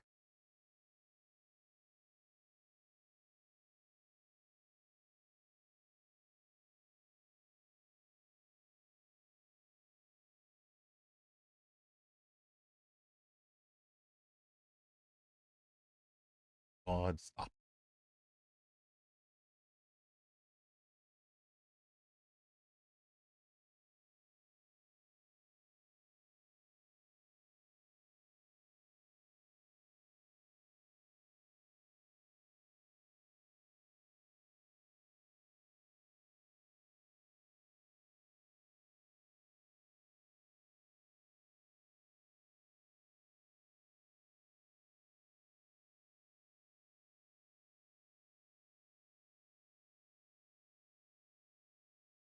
I'll see you guys next update. He does always come back, it's true. Is true.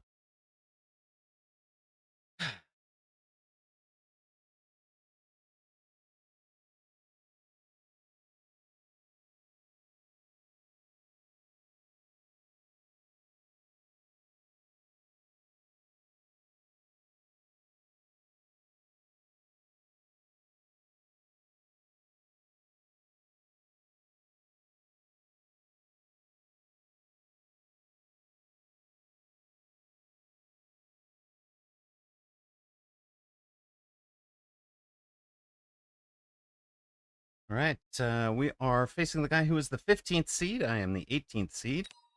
So we're down in the losers bracket, but pretty evenly matched. Should be a good match. Hopefully we can get out of the losers bracket here.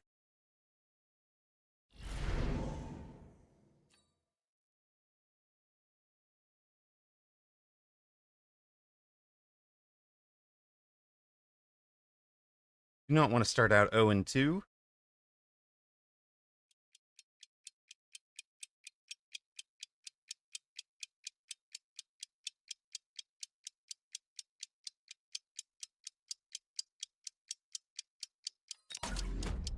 I'm going to start with an aerial specialist with Void Eye. See how that goes.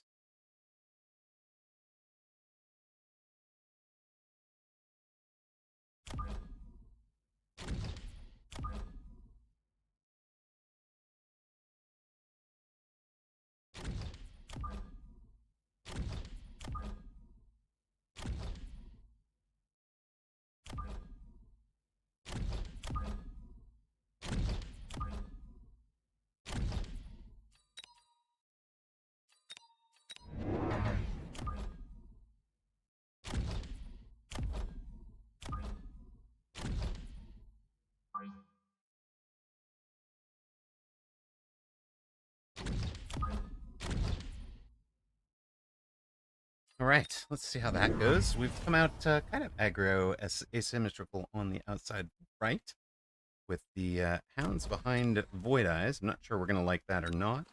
We will sort of see how it goes. They sort of shotgun the hounds a little bit, shotgun the voids a little bit, so things aren't always locking onto the same units.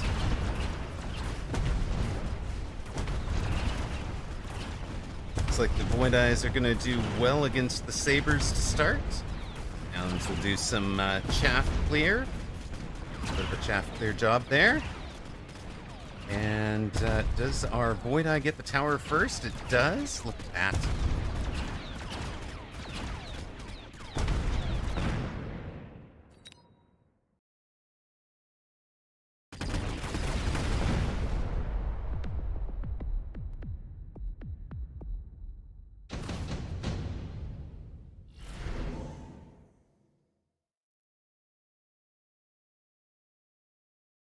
Well, I don't love that set.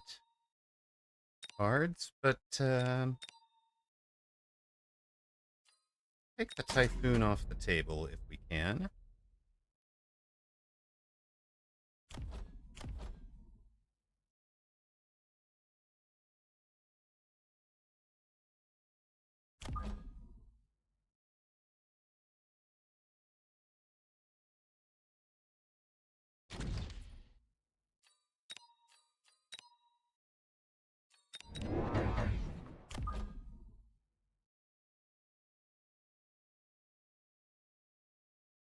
I don't know. Do we want that? Maybe.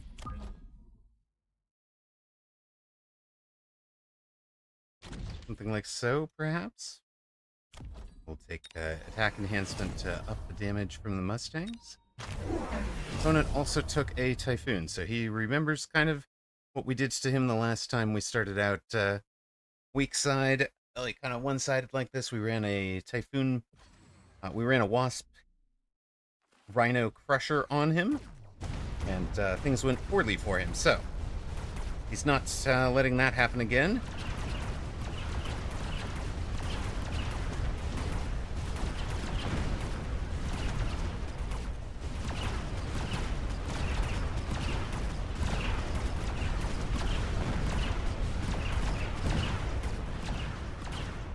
we've won the Typhoon side of this fight. Now we have to beat the second Saber. We've also pulled everything except this one Arclight to the middle of the board, where nothing is going to fight outside of Tower debuff. The Void Eyes do get the job done there. Mustang has leveled also. One Void Eye remaining. Front row. No Void Eye remaining. Get that tower, buddy. Let's go, Mustang.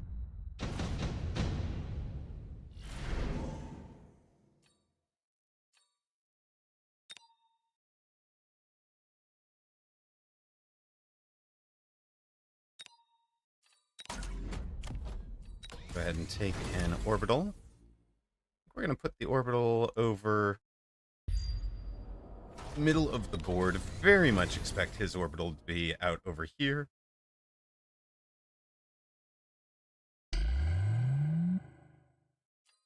Expect his orbital to exist is the other assumption there.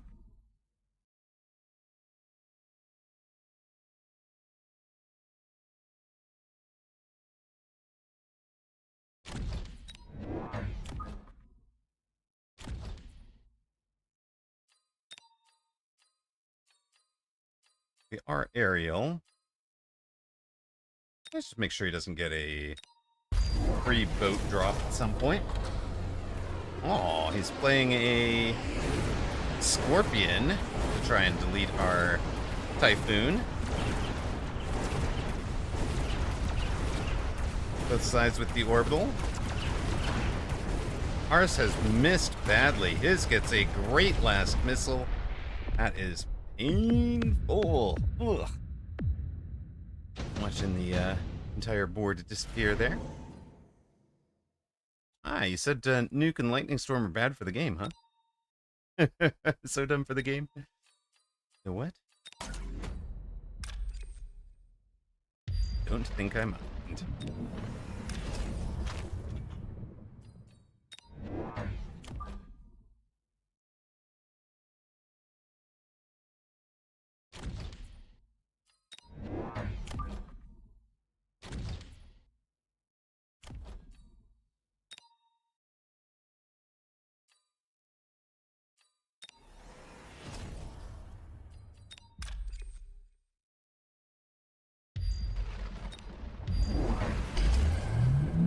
Opponent still playing defense on that side. Doesn't have anything to answer around 4 boat. Coming from the other side.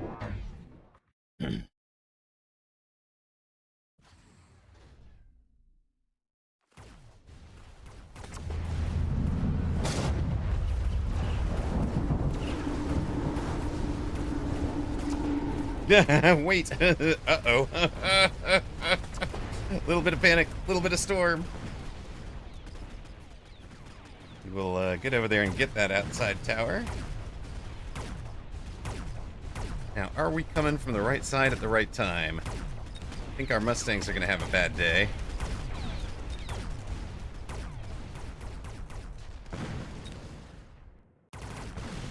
Lord kind of has the right engage. Has the last of the upshoot taken care of. Has the level. Let's go boating team.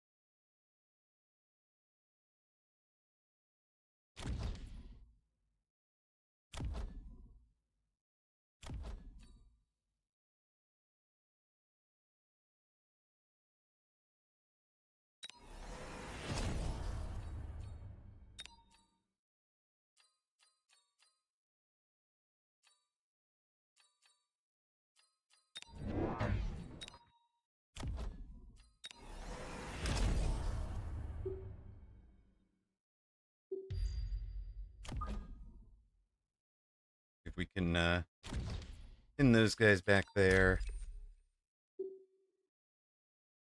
Bring you to kind of the spot that you're needed.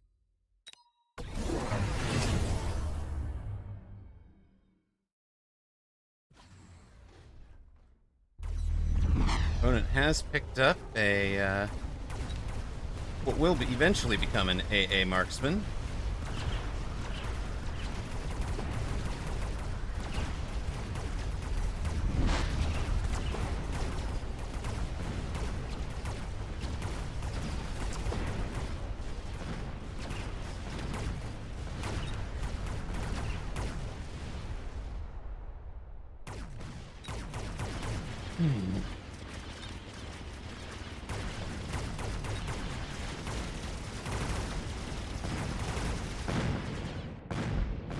Boots down.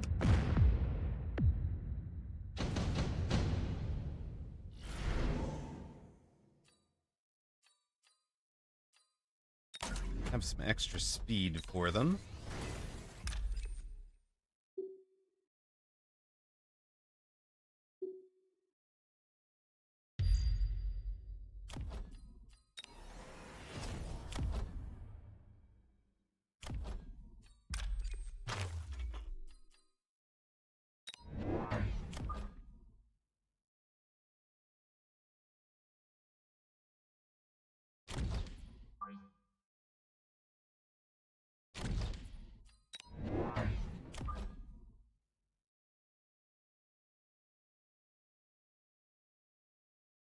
If we can bring a bit more late pressure there. Actually, you know what? The other thing we're going to want is late pressure over here, isn't it?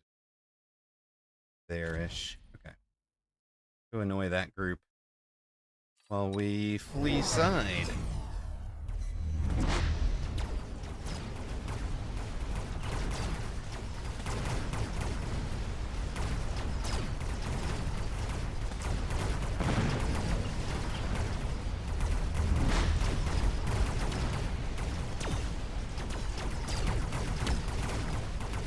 Oh my god, that one crawler has stopped our boat mobile beacon. It's so annoying. Does get in, does get the tower eventually.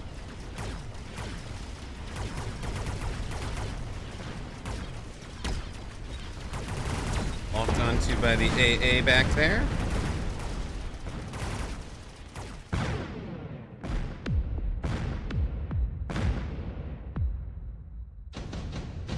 We do seem to need some chaff there, you're not wrong.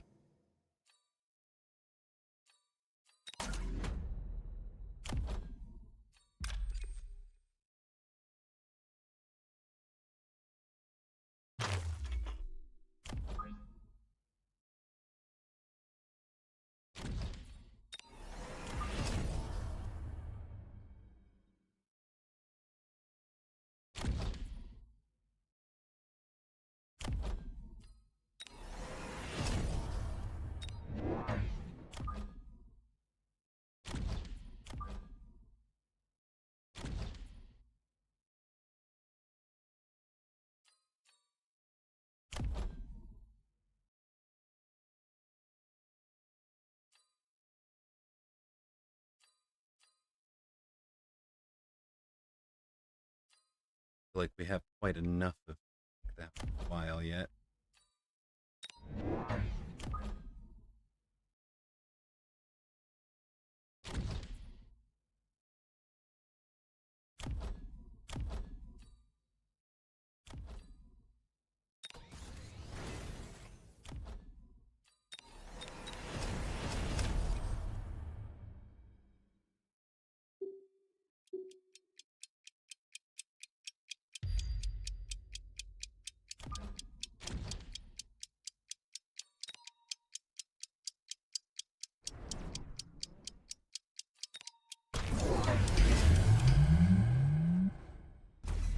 Bearlick has chosen to give us the chaff there. Praise be to the bear. There will be a anti-fire badger thing happening over there.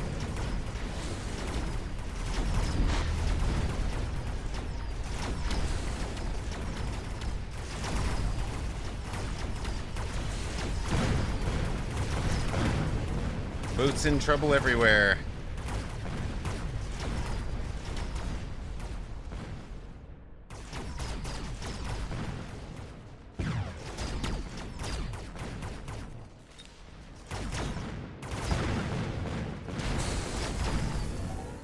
Still alive, though.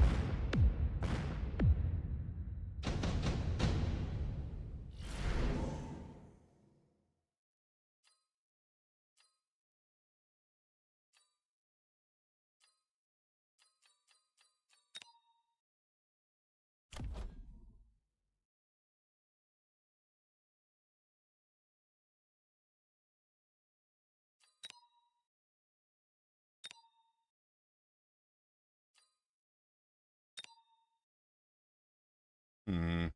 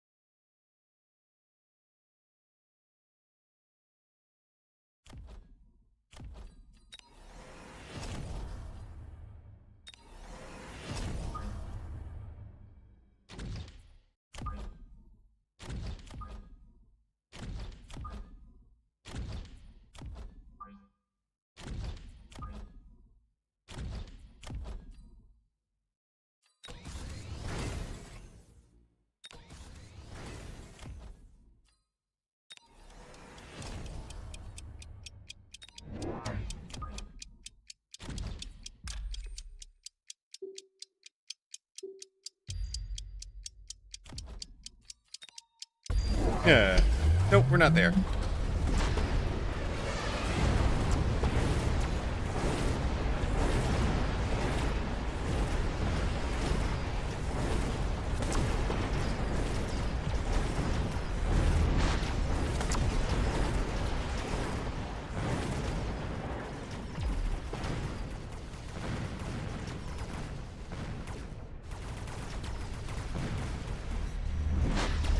We've even brought our chaff clear with us.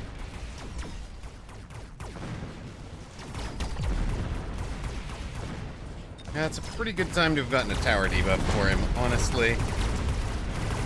All 4 boats still alive. That is a good round. Problem for opponent now.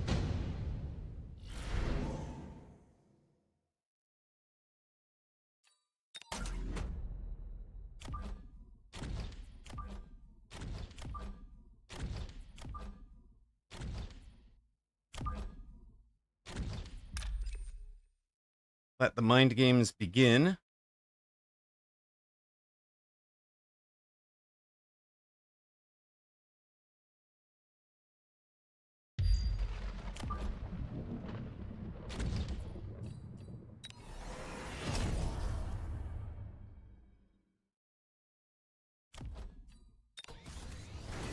Hoi hoi, Captain. Jump to mid. You figure he's going to do one side or the other? But then I don't know which way to mobile beacon. Right?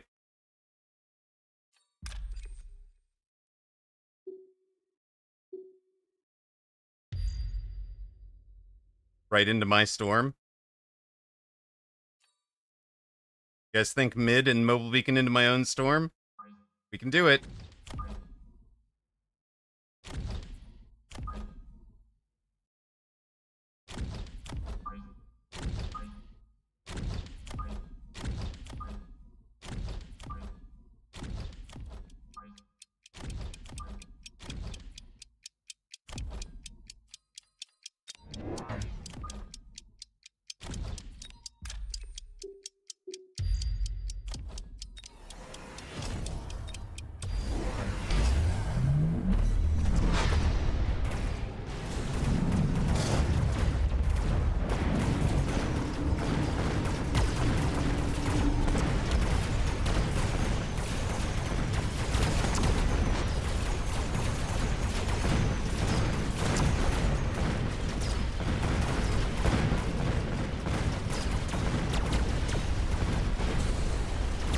We in trouble. We in a lot of trouble. I think I should have left it out here, guys. Should not have listed. Well, dude.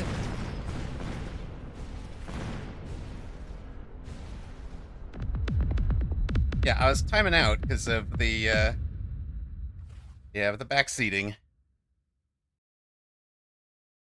That turn was very suboptimal, yeah. Just a smidge.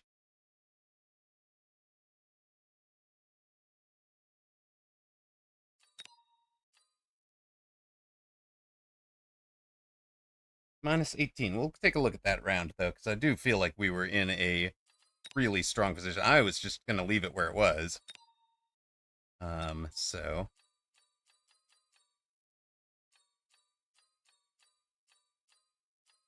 I'm going to just go check my own gut and just see what I actually needed.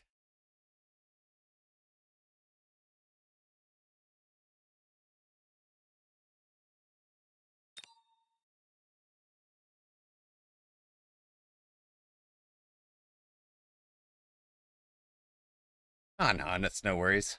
It's no worries. I shouldn't have listened. My job to not listen.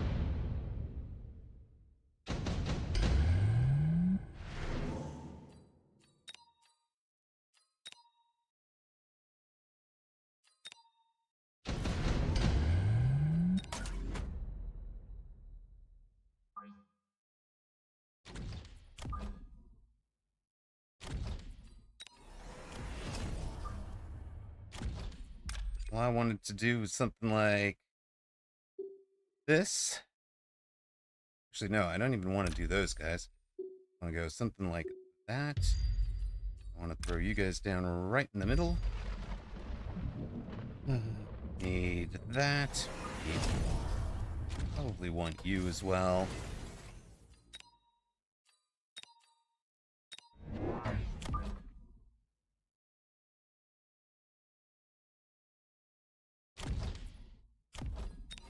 Moon range speed. Yeah, we could sell you. I don't think you're accomplishing anything.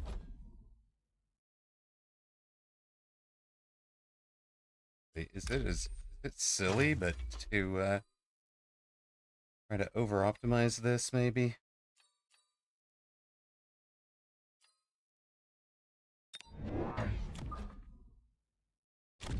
Pull somebody straight into that? I need the speed. Yeah, wait, why do I not have speed? A little more like this.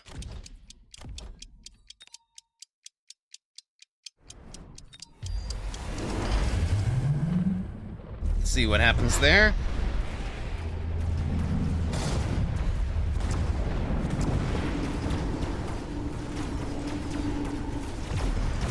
Tower goes down. Yeah, this looks so much better. Yeah. Mid jump not needed. Might be needed at your level. Might be needed at you guys' level, but the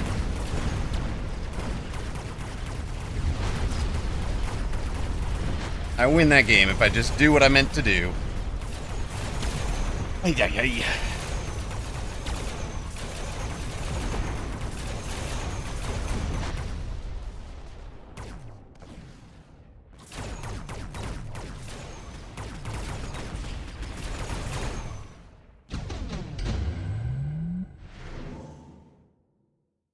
Oh well. C'est la vie.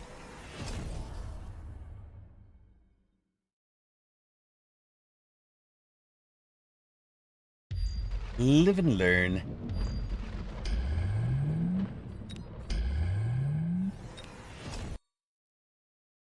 Streaming definitely not good on the MMR. It's true. Yeah, I should just completely ignore you guys during tournament play. And when I'm focused and doing well, that's the it is correct. All right, what all have we had here? I wanted to look around and see what's going on at the top. We've got 20 unbeaten. I think it's 20. It'll be 21 unbeaten in a minute. that one match finished. So Eimer, AWM, ERS, Park, Zhaoji, Quinn Huanju, Roll With Me, N47, Swin, and Copperhead, and NWO are all 2-0. I do feel like I'm a little bit better than let's say Copperhead and Swin, but they are 2-0. Red Scare, our number 2 seed, T-Man, Sparty, Thonix, Anoda, Bad, Ping Shi, Bratwurst right down the middle here. So you're going to set up some interesting matchups. Red Scare, if you have NWO, I do not envy your opponent. This would be a rough draw for round 3. We'll have, hello, it's a decaf. Welcome in. Well, I haven't visited an O2 start and attorney in a long while. Where are we at here? Am I going to be the spoiler playing up? There's 3 abandoned ahead of me. So, I think I play up, right? Be playing up against possibly the nameless 201 player. I might just wind up 0-3 and done, gang. Don't look good. Don't look good. Sob whooped Cheeseburglar all out. Znart Eradicate finished as well.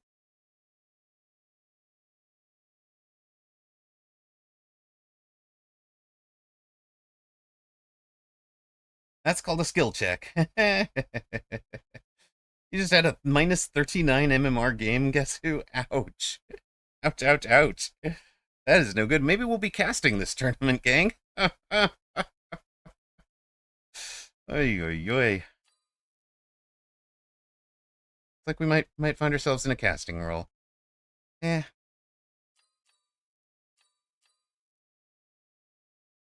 Wait, no. Because there's an odd number up here. There's an odd number of 2-0s. You're going to be playing up. I'm facing Ben Malls. Aha! Safe! You trade your MMR with metal. Well, you got to stay alive to get the metal, man. Which I was not prepped to do.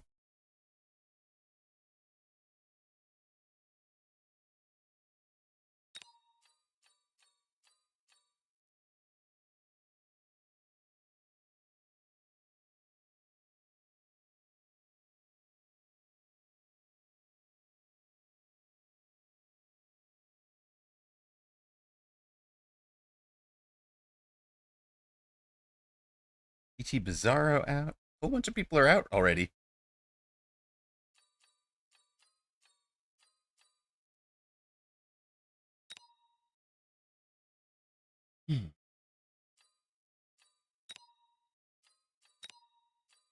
Wait, can we go to the store? We can go to the store. Hold on. No, I don't want that. I want credits. No, I want prediction. There we go. Sure, restock on that. There we go. All right, folks, if you are in Advanced Group 1, your match starts in about 5 seconds. Don't forget to ready up. Good luck. Have fun. N470 was just below the halfway mark of this group. We're facing Amernova. I think Amernova is, name sounds familiar.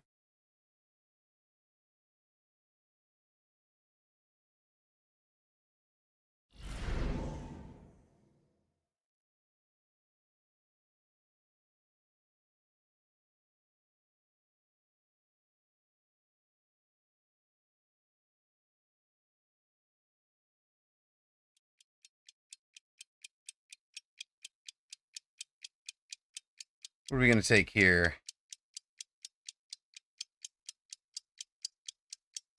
Yeah. All right. Let's try winning with Fire Badger. Not just playing them, but winning with them.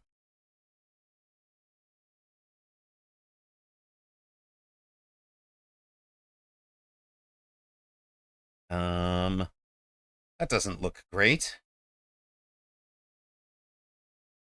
That could be, right? Could be good. Yeah, alright, let's try...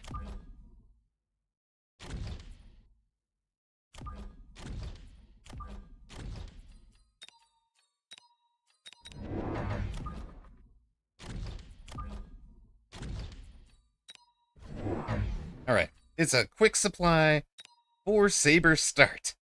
Well, let's go. No chaff, 4 sabers versus lots of Stormcaller. All right. I see how this might go. Yeah, you should not be surprised that we've added some crawler.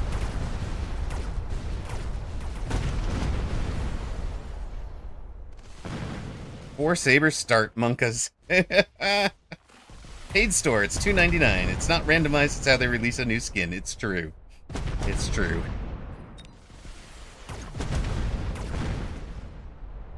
Alright, had to look away to spare my troops. Yeah, pink bird last season. Man, there is nothing over there. But we don't care about any of these. Really, what we are doing is round 2 Phoenix.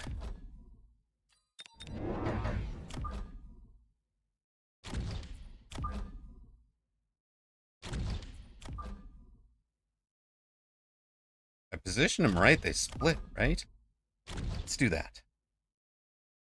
Opponent does not... Oh, it does run anti-missile, so we're hoping he clicks anti-missile. You thinking we should run one more storm to make him click anti-missile?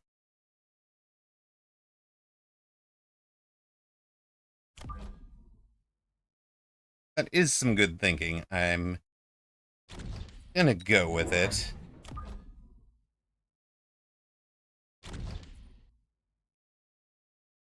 I'm just hoping he's one of those that takes it on round 2.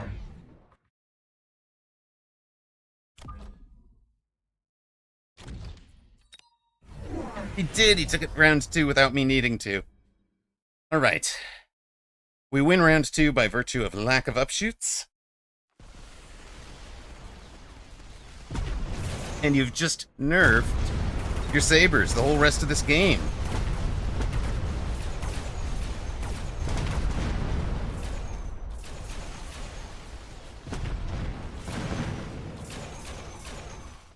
Phoenix having a great round. Let's go.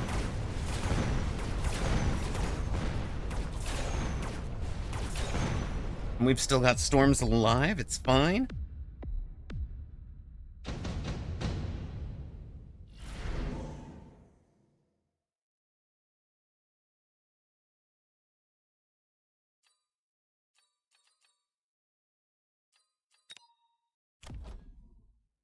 You don't even run double tap. What?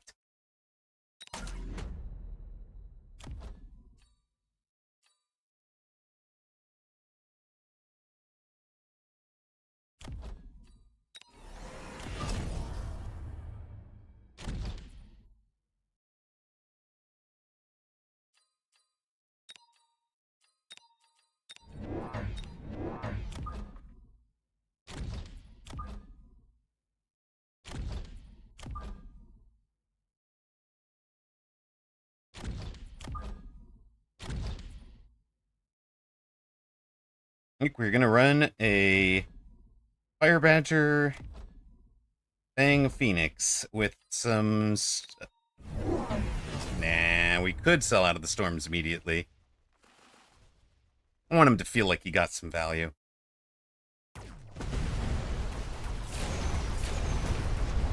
Also, the storms, if they survive to the end of the round, they're hit point damage on the bar. So, you know.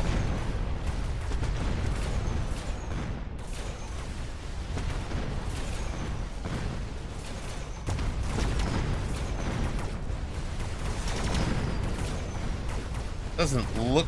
well... Yeah. Oh, look at that. See, they're still around at the end of the round. Doing some work.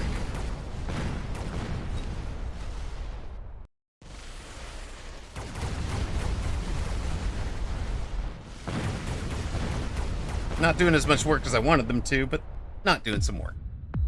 Alright, nobody bet on this one. Nobody wants to bet on Streamer after the O2 start. That's fair. I can kind of see it, gang.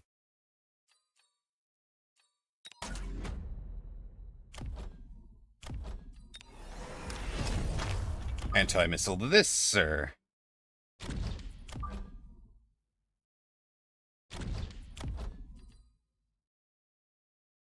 still have no chaff. Are you seriously just going to run a no chaff start? Bird levels are amazing, but like, this guy's just not.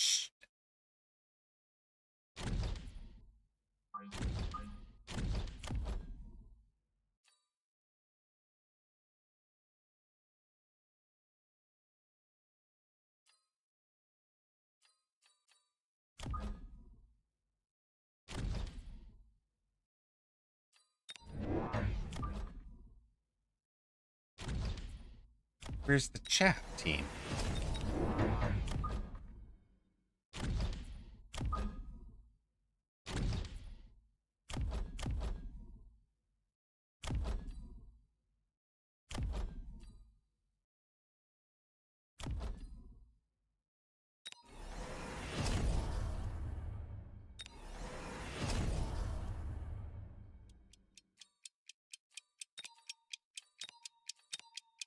Opponent has finally invented chaff.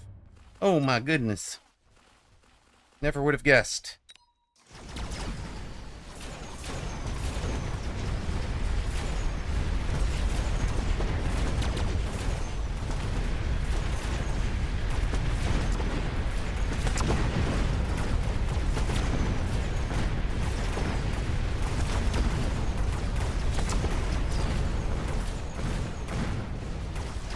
We need a fang here-ish. Please? Please. Anybody? Yeah, let's go. Thank you. These guys are my bestest friends. Right there. Right.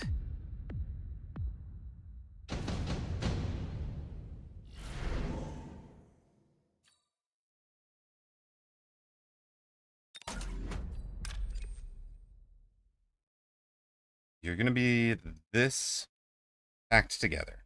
Okay. Late fangs, just doing late fang things. We do want this fang. I actually wonder if this fang is important enough that it wants kind of its own personal protector. Give it its own personal shield. And, you guys will be out wide where the storm will not be. There'll be no storm out here.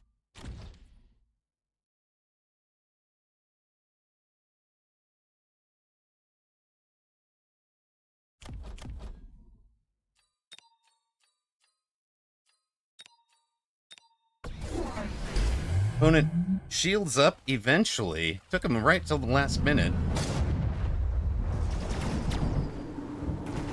Loses one marksman to the shield, or to the storm even.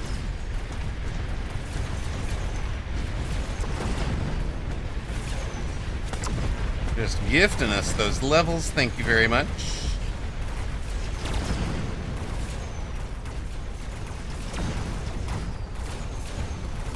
Those are improved shields. Okay, that's fair. They're pretty tough.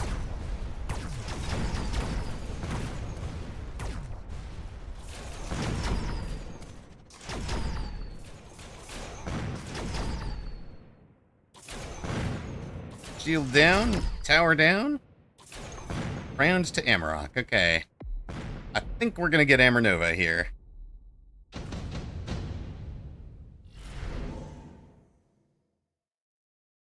I don't really want any of you, do I? On this board? Probably not.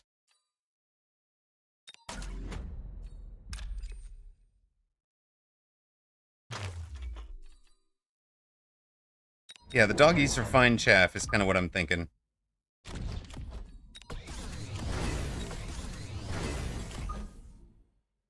I also don't mind them having, having the ability to get into the sprinklers eventually.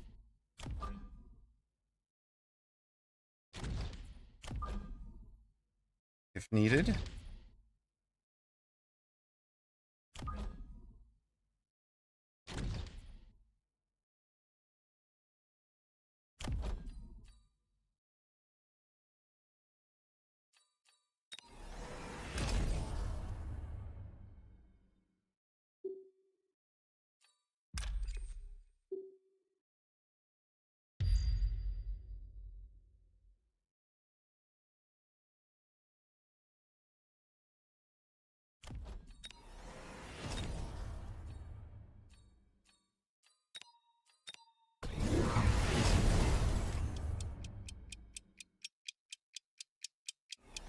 Opponent pays the premium for side guns with no missiles on the board, while also getting the oil up the middle.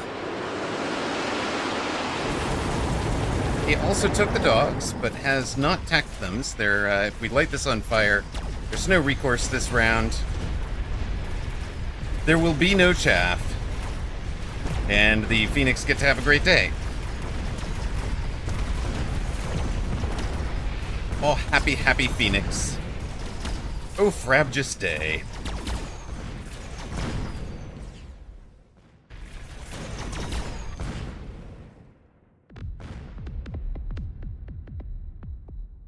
$9.27 left for Amernova, and I think we are just finishing this off.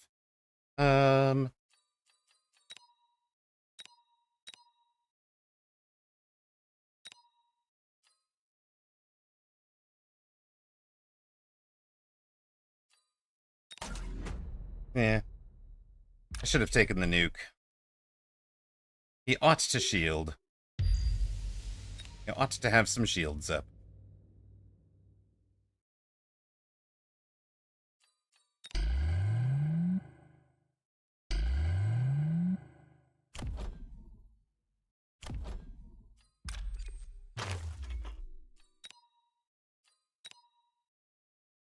Hold on a sec.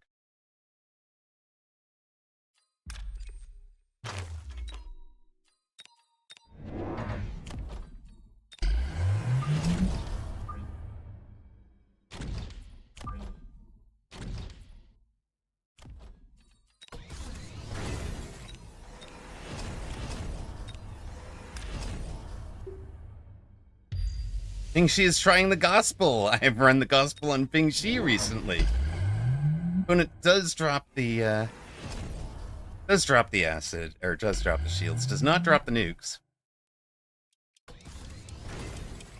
Shield, you're not gonna... Oh, you're running your own fire up front, okay. And trying to light my board on fire.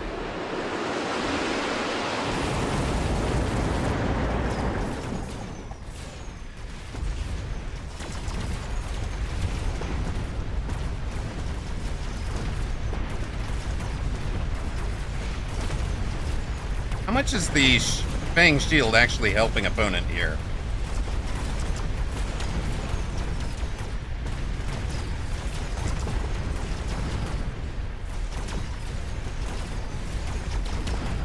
Yeah, just tempo with Phoenix here. Never answered the Phoenix.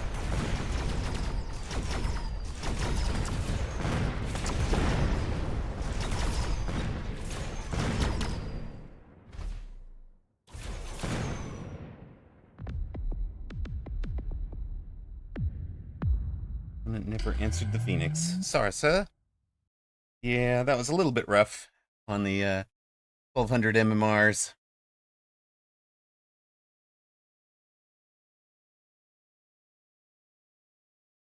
We'll take our 1 MMR and we'll like it.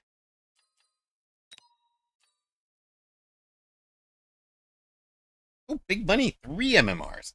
My bad. Alright, that gets us back to 500. Let's go take a look at a top-end game.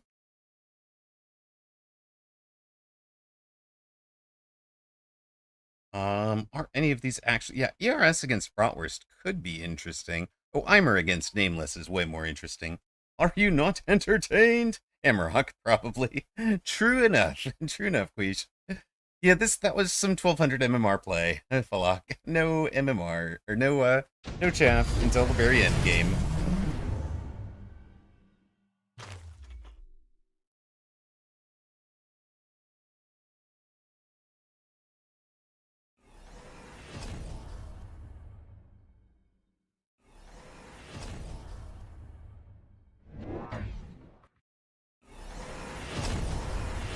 Streamer listens to chat, loses game. That's amazing. How long have I been doing this? How much do I know? All right, Eimer, defending America's champion, trying to defend the title against the Nameless player who was 3rd place in America's last week. It's a very different board, but I recognize a whole lot of Phoenix. And it looks like he's under the same kind of tempo pressure.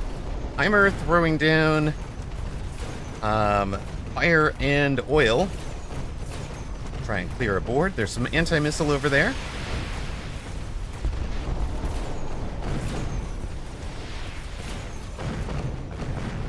The Vulcan, instead of using a Badger or Hounds, so kind of an interesting take on it. And Eimer getting it done. Perfectly balanced. This is where Amarok belongs. Exactly.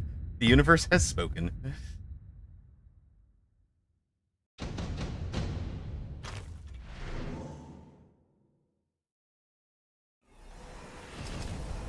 It is true.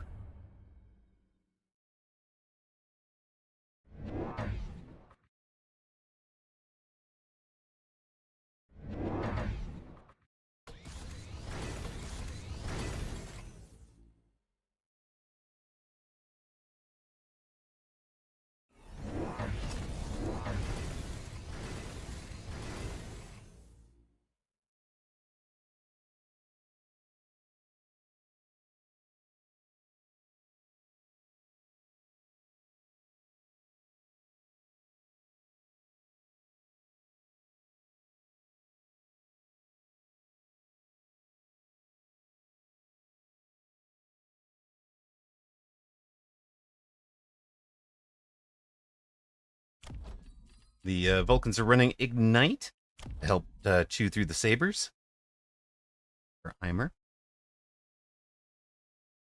Mad Sio, you think we're up next? Excellent. I'd look forward to that one.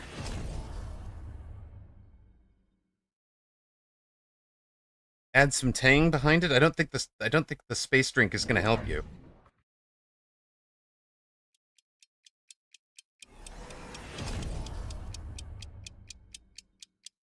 Wow. I do hope that would be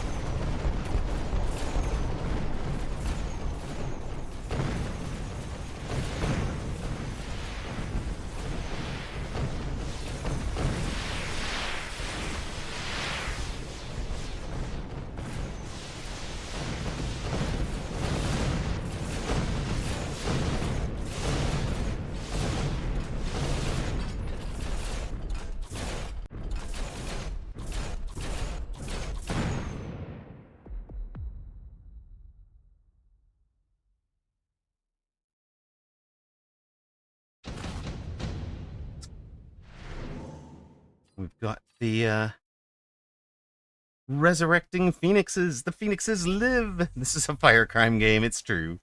Fire lose. Best game ever.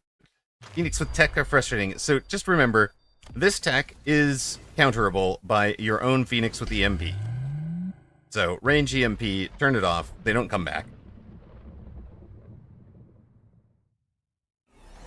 Same with EMP on your marksman. Pew pew, don't come back.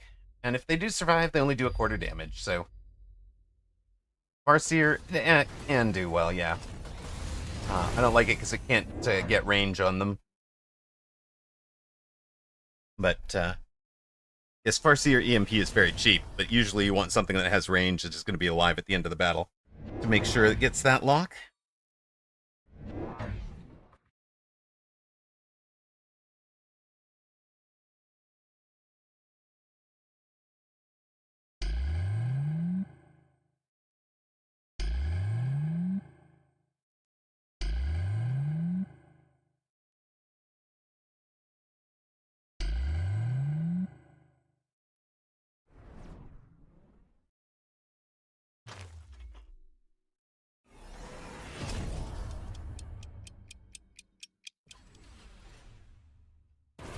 The storm was the last chance for the Phoenix?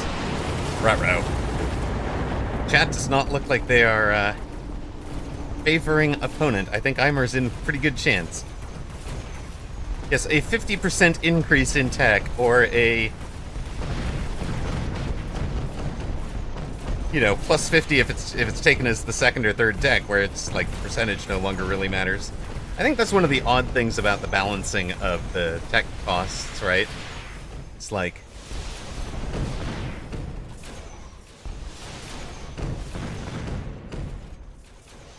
yeah, you can see the Phoenix have lived. They're gonna win the round, but Eimer not taking much damage. Most of them are, well, a bunch of them are not resummoned, not resurrected.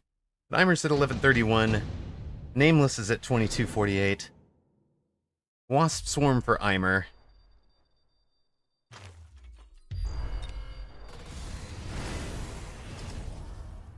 Kind of agree that he's going to win.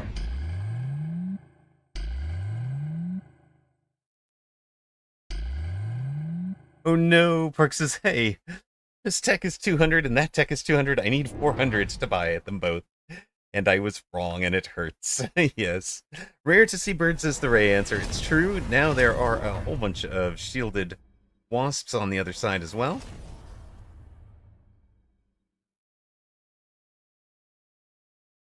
Triple teched Ray.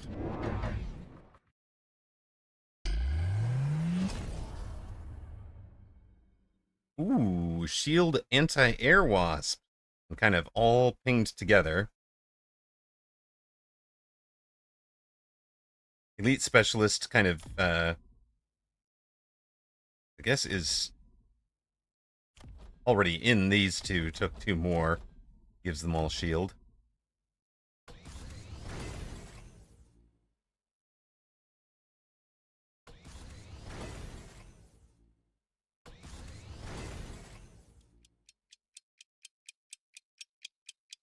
What kind of nut job doesn't run AA on Wasp? This nut job! And Eimer has spotted that, taken aerial spec on his Wasps, along with the Wasp call-in. I know, the blank name guy. The blank name guy does not.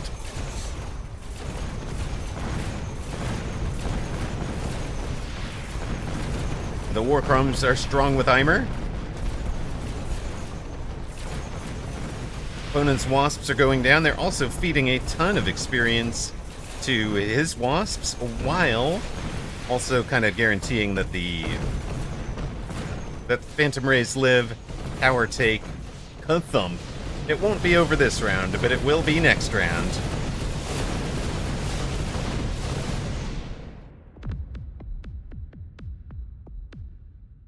Like I said, it won't be over this round, but it will be next round.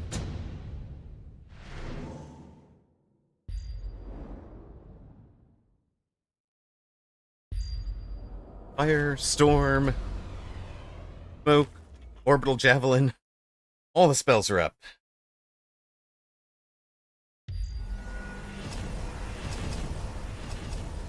Orbital Javelin here, not here? You don't jav the level 3 saber with the item? I guess you take out the level 3 Arclight with the item. That's fair.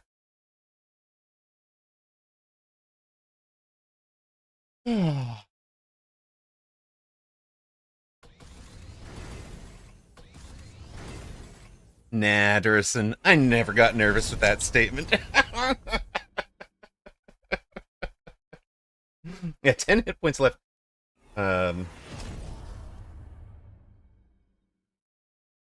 hit points left. Well, winning a match with 1 hit point left, which should be a Steam achievement. Yeah. So maybe surviving with 1 and winning with 10 or fewer should be the Steam achievements.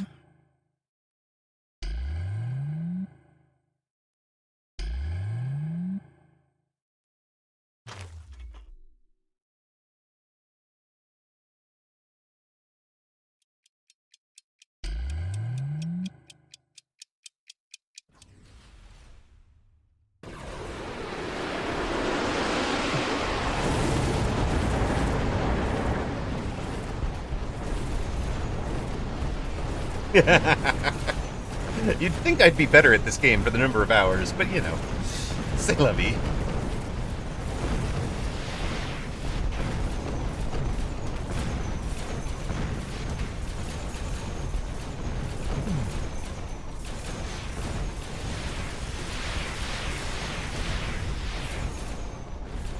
all these fire animations. Let us warm ourselves by the heat of our GPUs. And there is the win for your defending champion, Eimer.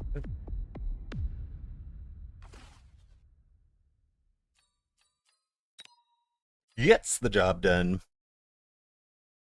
Opponent third place last week was, I think 10th at the start of this one. I didn't actually write them down. Yeah, and I mean, so much of what I do is spectating, right? So, you know, and replay review. It's definitely, your hours spent watching should count if they are hours of attentive watching.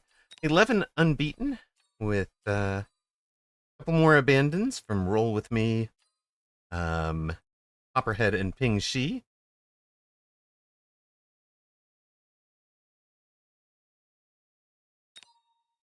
Oh, we are through. All right. Eimer with the win we just saw. ERS beat Bratwurst. Zhaoji Qin Huanzhu gets to 3-0 over Bad, who was the 17th. This was the 20th seed versus the 17th seed. Onyx beats N470, who was something like the 50th seed or thereabouts, just below the 50th, you know, the midpoint of this bracket. T-Man beats Copperhead. Copperhead was way, way lower, so that game was probably not close. Red Scare over NWO. I think NWO was like the very bottom seed. I think, if I remember, they were like 83rd or 84th. Alpha Legion goes down. Sparty gets to 3-0. Anoda beat Roll With Me. Farco 9 over Ping Shi. And AWM beats Sag Pseudo. So that is the... Gonna leave you 11 up at the top. Alpha Legion in the spoiler role. 2 minutes to go till our next match, so we'll run our ad. Oh, we're only including attentive watching, then it's a lot less, Kat says. I mostly watch with a minor amount of attention on my second screen. If I'm being attentive, I have stream open and game open to go over things at the same time. Ah, so I should check. When you give advice, I should check the watcher icon to see if you're actually in my game. If you're in my game, I'm taking the advice. If you're not, I'm not. Okay, I can get this. I can get behind this. Kat has finally given me the codes. Kat and I are teammates. I'm totally teasing. We were teammates on the Triple Threat Tricksters 2 years running. Had a lot of fun with that. Learned a ton from being on the same team as Afuchi and Kat. Highly recommend them. It's one of the reasons why Kat is a mod on this channel. So, those were great tourneys, and you were just the right person to have on it. Alpha to learn for defense, you for offense, Afuchi for just overall strength, and me for, you know, I guess I was the comic relief, honestly. But, you know, whatever. Celebrity status. Celebrity cachet.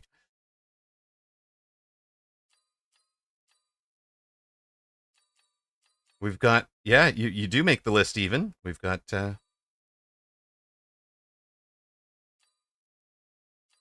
it'll be you against ERS. Onyx against ERS. Oh, you're gonna make the abandon by abandoning. Okay, so we makes that even, but it doesn't help because 10 goes down to 5. So yeah, but he left the no spoilers this round. So Sparty against Zhaoji Qin Huanzhu. Red Scare, number 1 seed facing ERS, the number 7. That would be a hell of a game to cast. Park facing Anota. AWM, the 5 seed, facing. I think this is the. Oh, I lost it. Okay. I'm facing Vzite, who is low enough down that I didn't write them down, so...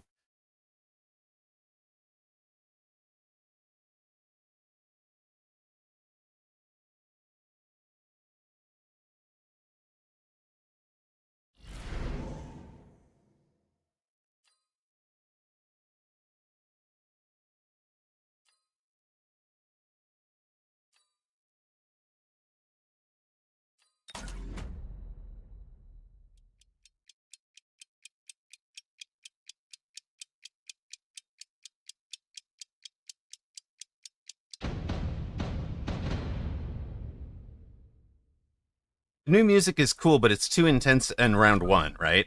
Is what I think.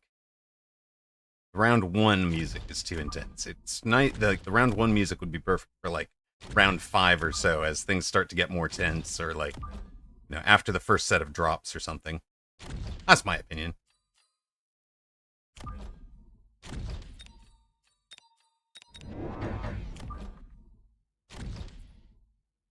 Yeah, the music and deployment are great. It's just the battle music is kind of like too epic, too early, right? Ooh, I see you like fort. I will challenge you to a honorable fort duel at the earliest possible convenience.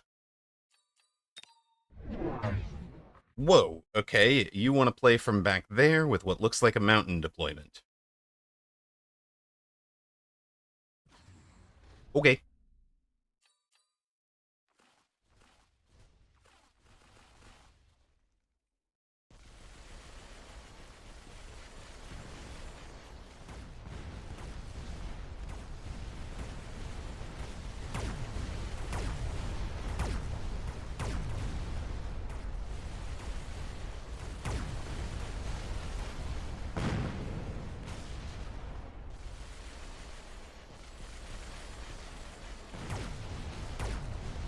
We get a tower take.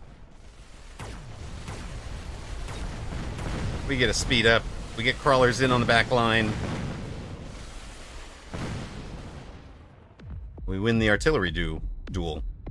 He should level 2 that outside tower, I would imagine.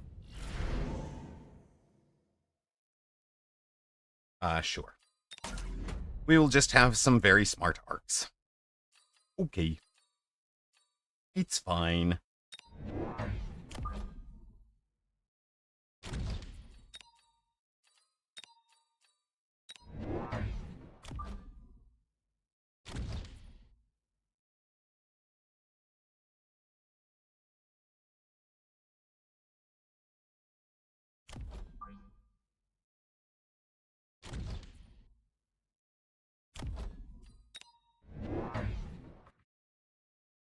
What is opponent building? He's an aerial specialist. So this is an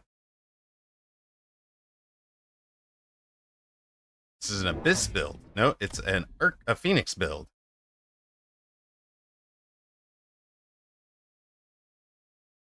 You've still got a 7 gap, right? Good night, Thonix. Thank you very much for the long time hanging out today. It really helped. And for all of the tremendous work in Words on Stream. See you. Well, I guess I might be back on tomorrow. I haven't sorted that yet. Not sorted tomorrow's streaming out yet.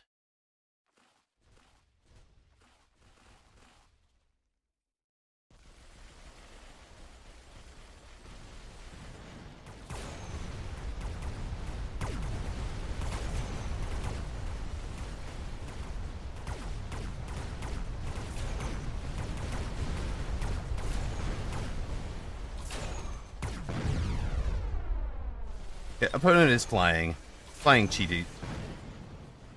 Flying cheating.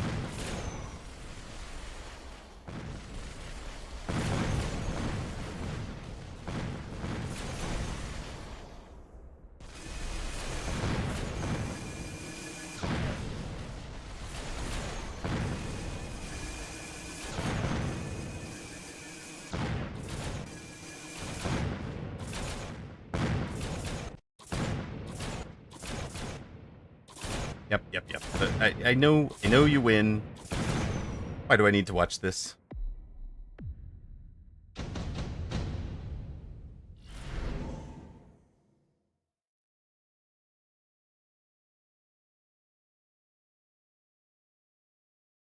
All right. What do we got? I don't think we care. We want our smart arcs to keep smarting.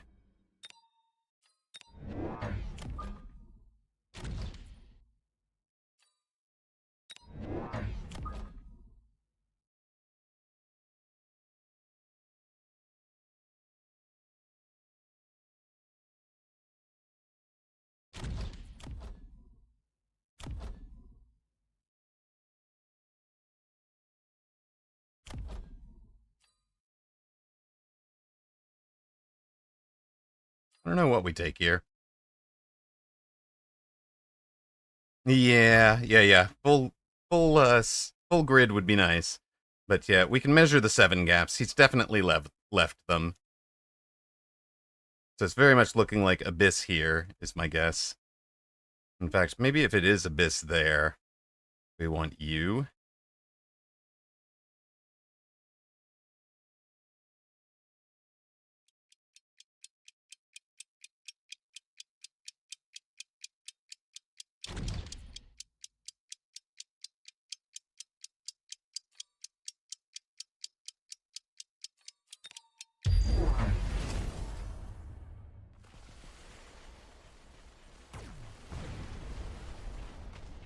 He's trying a running crawler to protect the outside tower now. It has a level 3 tarantula.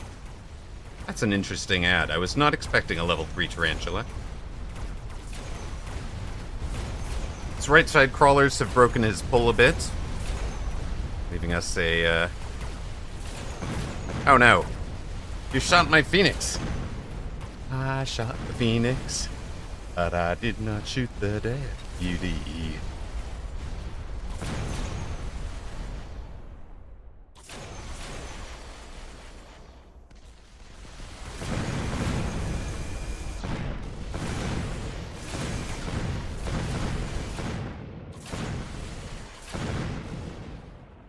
You even spider emoted. Ah, I see.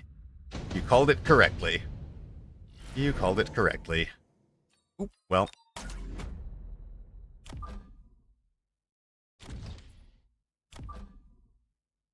Hi. Hi.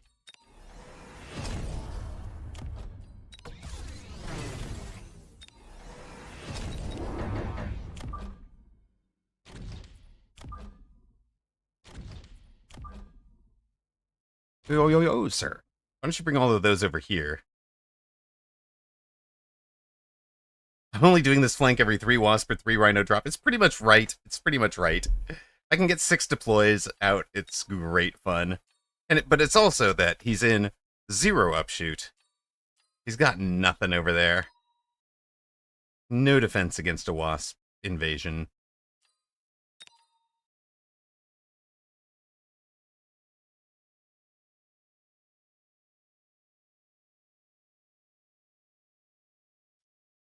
Think we hit you just to slow you down.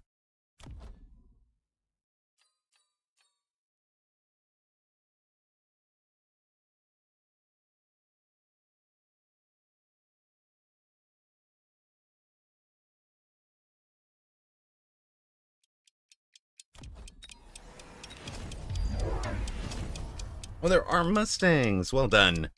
Well done, sir. The wasps don't have range, so it is going to hurt.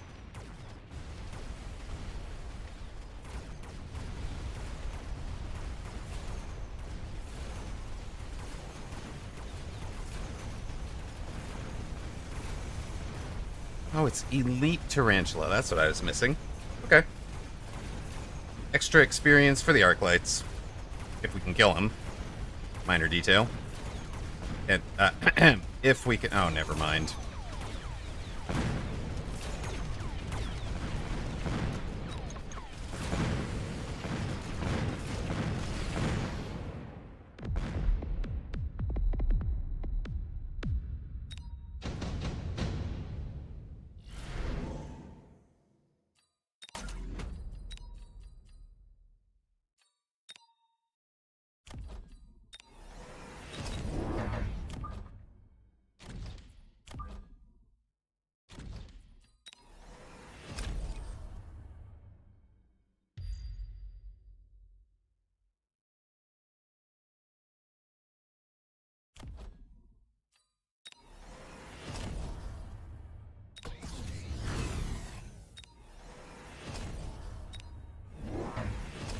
Splash, huh? Okay.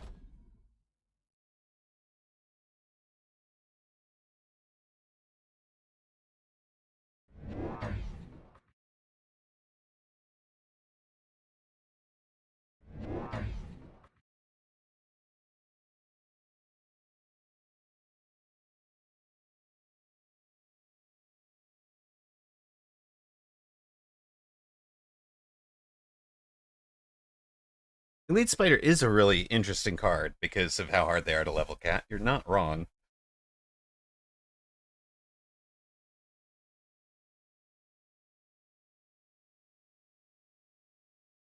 They will also feed us a ton of level, I think.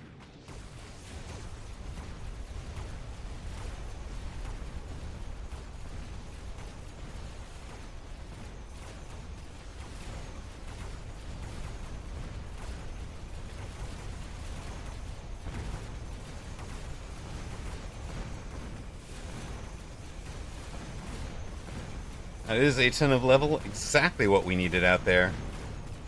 For the big wasp flank. I really wanted to fort this guy, but okay.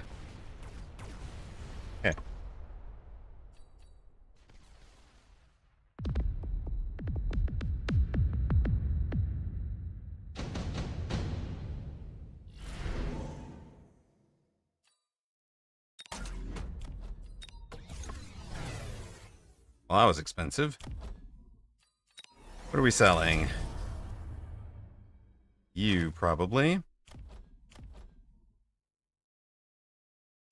Bless it. I don't know if I needed these levels or not.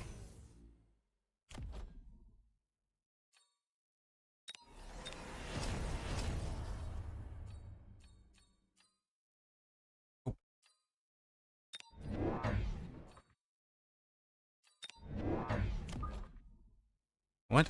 Sure thing.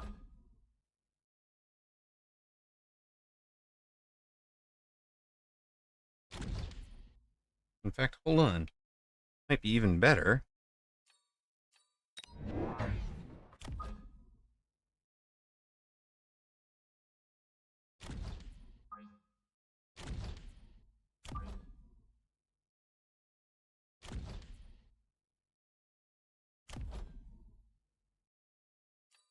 Get those guys established and leveling.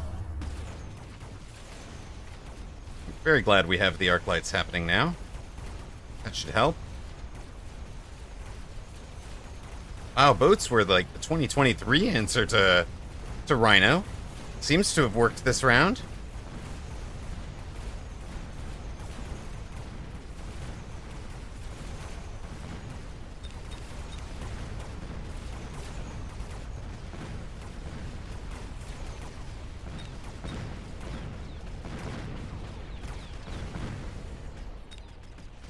Right arc did get very stuck. Yes. Yes, yes. We need another arc out there. Oh, you think so, huh?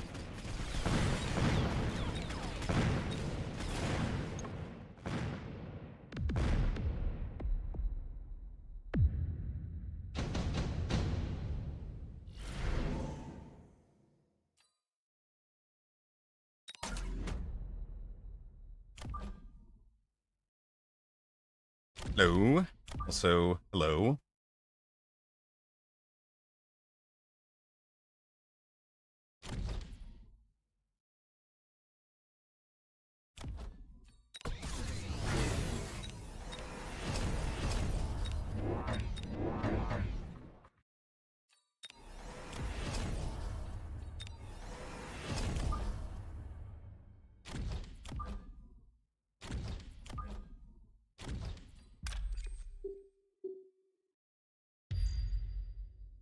Hello, Woof.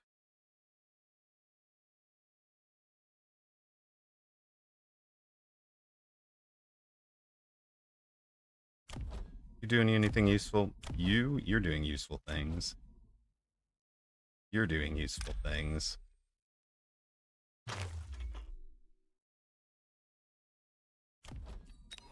Thank you. No, range would definitely be a mistake. Now, let's see. Can we just cause problems behind his tower? Does that just work?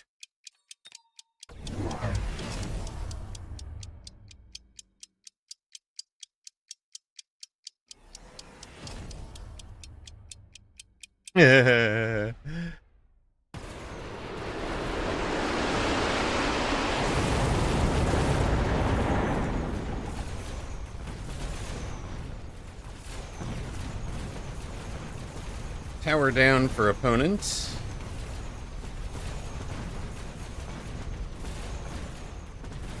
Bunch of units stuck behind tower.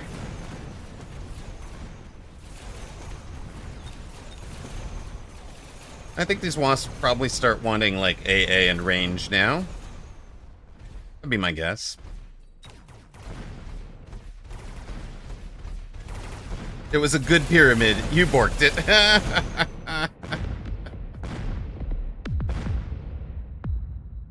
Wait. Oh no! Accident! Ruh-roh. Alright, well...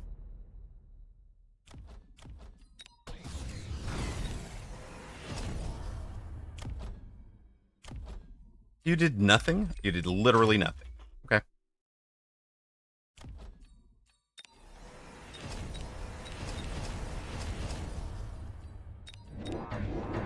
Oh, hey, look at that.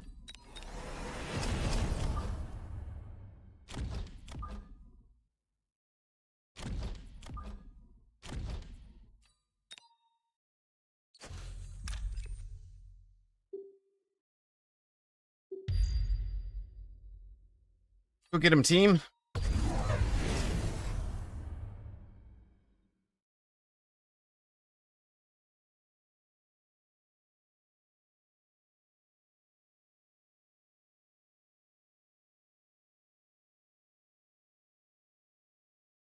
No, no, no. I'm counting on this mobile beacon. Put that mobile beacon back, sir. No, no, no, no. I need... Sir. I need this mobile beacon back. That's alright. That's good. That'll slow things down. Anti-air on the tarantulas doesn't help, because you'll be shooting the rhinos with splash. Okay.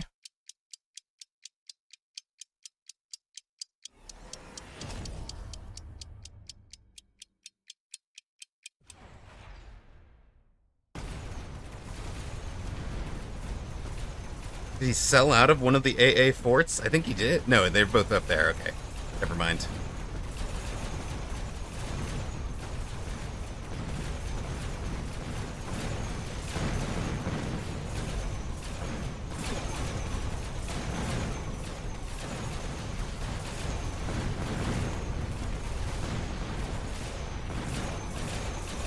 AA fort is a good answer. Boat is a good answer. Opponent needs to pick one.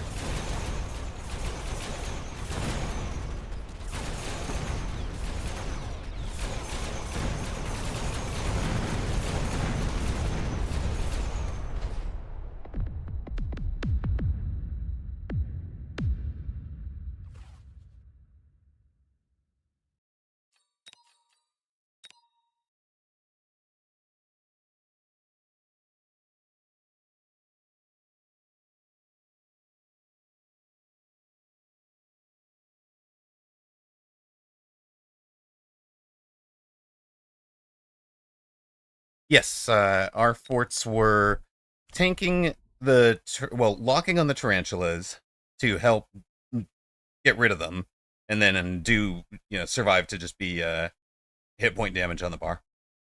That was the thinking.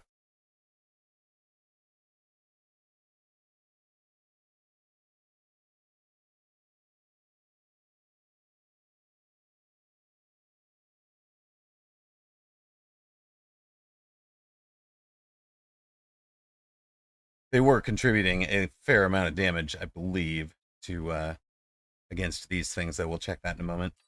Yeah. 27,000, that's not that much. 53,000 over here. But they're surviving, they're tanking stuff. That works out for me. Oh, sorry, man.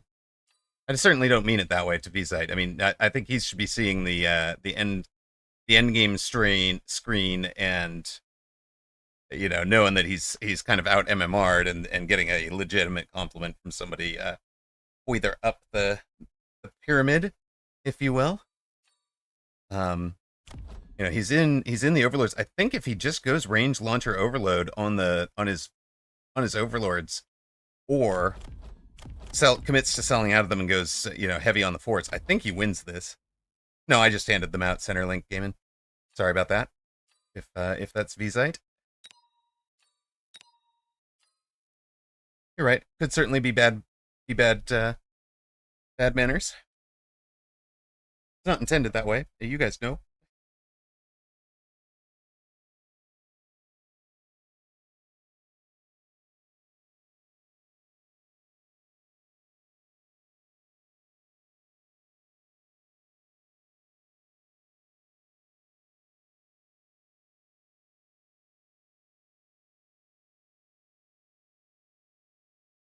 I hope he knows it. If I tilted him for that, I do apologize. I figure if you're in tournament, you know you're coming up against people that are all over the map, skill wise, and I love to chat strategy after them. So our guy might even just have chat turned off, so he was only going by emotes. Sparty with the win over Zhaoji Queen Huanzhu.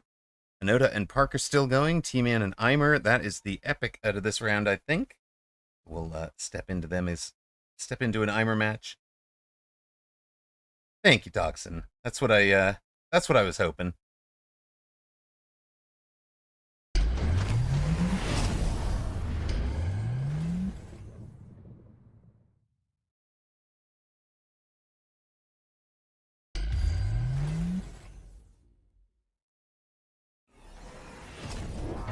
Oof. Eimer in the I'm about 4-1 favorite in the Abyss bet. Or in the Abyss. Onto this board, I'm gonna have to agree. Put my bet in there. Abyss cost money, yes, but win the game with it, and it doesn't matter much. One melter for T-Man.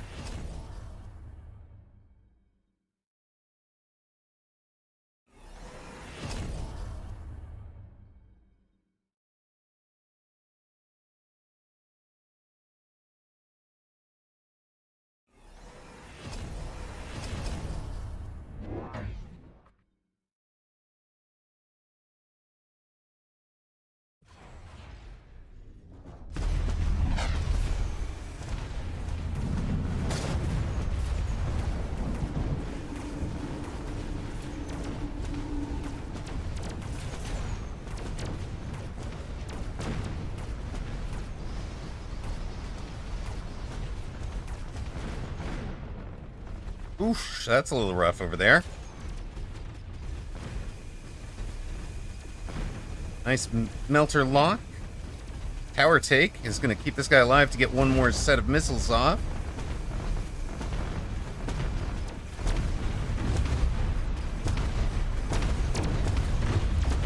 That left side raid has stayed alive the entire round.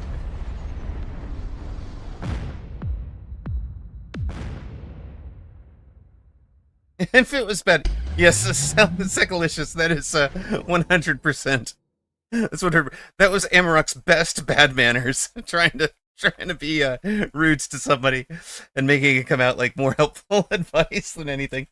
Yeah, I'm just terrible at being bad manners. I'm really awful at it.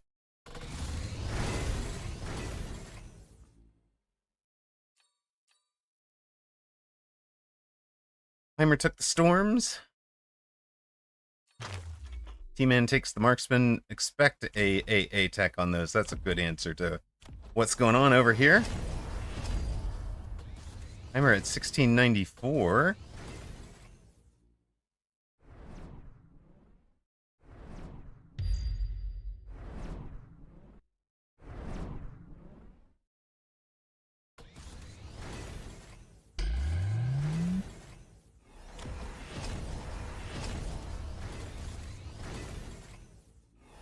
It's a good oil. It's also a really good crawler flank over here, because that is chewing up a lot of this Abyss's early intent. But it's going to be fighting behind a level 4 tower now. Melter to answer the melters, I think. Especially the absorb module level 4. Really needs to get the first lock. And this isn't the place for it, Eimer. I don't think. Can we also missile this out with your last 50? Please, please, please. Nope, not missiling that out. Oh, we have the Wraith for it, I guess. Yeah, it's fine.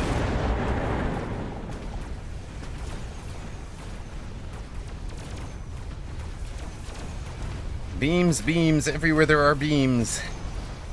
The Abyss is just like, nah, I'm done with over here. I'm done with this. Tower takes only 3 seconds.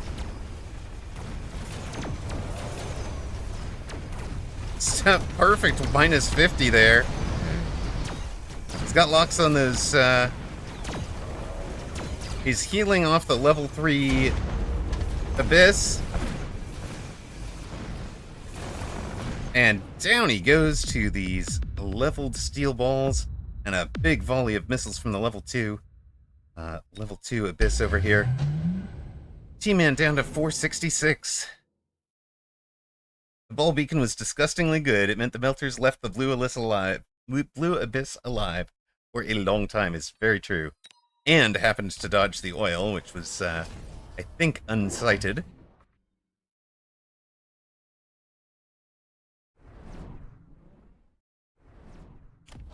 You've both taken a laser sight. Unfortunately, you can't laser sight a Titan, and you can't laser sight your summoned Wraiths. But you can laser sight your Melter. That's where you're going with this.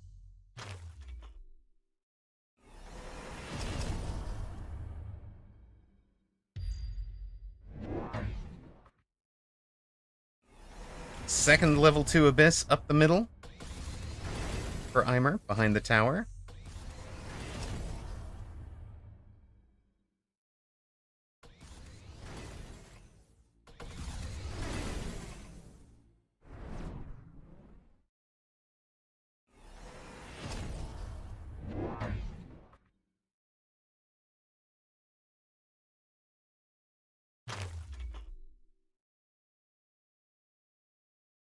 Does it actually help, T-Man? Light that on fire just to get all the big units through it? I think that's what... Yeah. Support Wasp. In now or never. Yeah, the oil's really hurting him because he gets stuck in it.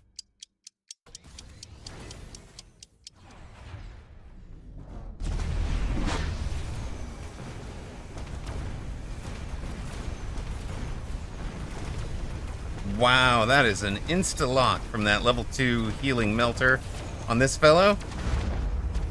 Down it goes over there. But the right side looking very good. You know, there's locks now.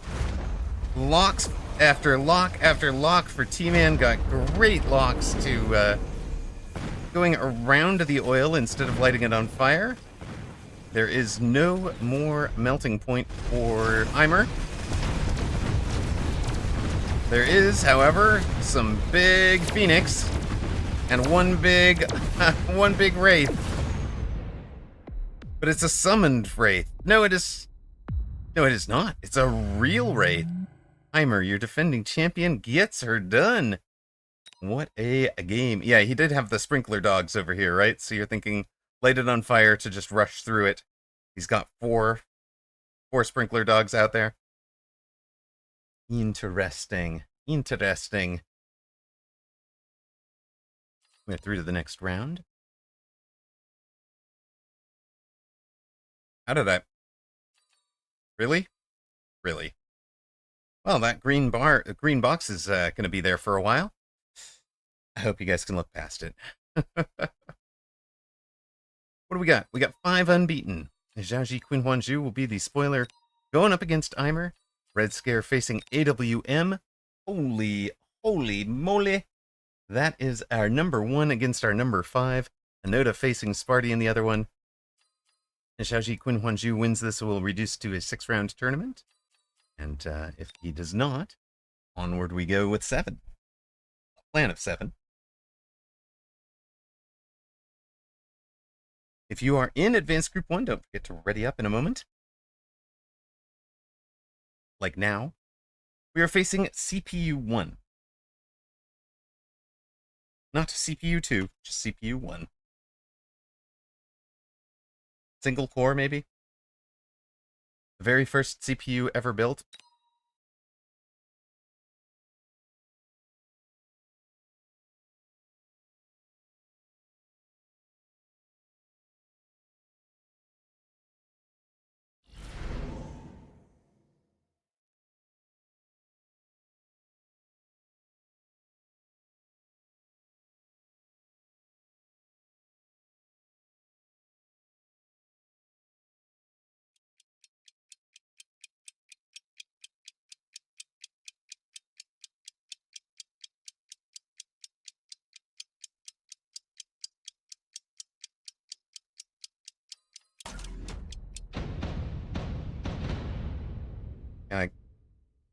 Thank you. Okay.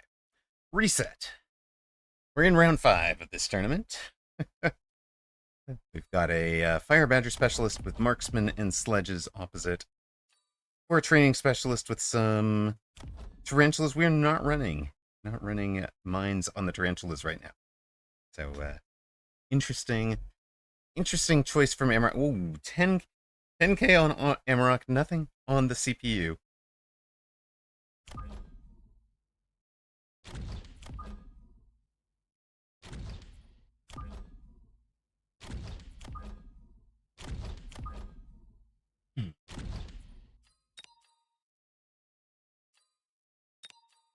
We're gonna start with Void Eyes, gang.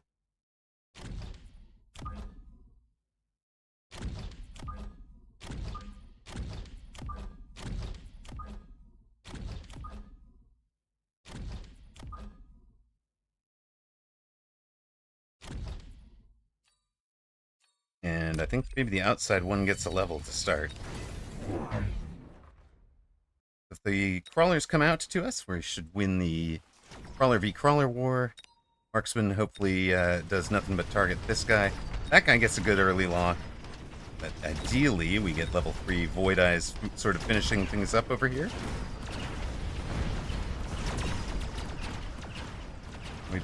We have been led astray. Fight not the things in the middle. Thank you. Go, little Void Eyes, go. Take the tower. Taking the tower from 100 meters out on round 1 is very nice.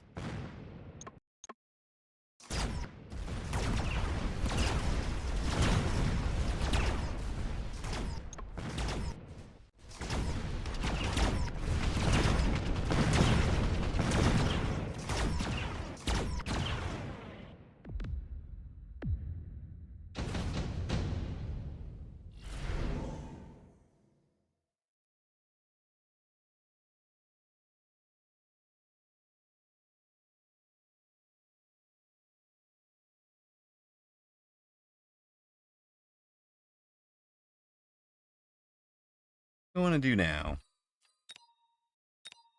Farseer for accelerating hit point bar damage, plausibly.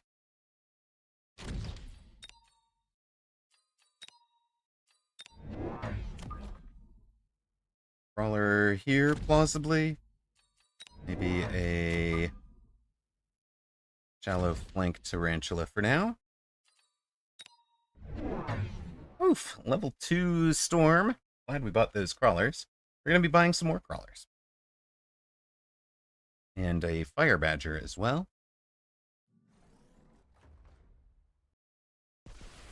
Upshoot hype.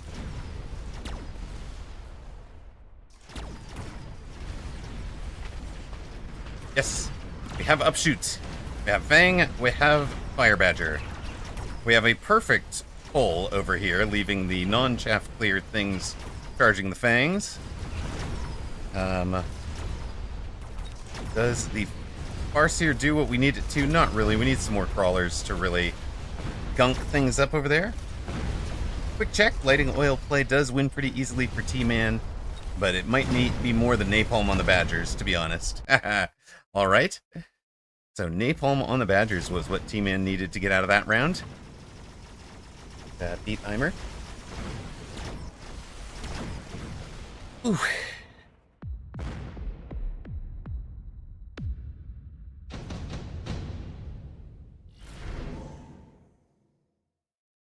Let us pile on the pressure, shall we?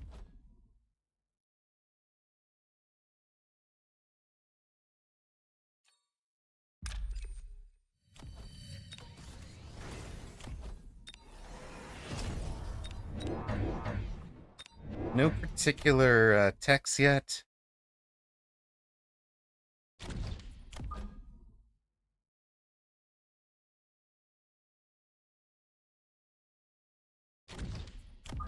Just want to see a little bit more single target TPS.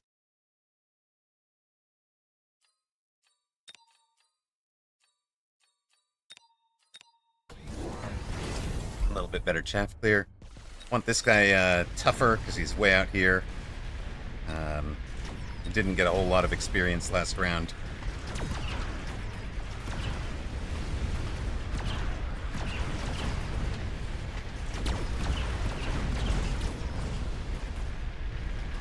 That's going better for opponent because he's added a crawler out there. We might want a tarantula. Our tarantula does get through, gets the tower.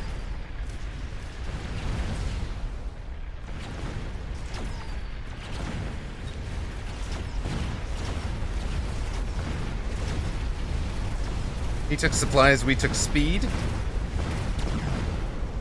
Opponent wins the round, so short term, even though he's at a theoretical disadvantage, he's got the early win.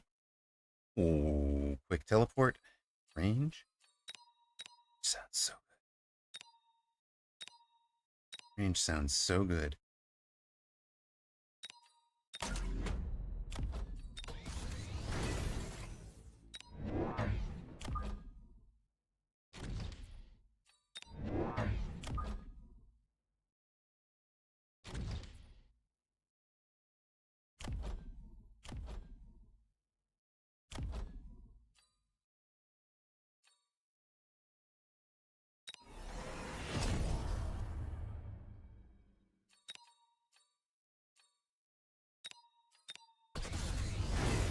Okay, it's an absorption module Fire Badger.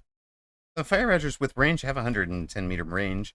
These guys are going to be healing something like 280 DPS. 280 DPS healing. These things are doing 1,000 DPS damage to you. This isn't... There's no way that's meaningful, right? Right? Opponent also, again, in a lot of things that are vulnerable to wasps.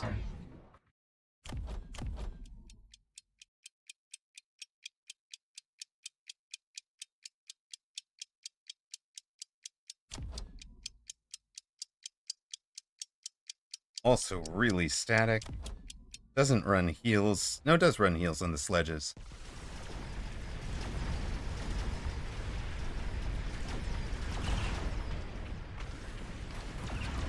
That's a decent lock, but it's basically a boutique Stormcaller. Like, direct for this one tarantula. Hey, that tarantula took my tower last turn. I'm going to stop this tarantula this turn on this turn only.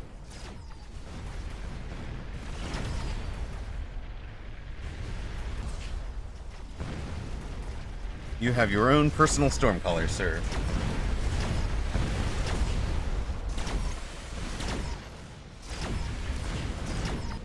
Yeah, round 4 advanced targeting. When does Bear like give us hacker? Do we look like we need hacker? Oh, baby.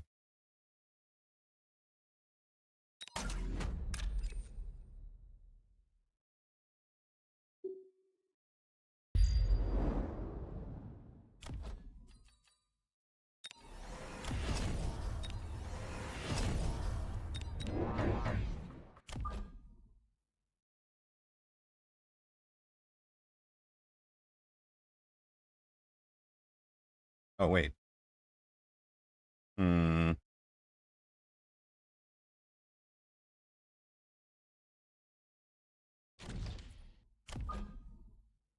Perhaps slightly less useful over there.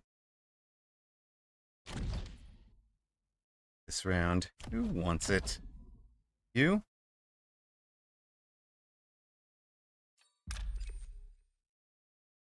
You. Nah, you'll take it.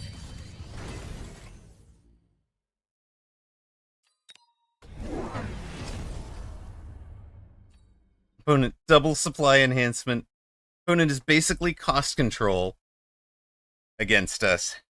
Should have a huge economic advantage. Needs to beat speed and range.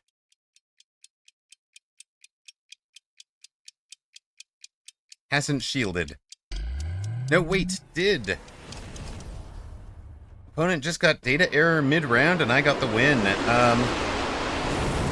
Hard to say what caused that. Great job shielding at the very last moment by CPU there. decided he needed it. Did need it.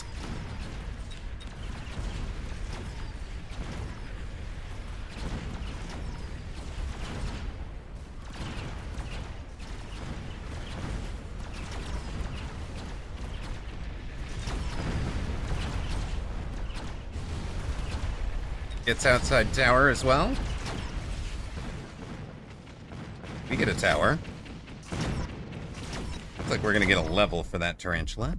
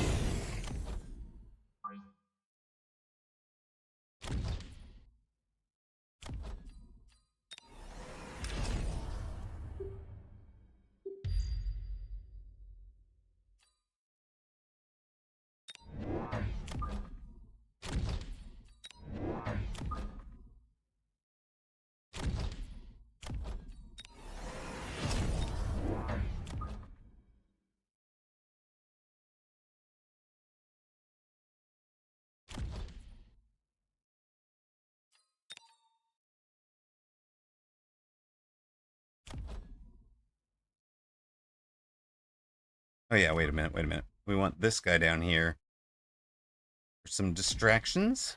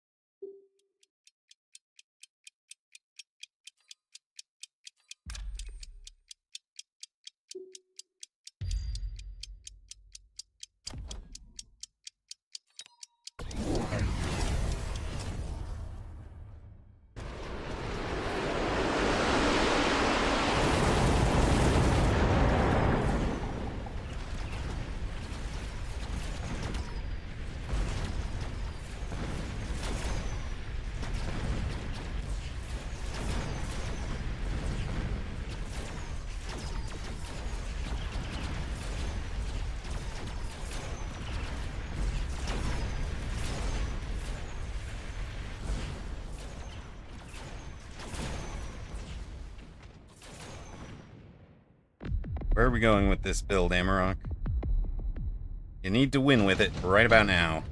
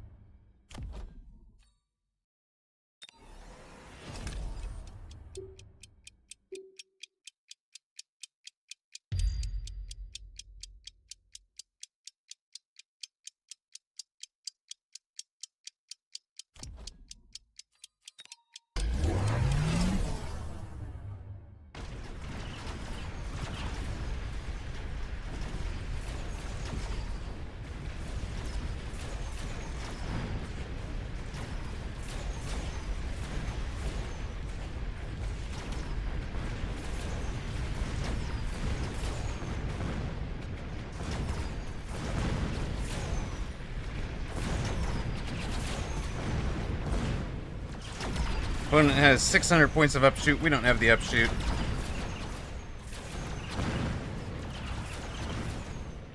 It's 600 points of flying. I forgot that I needed to fly the Void Eyes.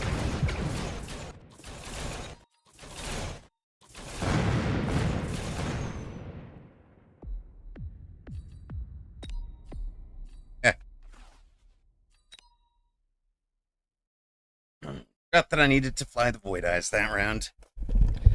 1644 for CPU. 1703 from Amarok, but opponent getting the job done.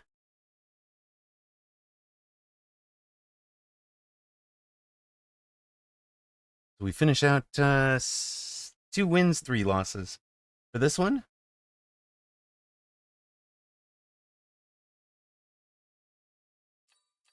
Don't feel like I played this tournament particularly well.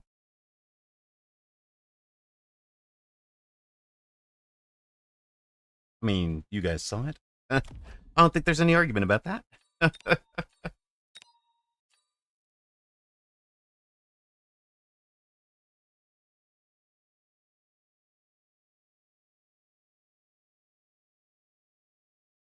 Almost got it. That one single thing, almost got it. It's true. Well, Heimer wins, Sparty wins, Red Scare and AWM still at it. There could be up to 2 rounds left. Sometimes you're the hammer, sometimes you're the nail. Yeah, no, I've got to go check that one out, and because I knew in my head I was thinking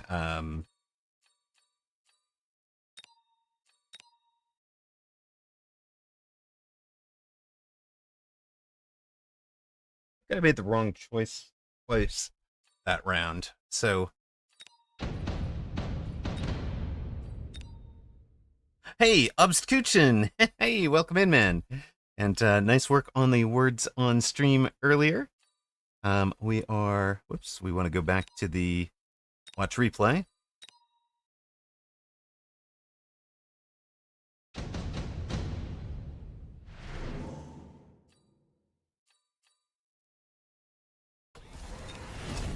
Take that over. Okay, I think I made 2 mistakes here.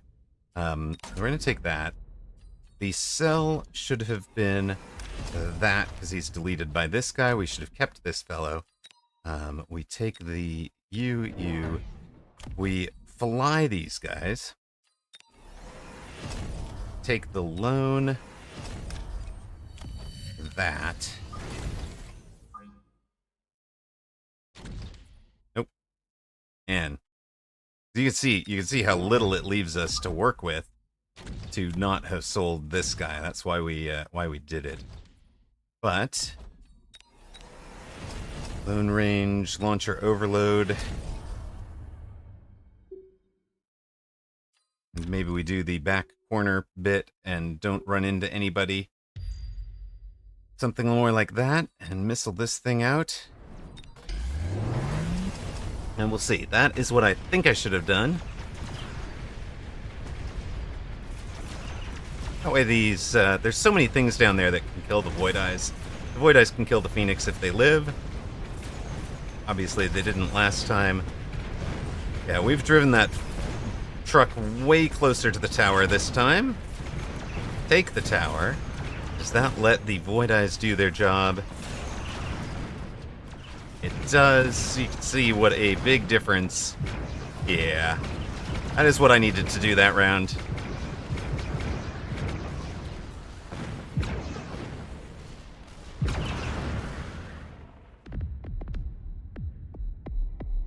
And then Obstkuchen is a in better shape. No, that was not even unlucky. It was a bad decision. I knew I needed to fly them. I just fixated on this shift and forgot to fly them. It was wasn't even unlucky. It was a bad decision.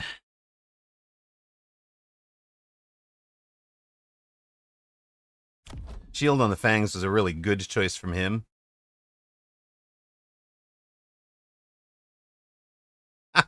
Guess who? 3 wins, 2 losses, 60 MMRs lost. Ouch. And then from here, I don't know what you do to turn this around, Obstacuchin. This is, because then we're looking at, maybe leveling this guy. He's just done 100,000.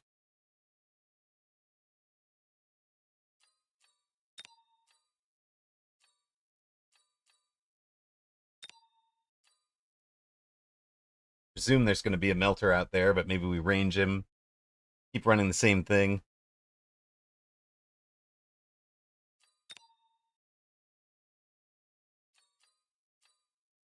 Poor run from me. That's all right. We took 2 mini tournament titles this week. We can have a bad weekend tournament.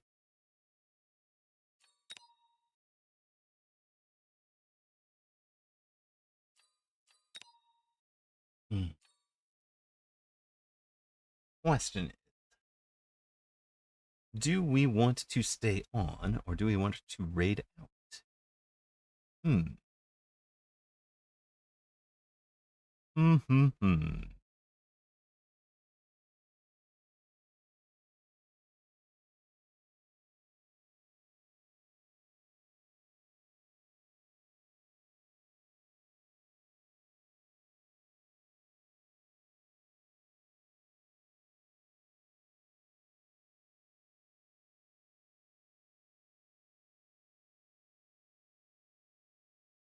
Yeah, game. I'm going to raid on out. I do believe.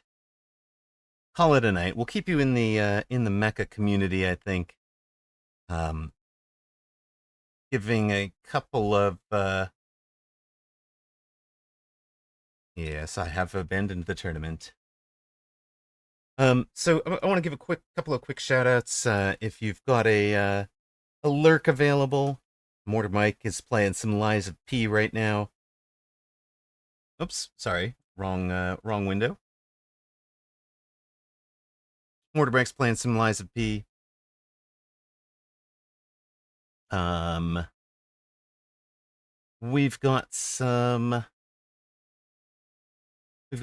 couple of thank yous. Our folks over there. Zalex has been here most of the day. Whooped has been here most of the day. Can't say Mew, of course. Bimpy, I believe Jerry Hattrick's around also. Zach stopped in during the EU tournament. So thank you very much to all the mods who've been here today. VIP sponsors include Toast94, Blue Feral, Just Nash XYZ, Ocelotus Gaming, Tab4200, XFireX, and this month's leading gifter, Anabolica23. Thank you guys so much for the support. Hardware from Blue, Ocelotus, Mr. John Thursday, and Salt Monkey Zach. Guys, I would not have been able to do this without each and every one of you. Thanks for being here. Super, super appreciate it. We are going to raid you guys out. We gave the shout outs to Mortar Mike if you've got a lurk for somebody, but we are going to raid you guys right on over to Vibe. Vibe, where are you? I was just in your chat. Here you are.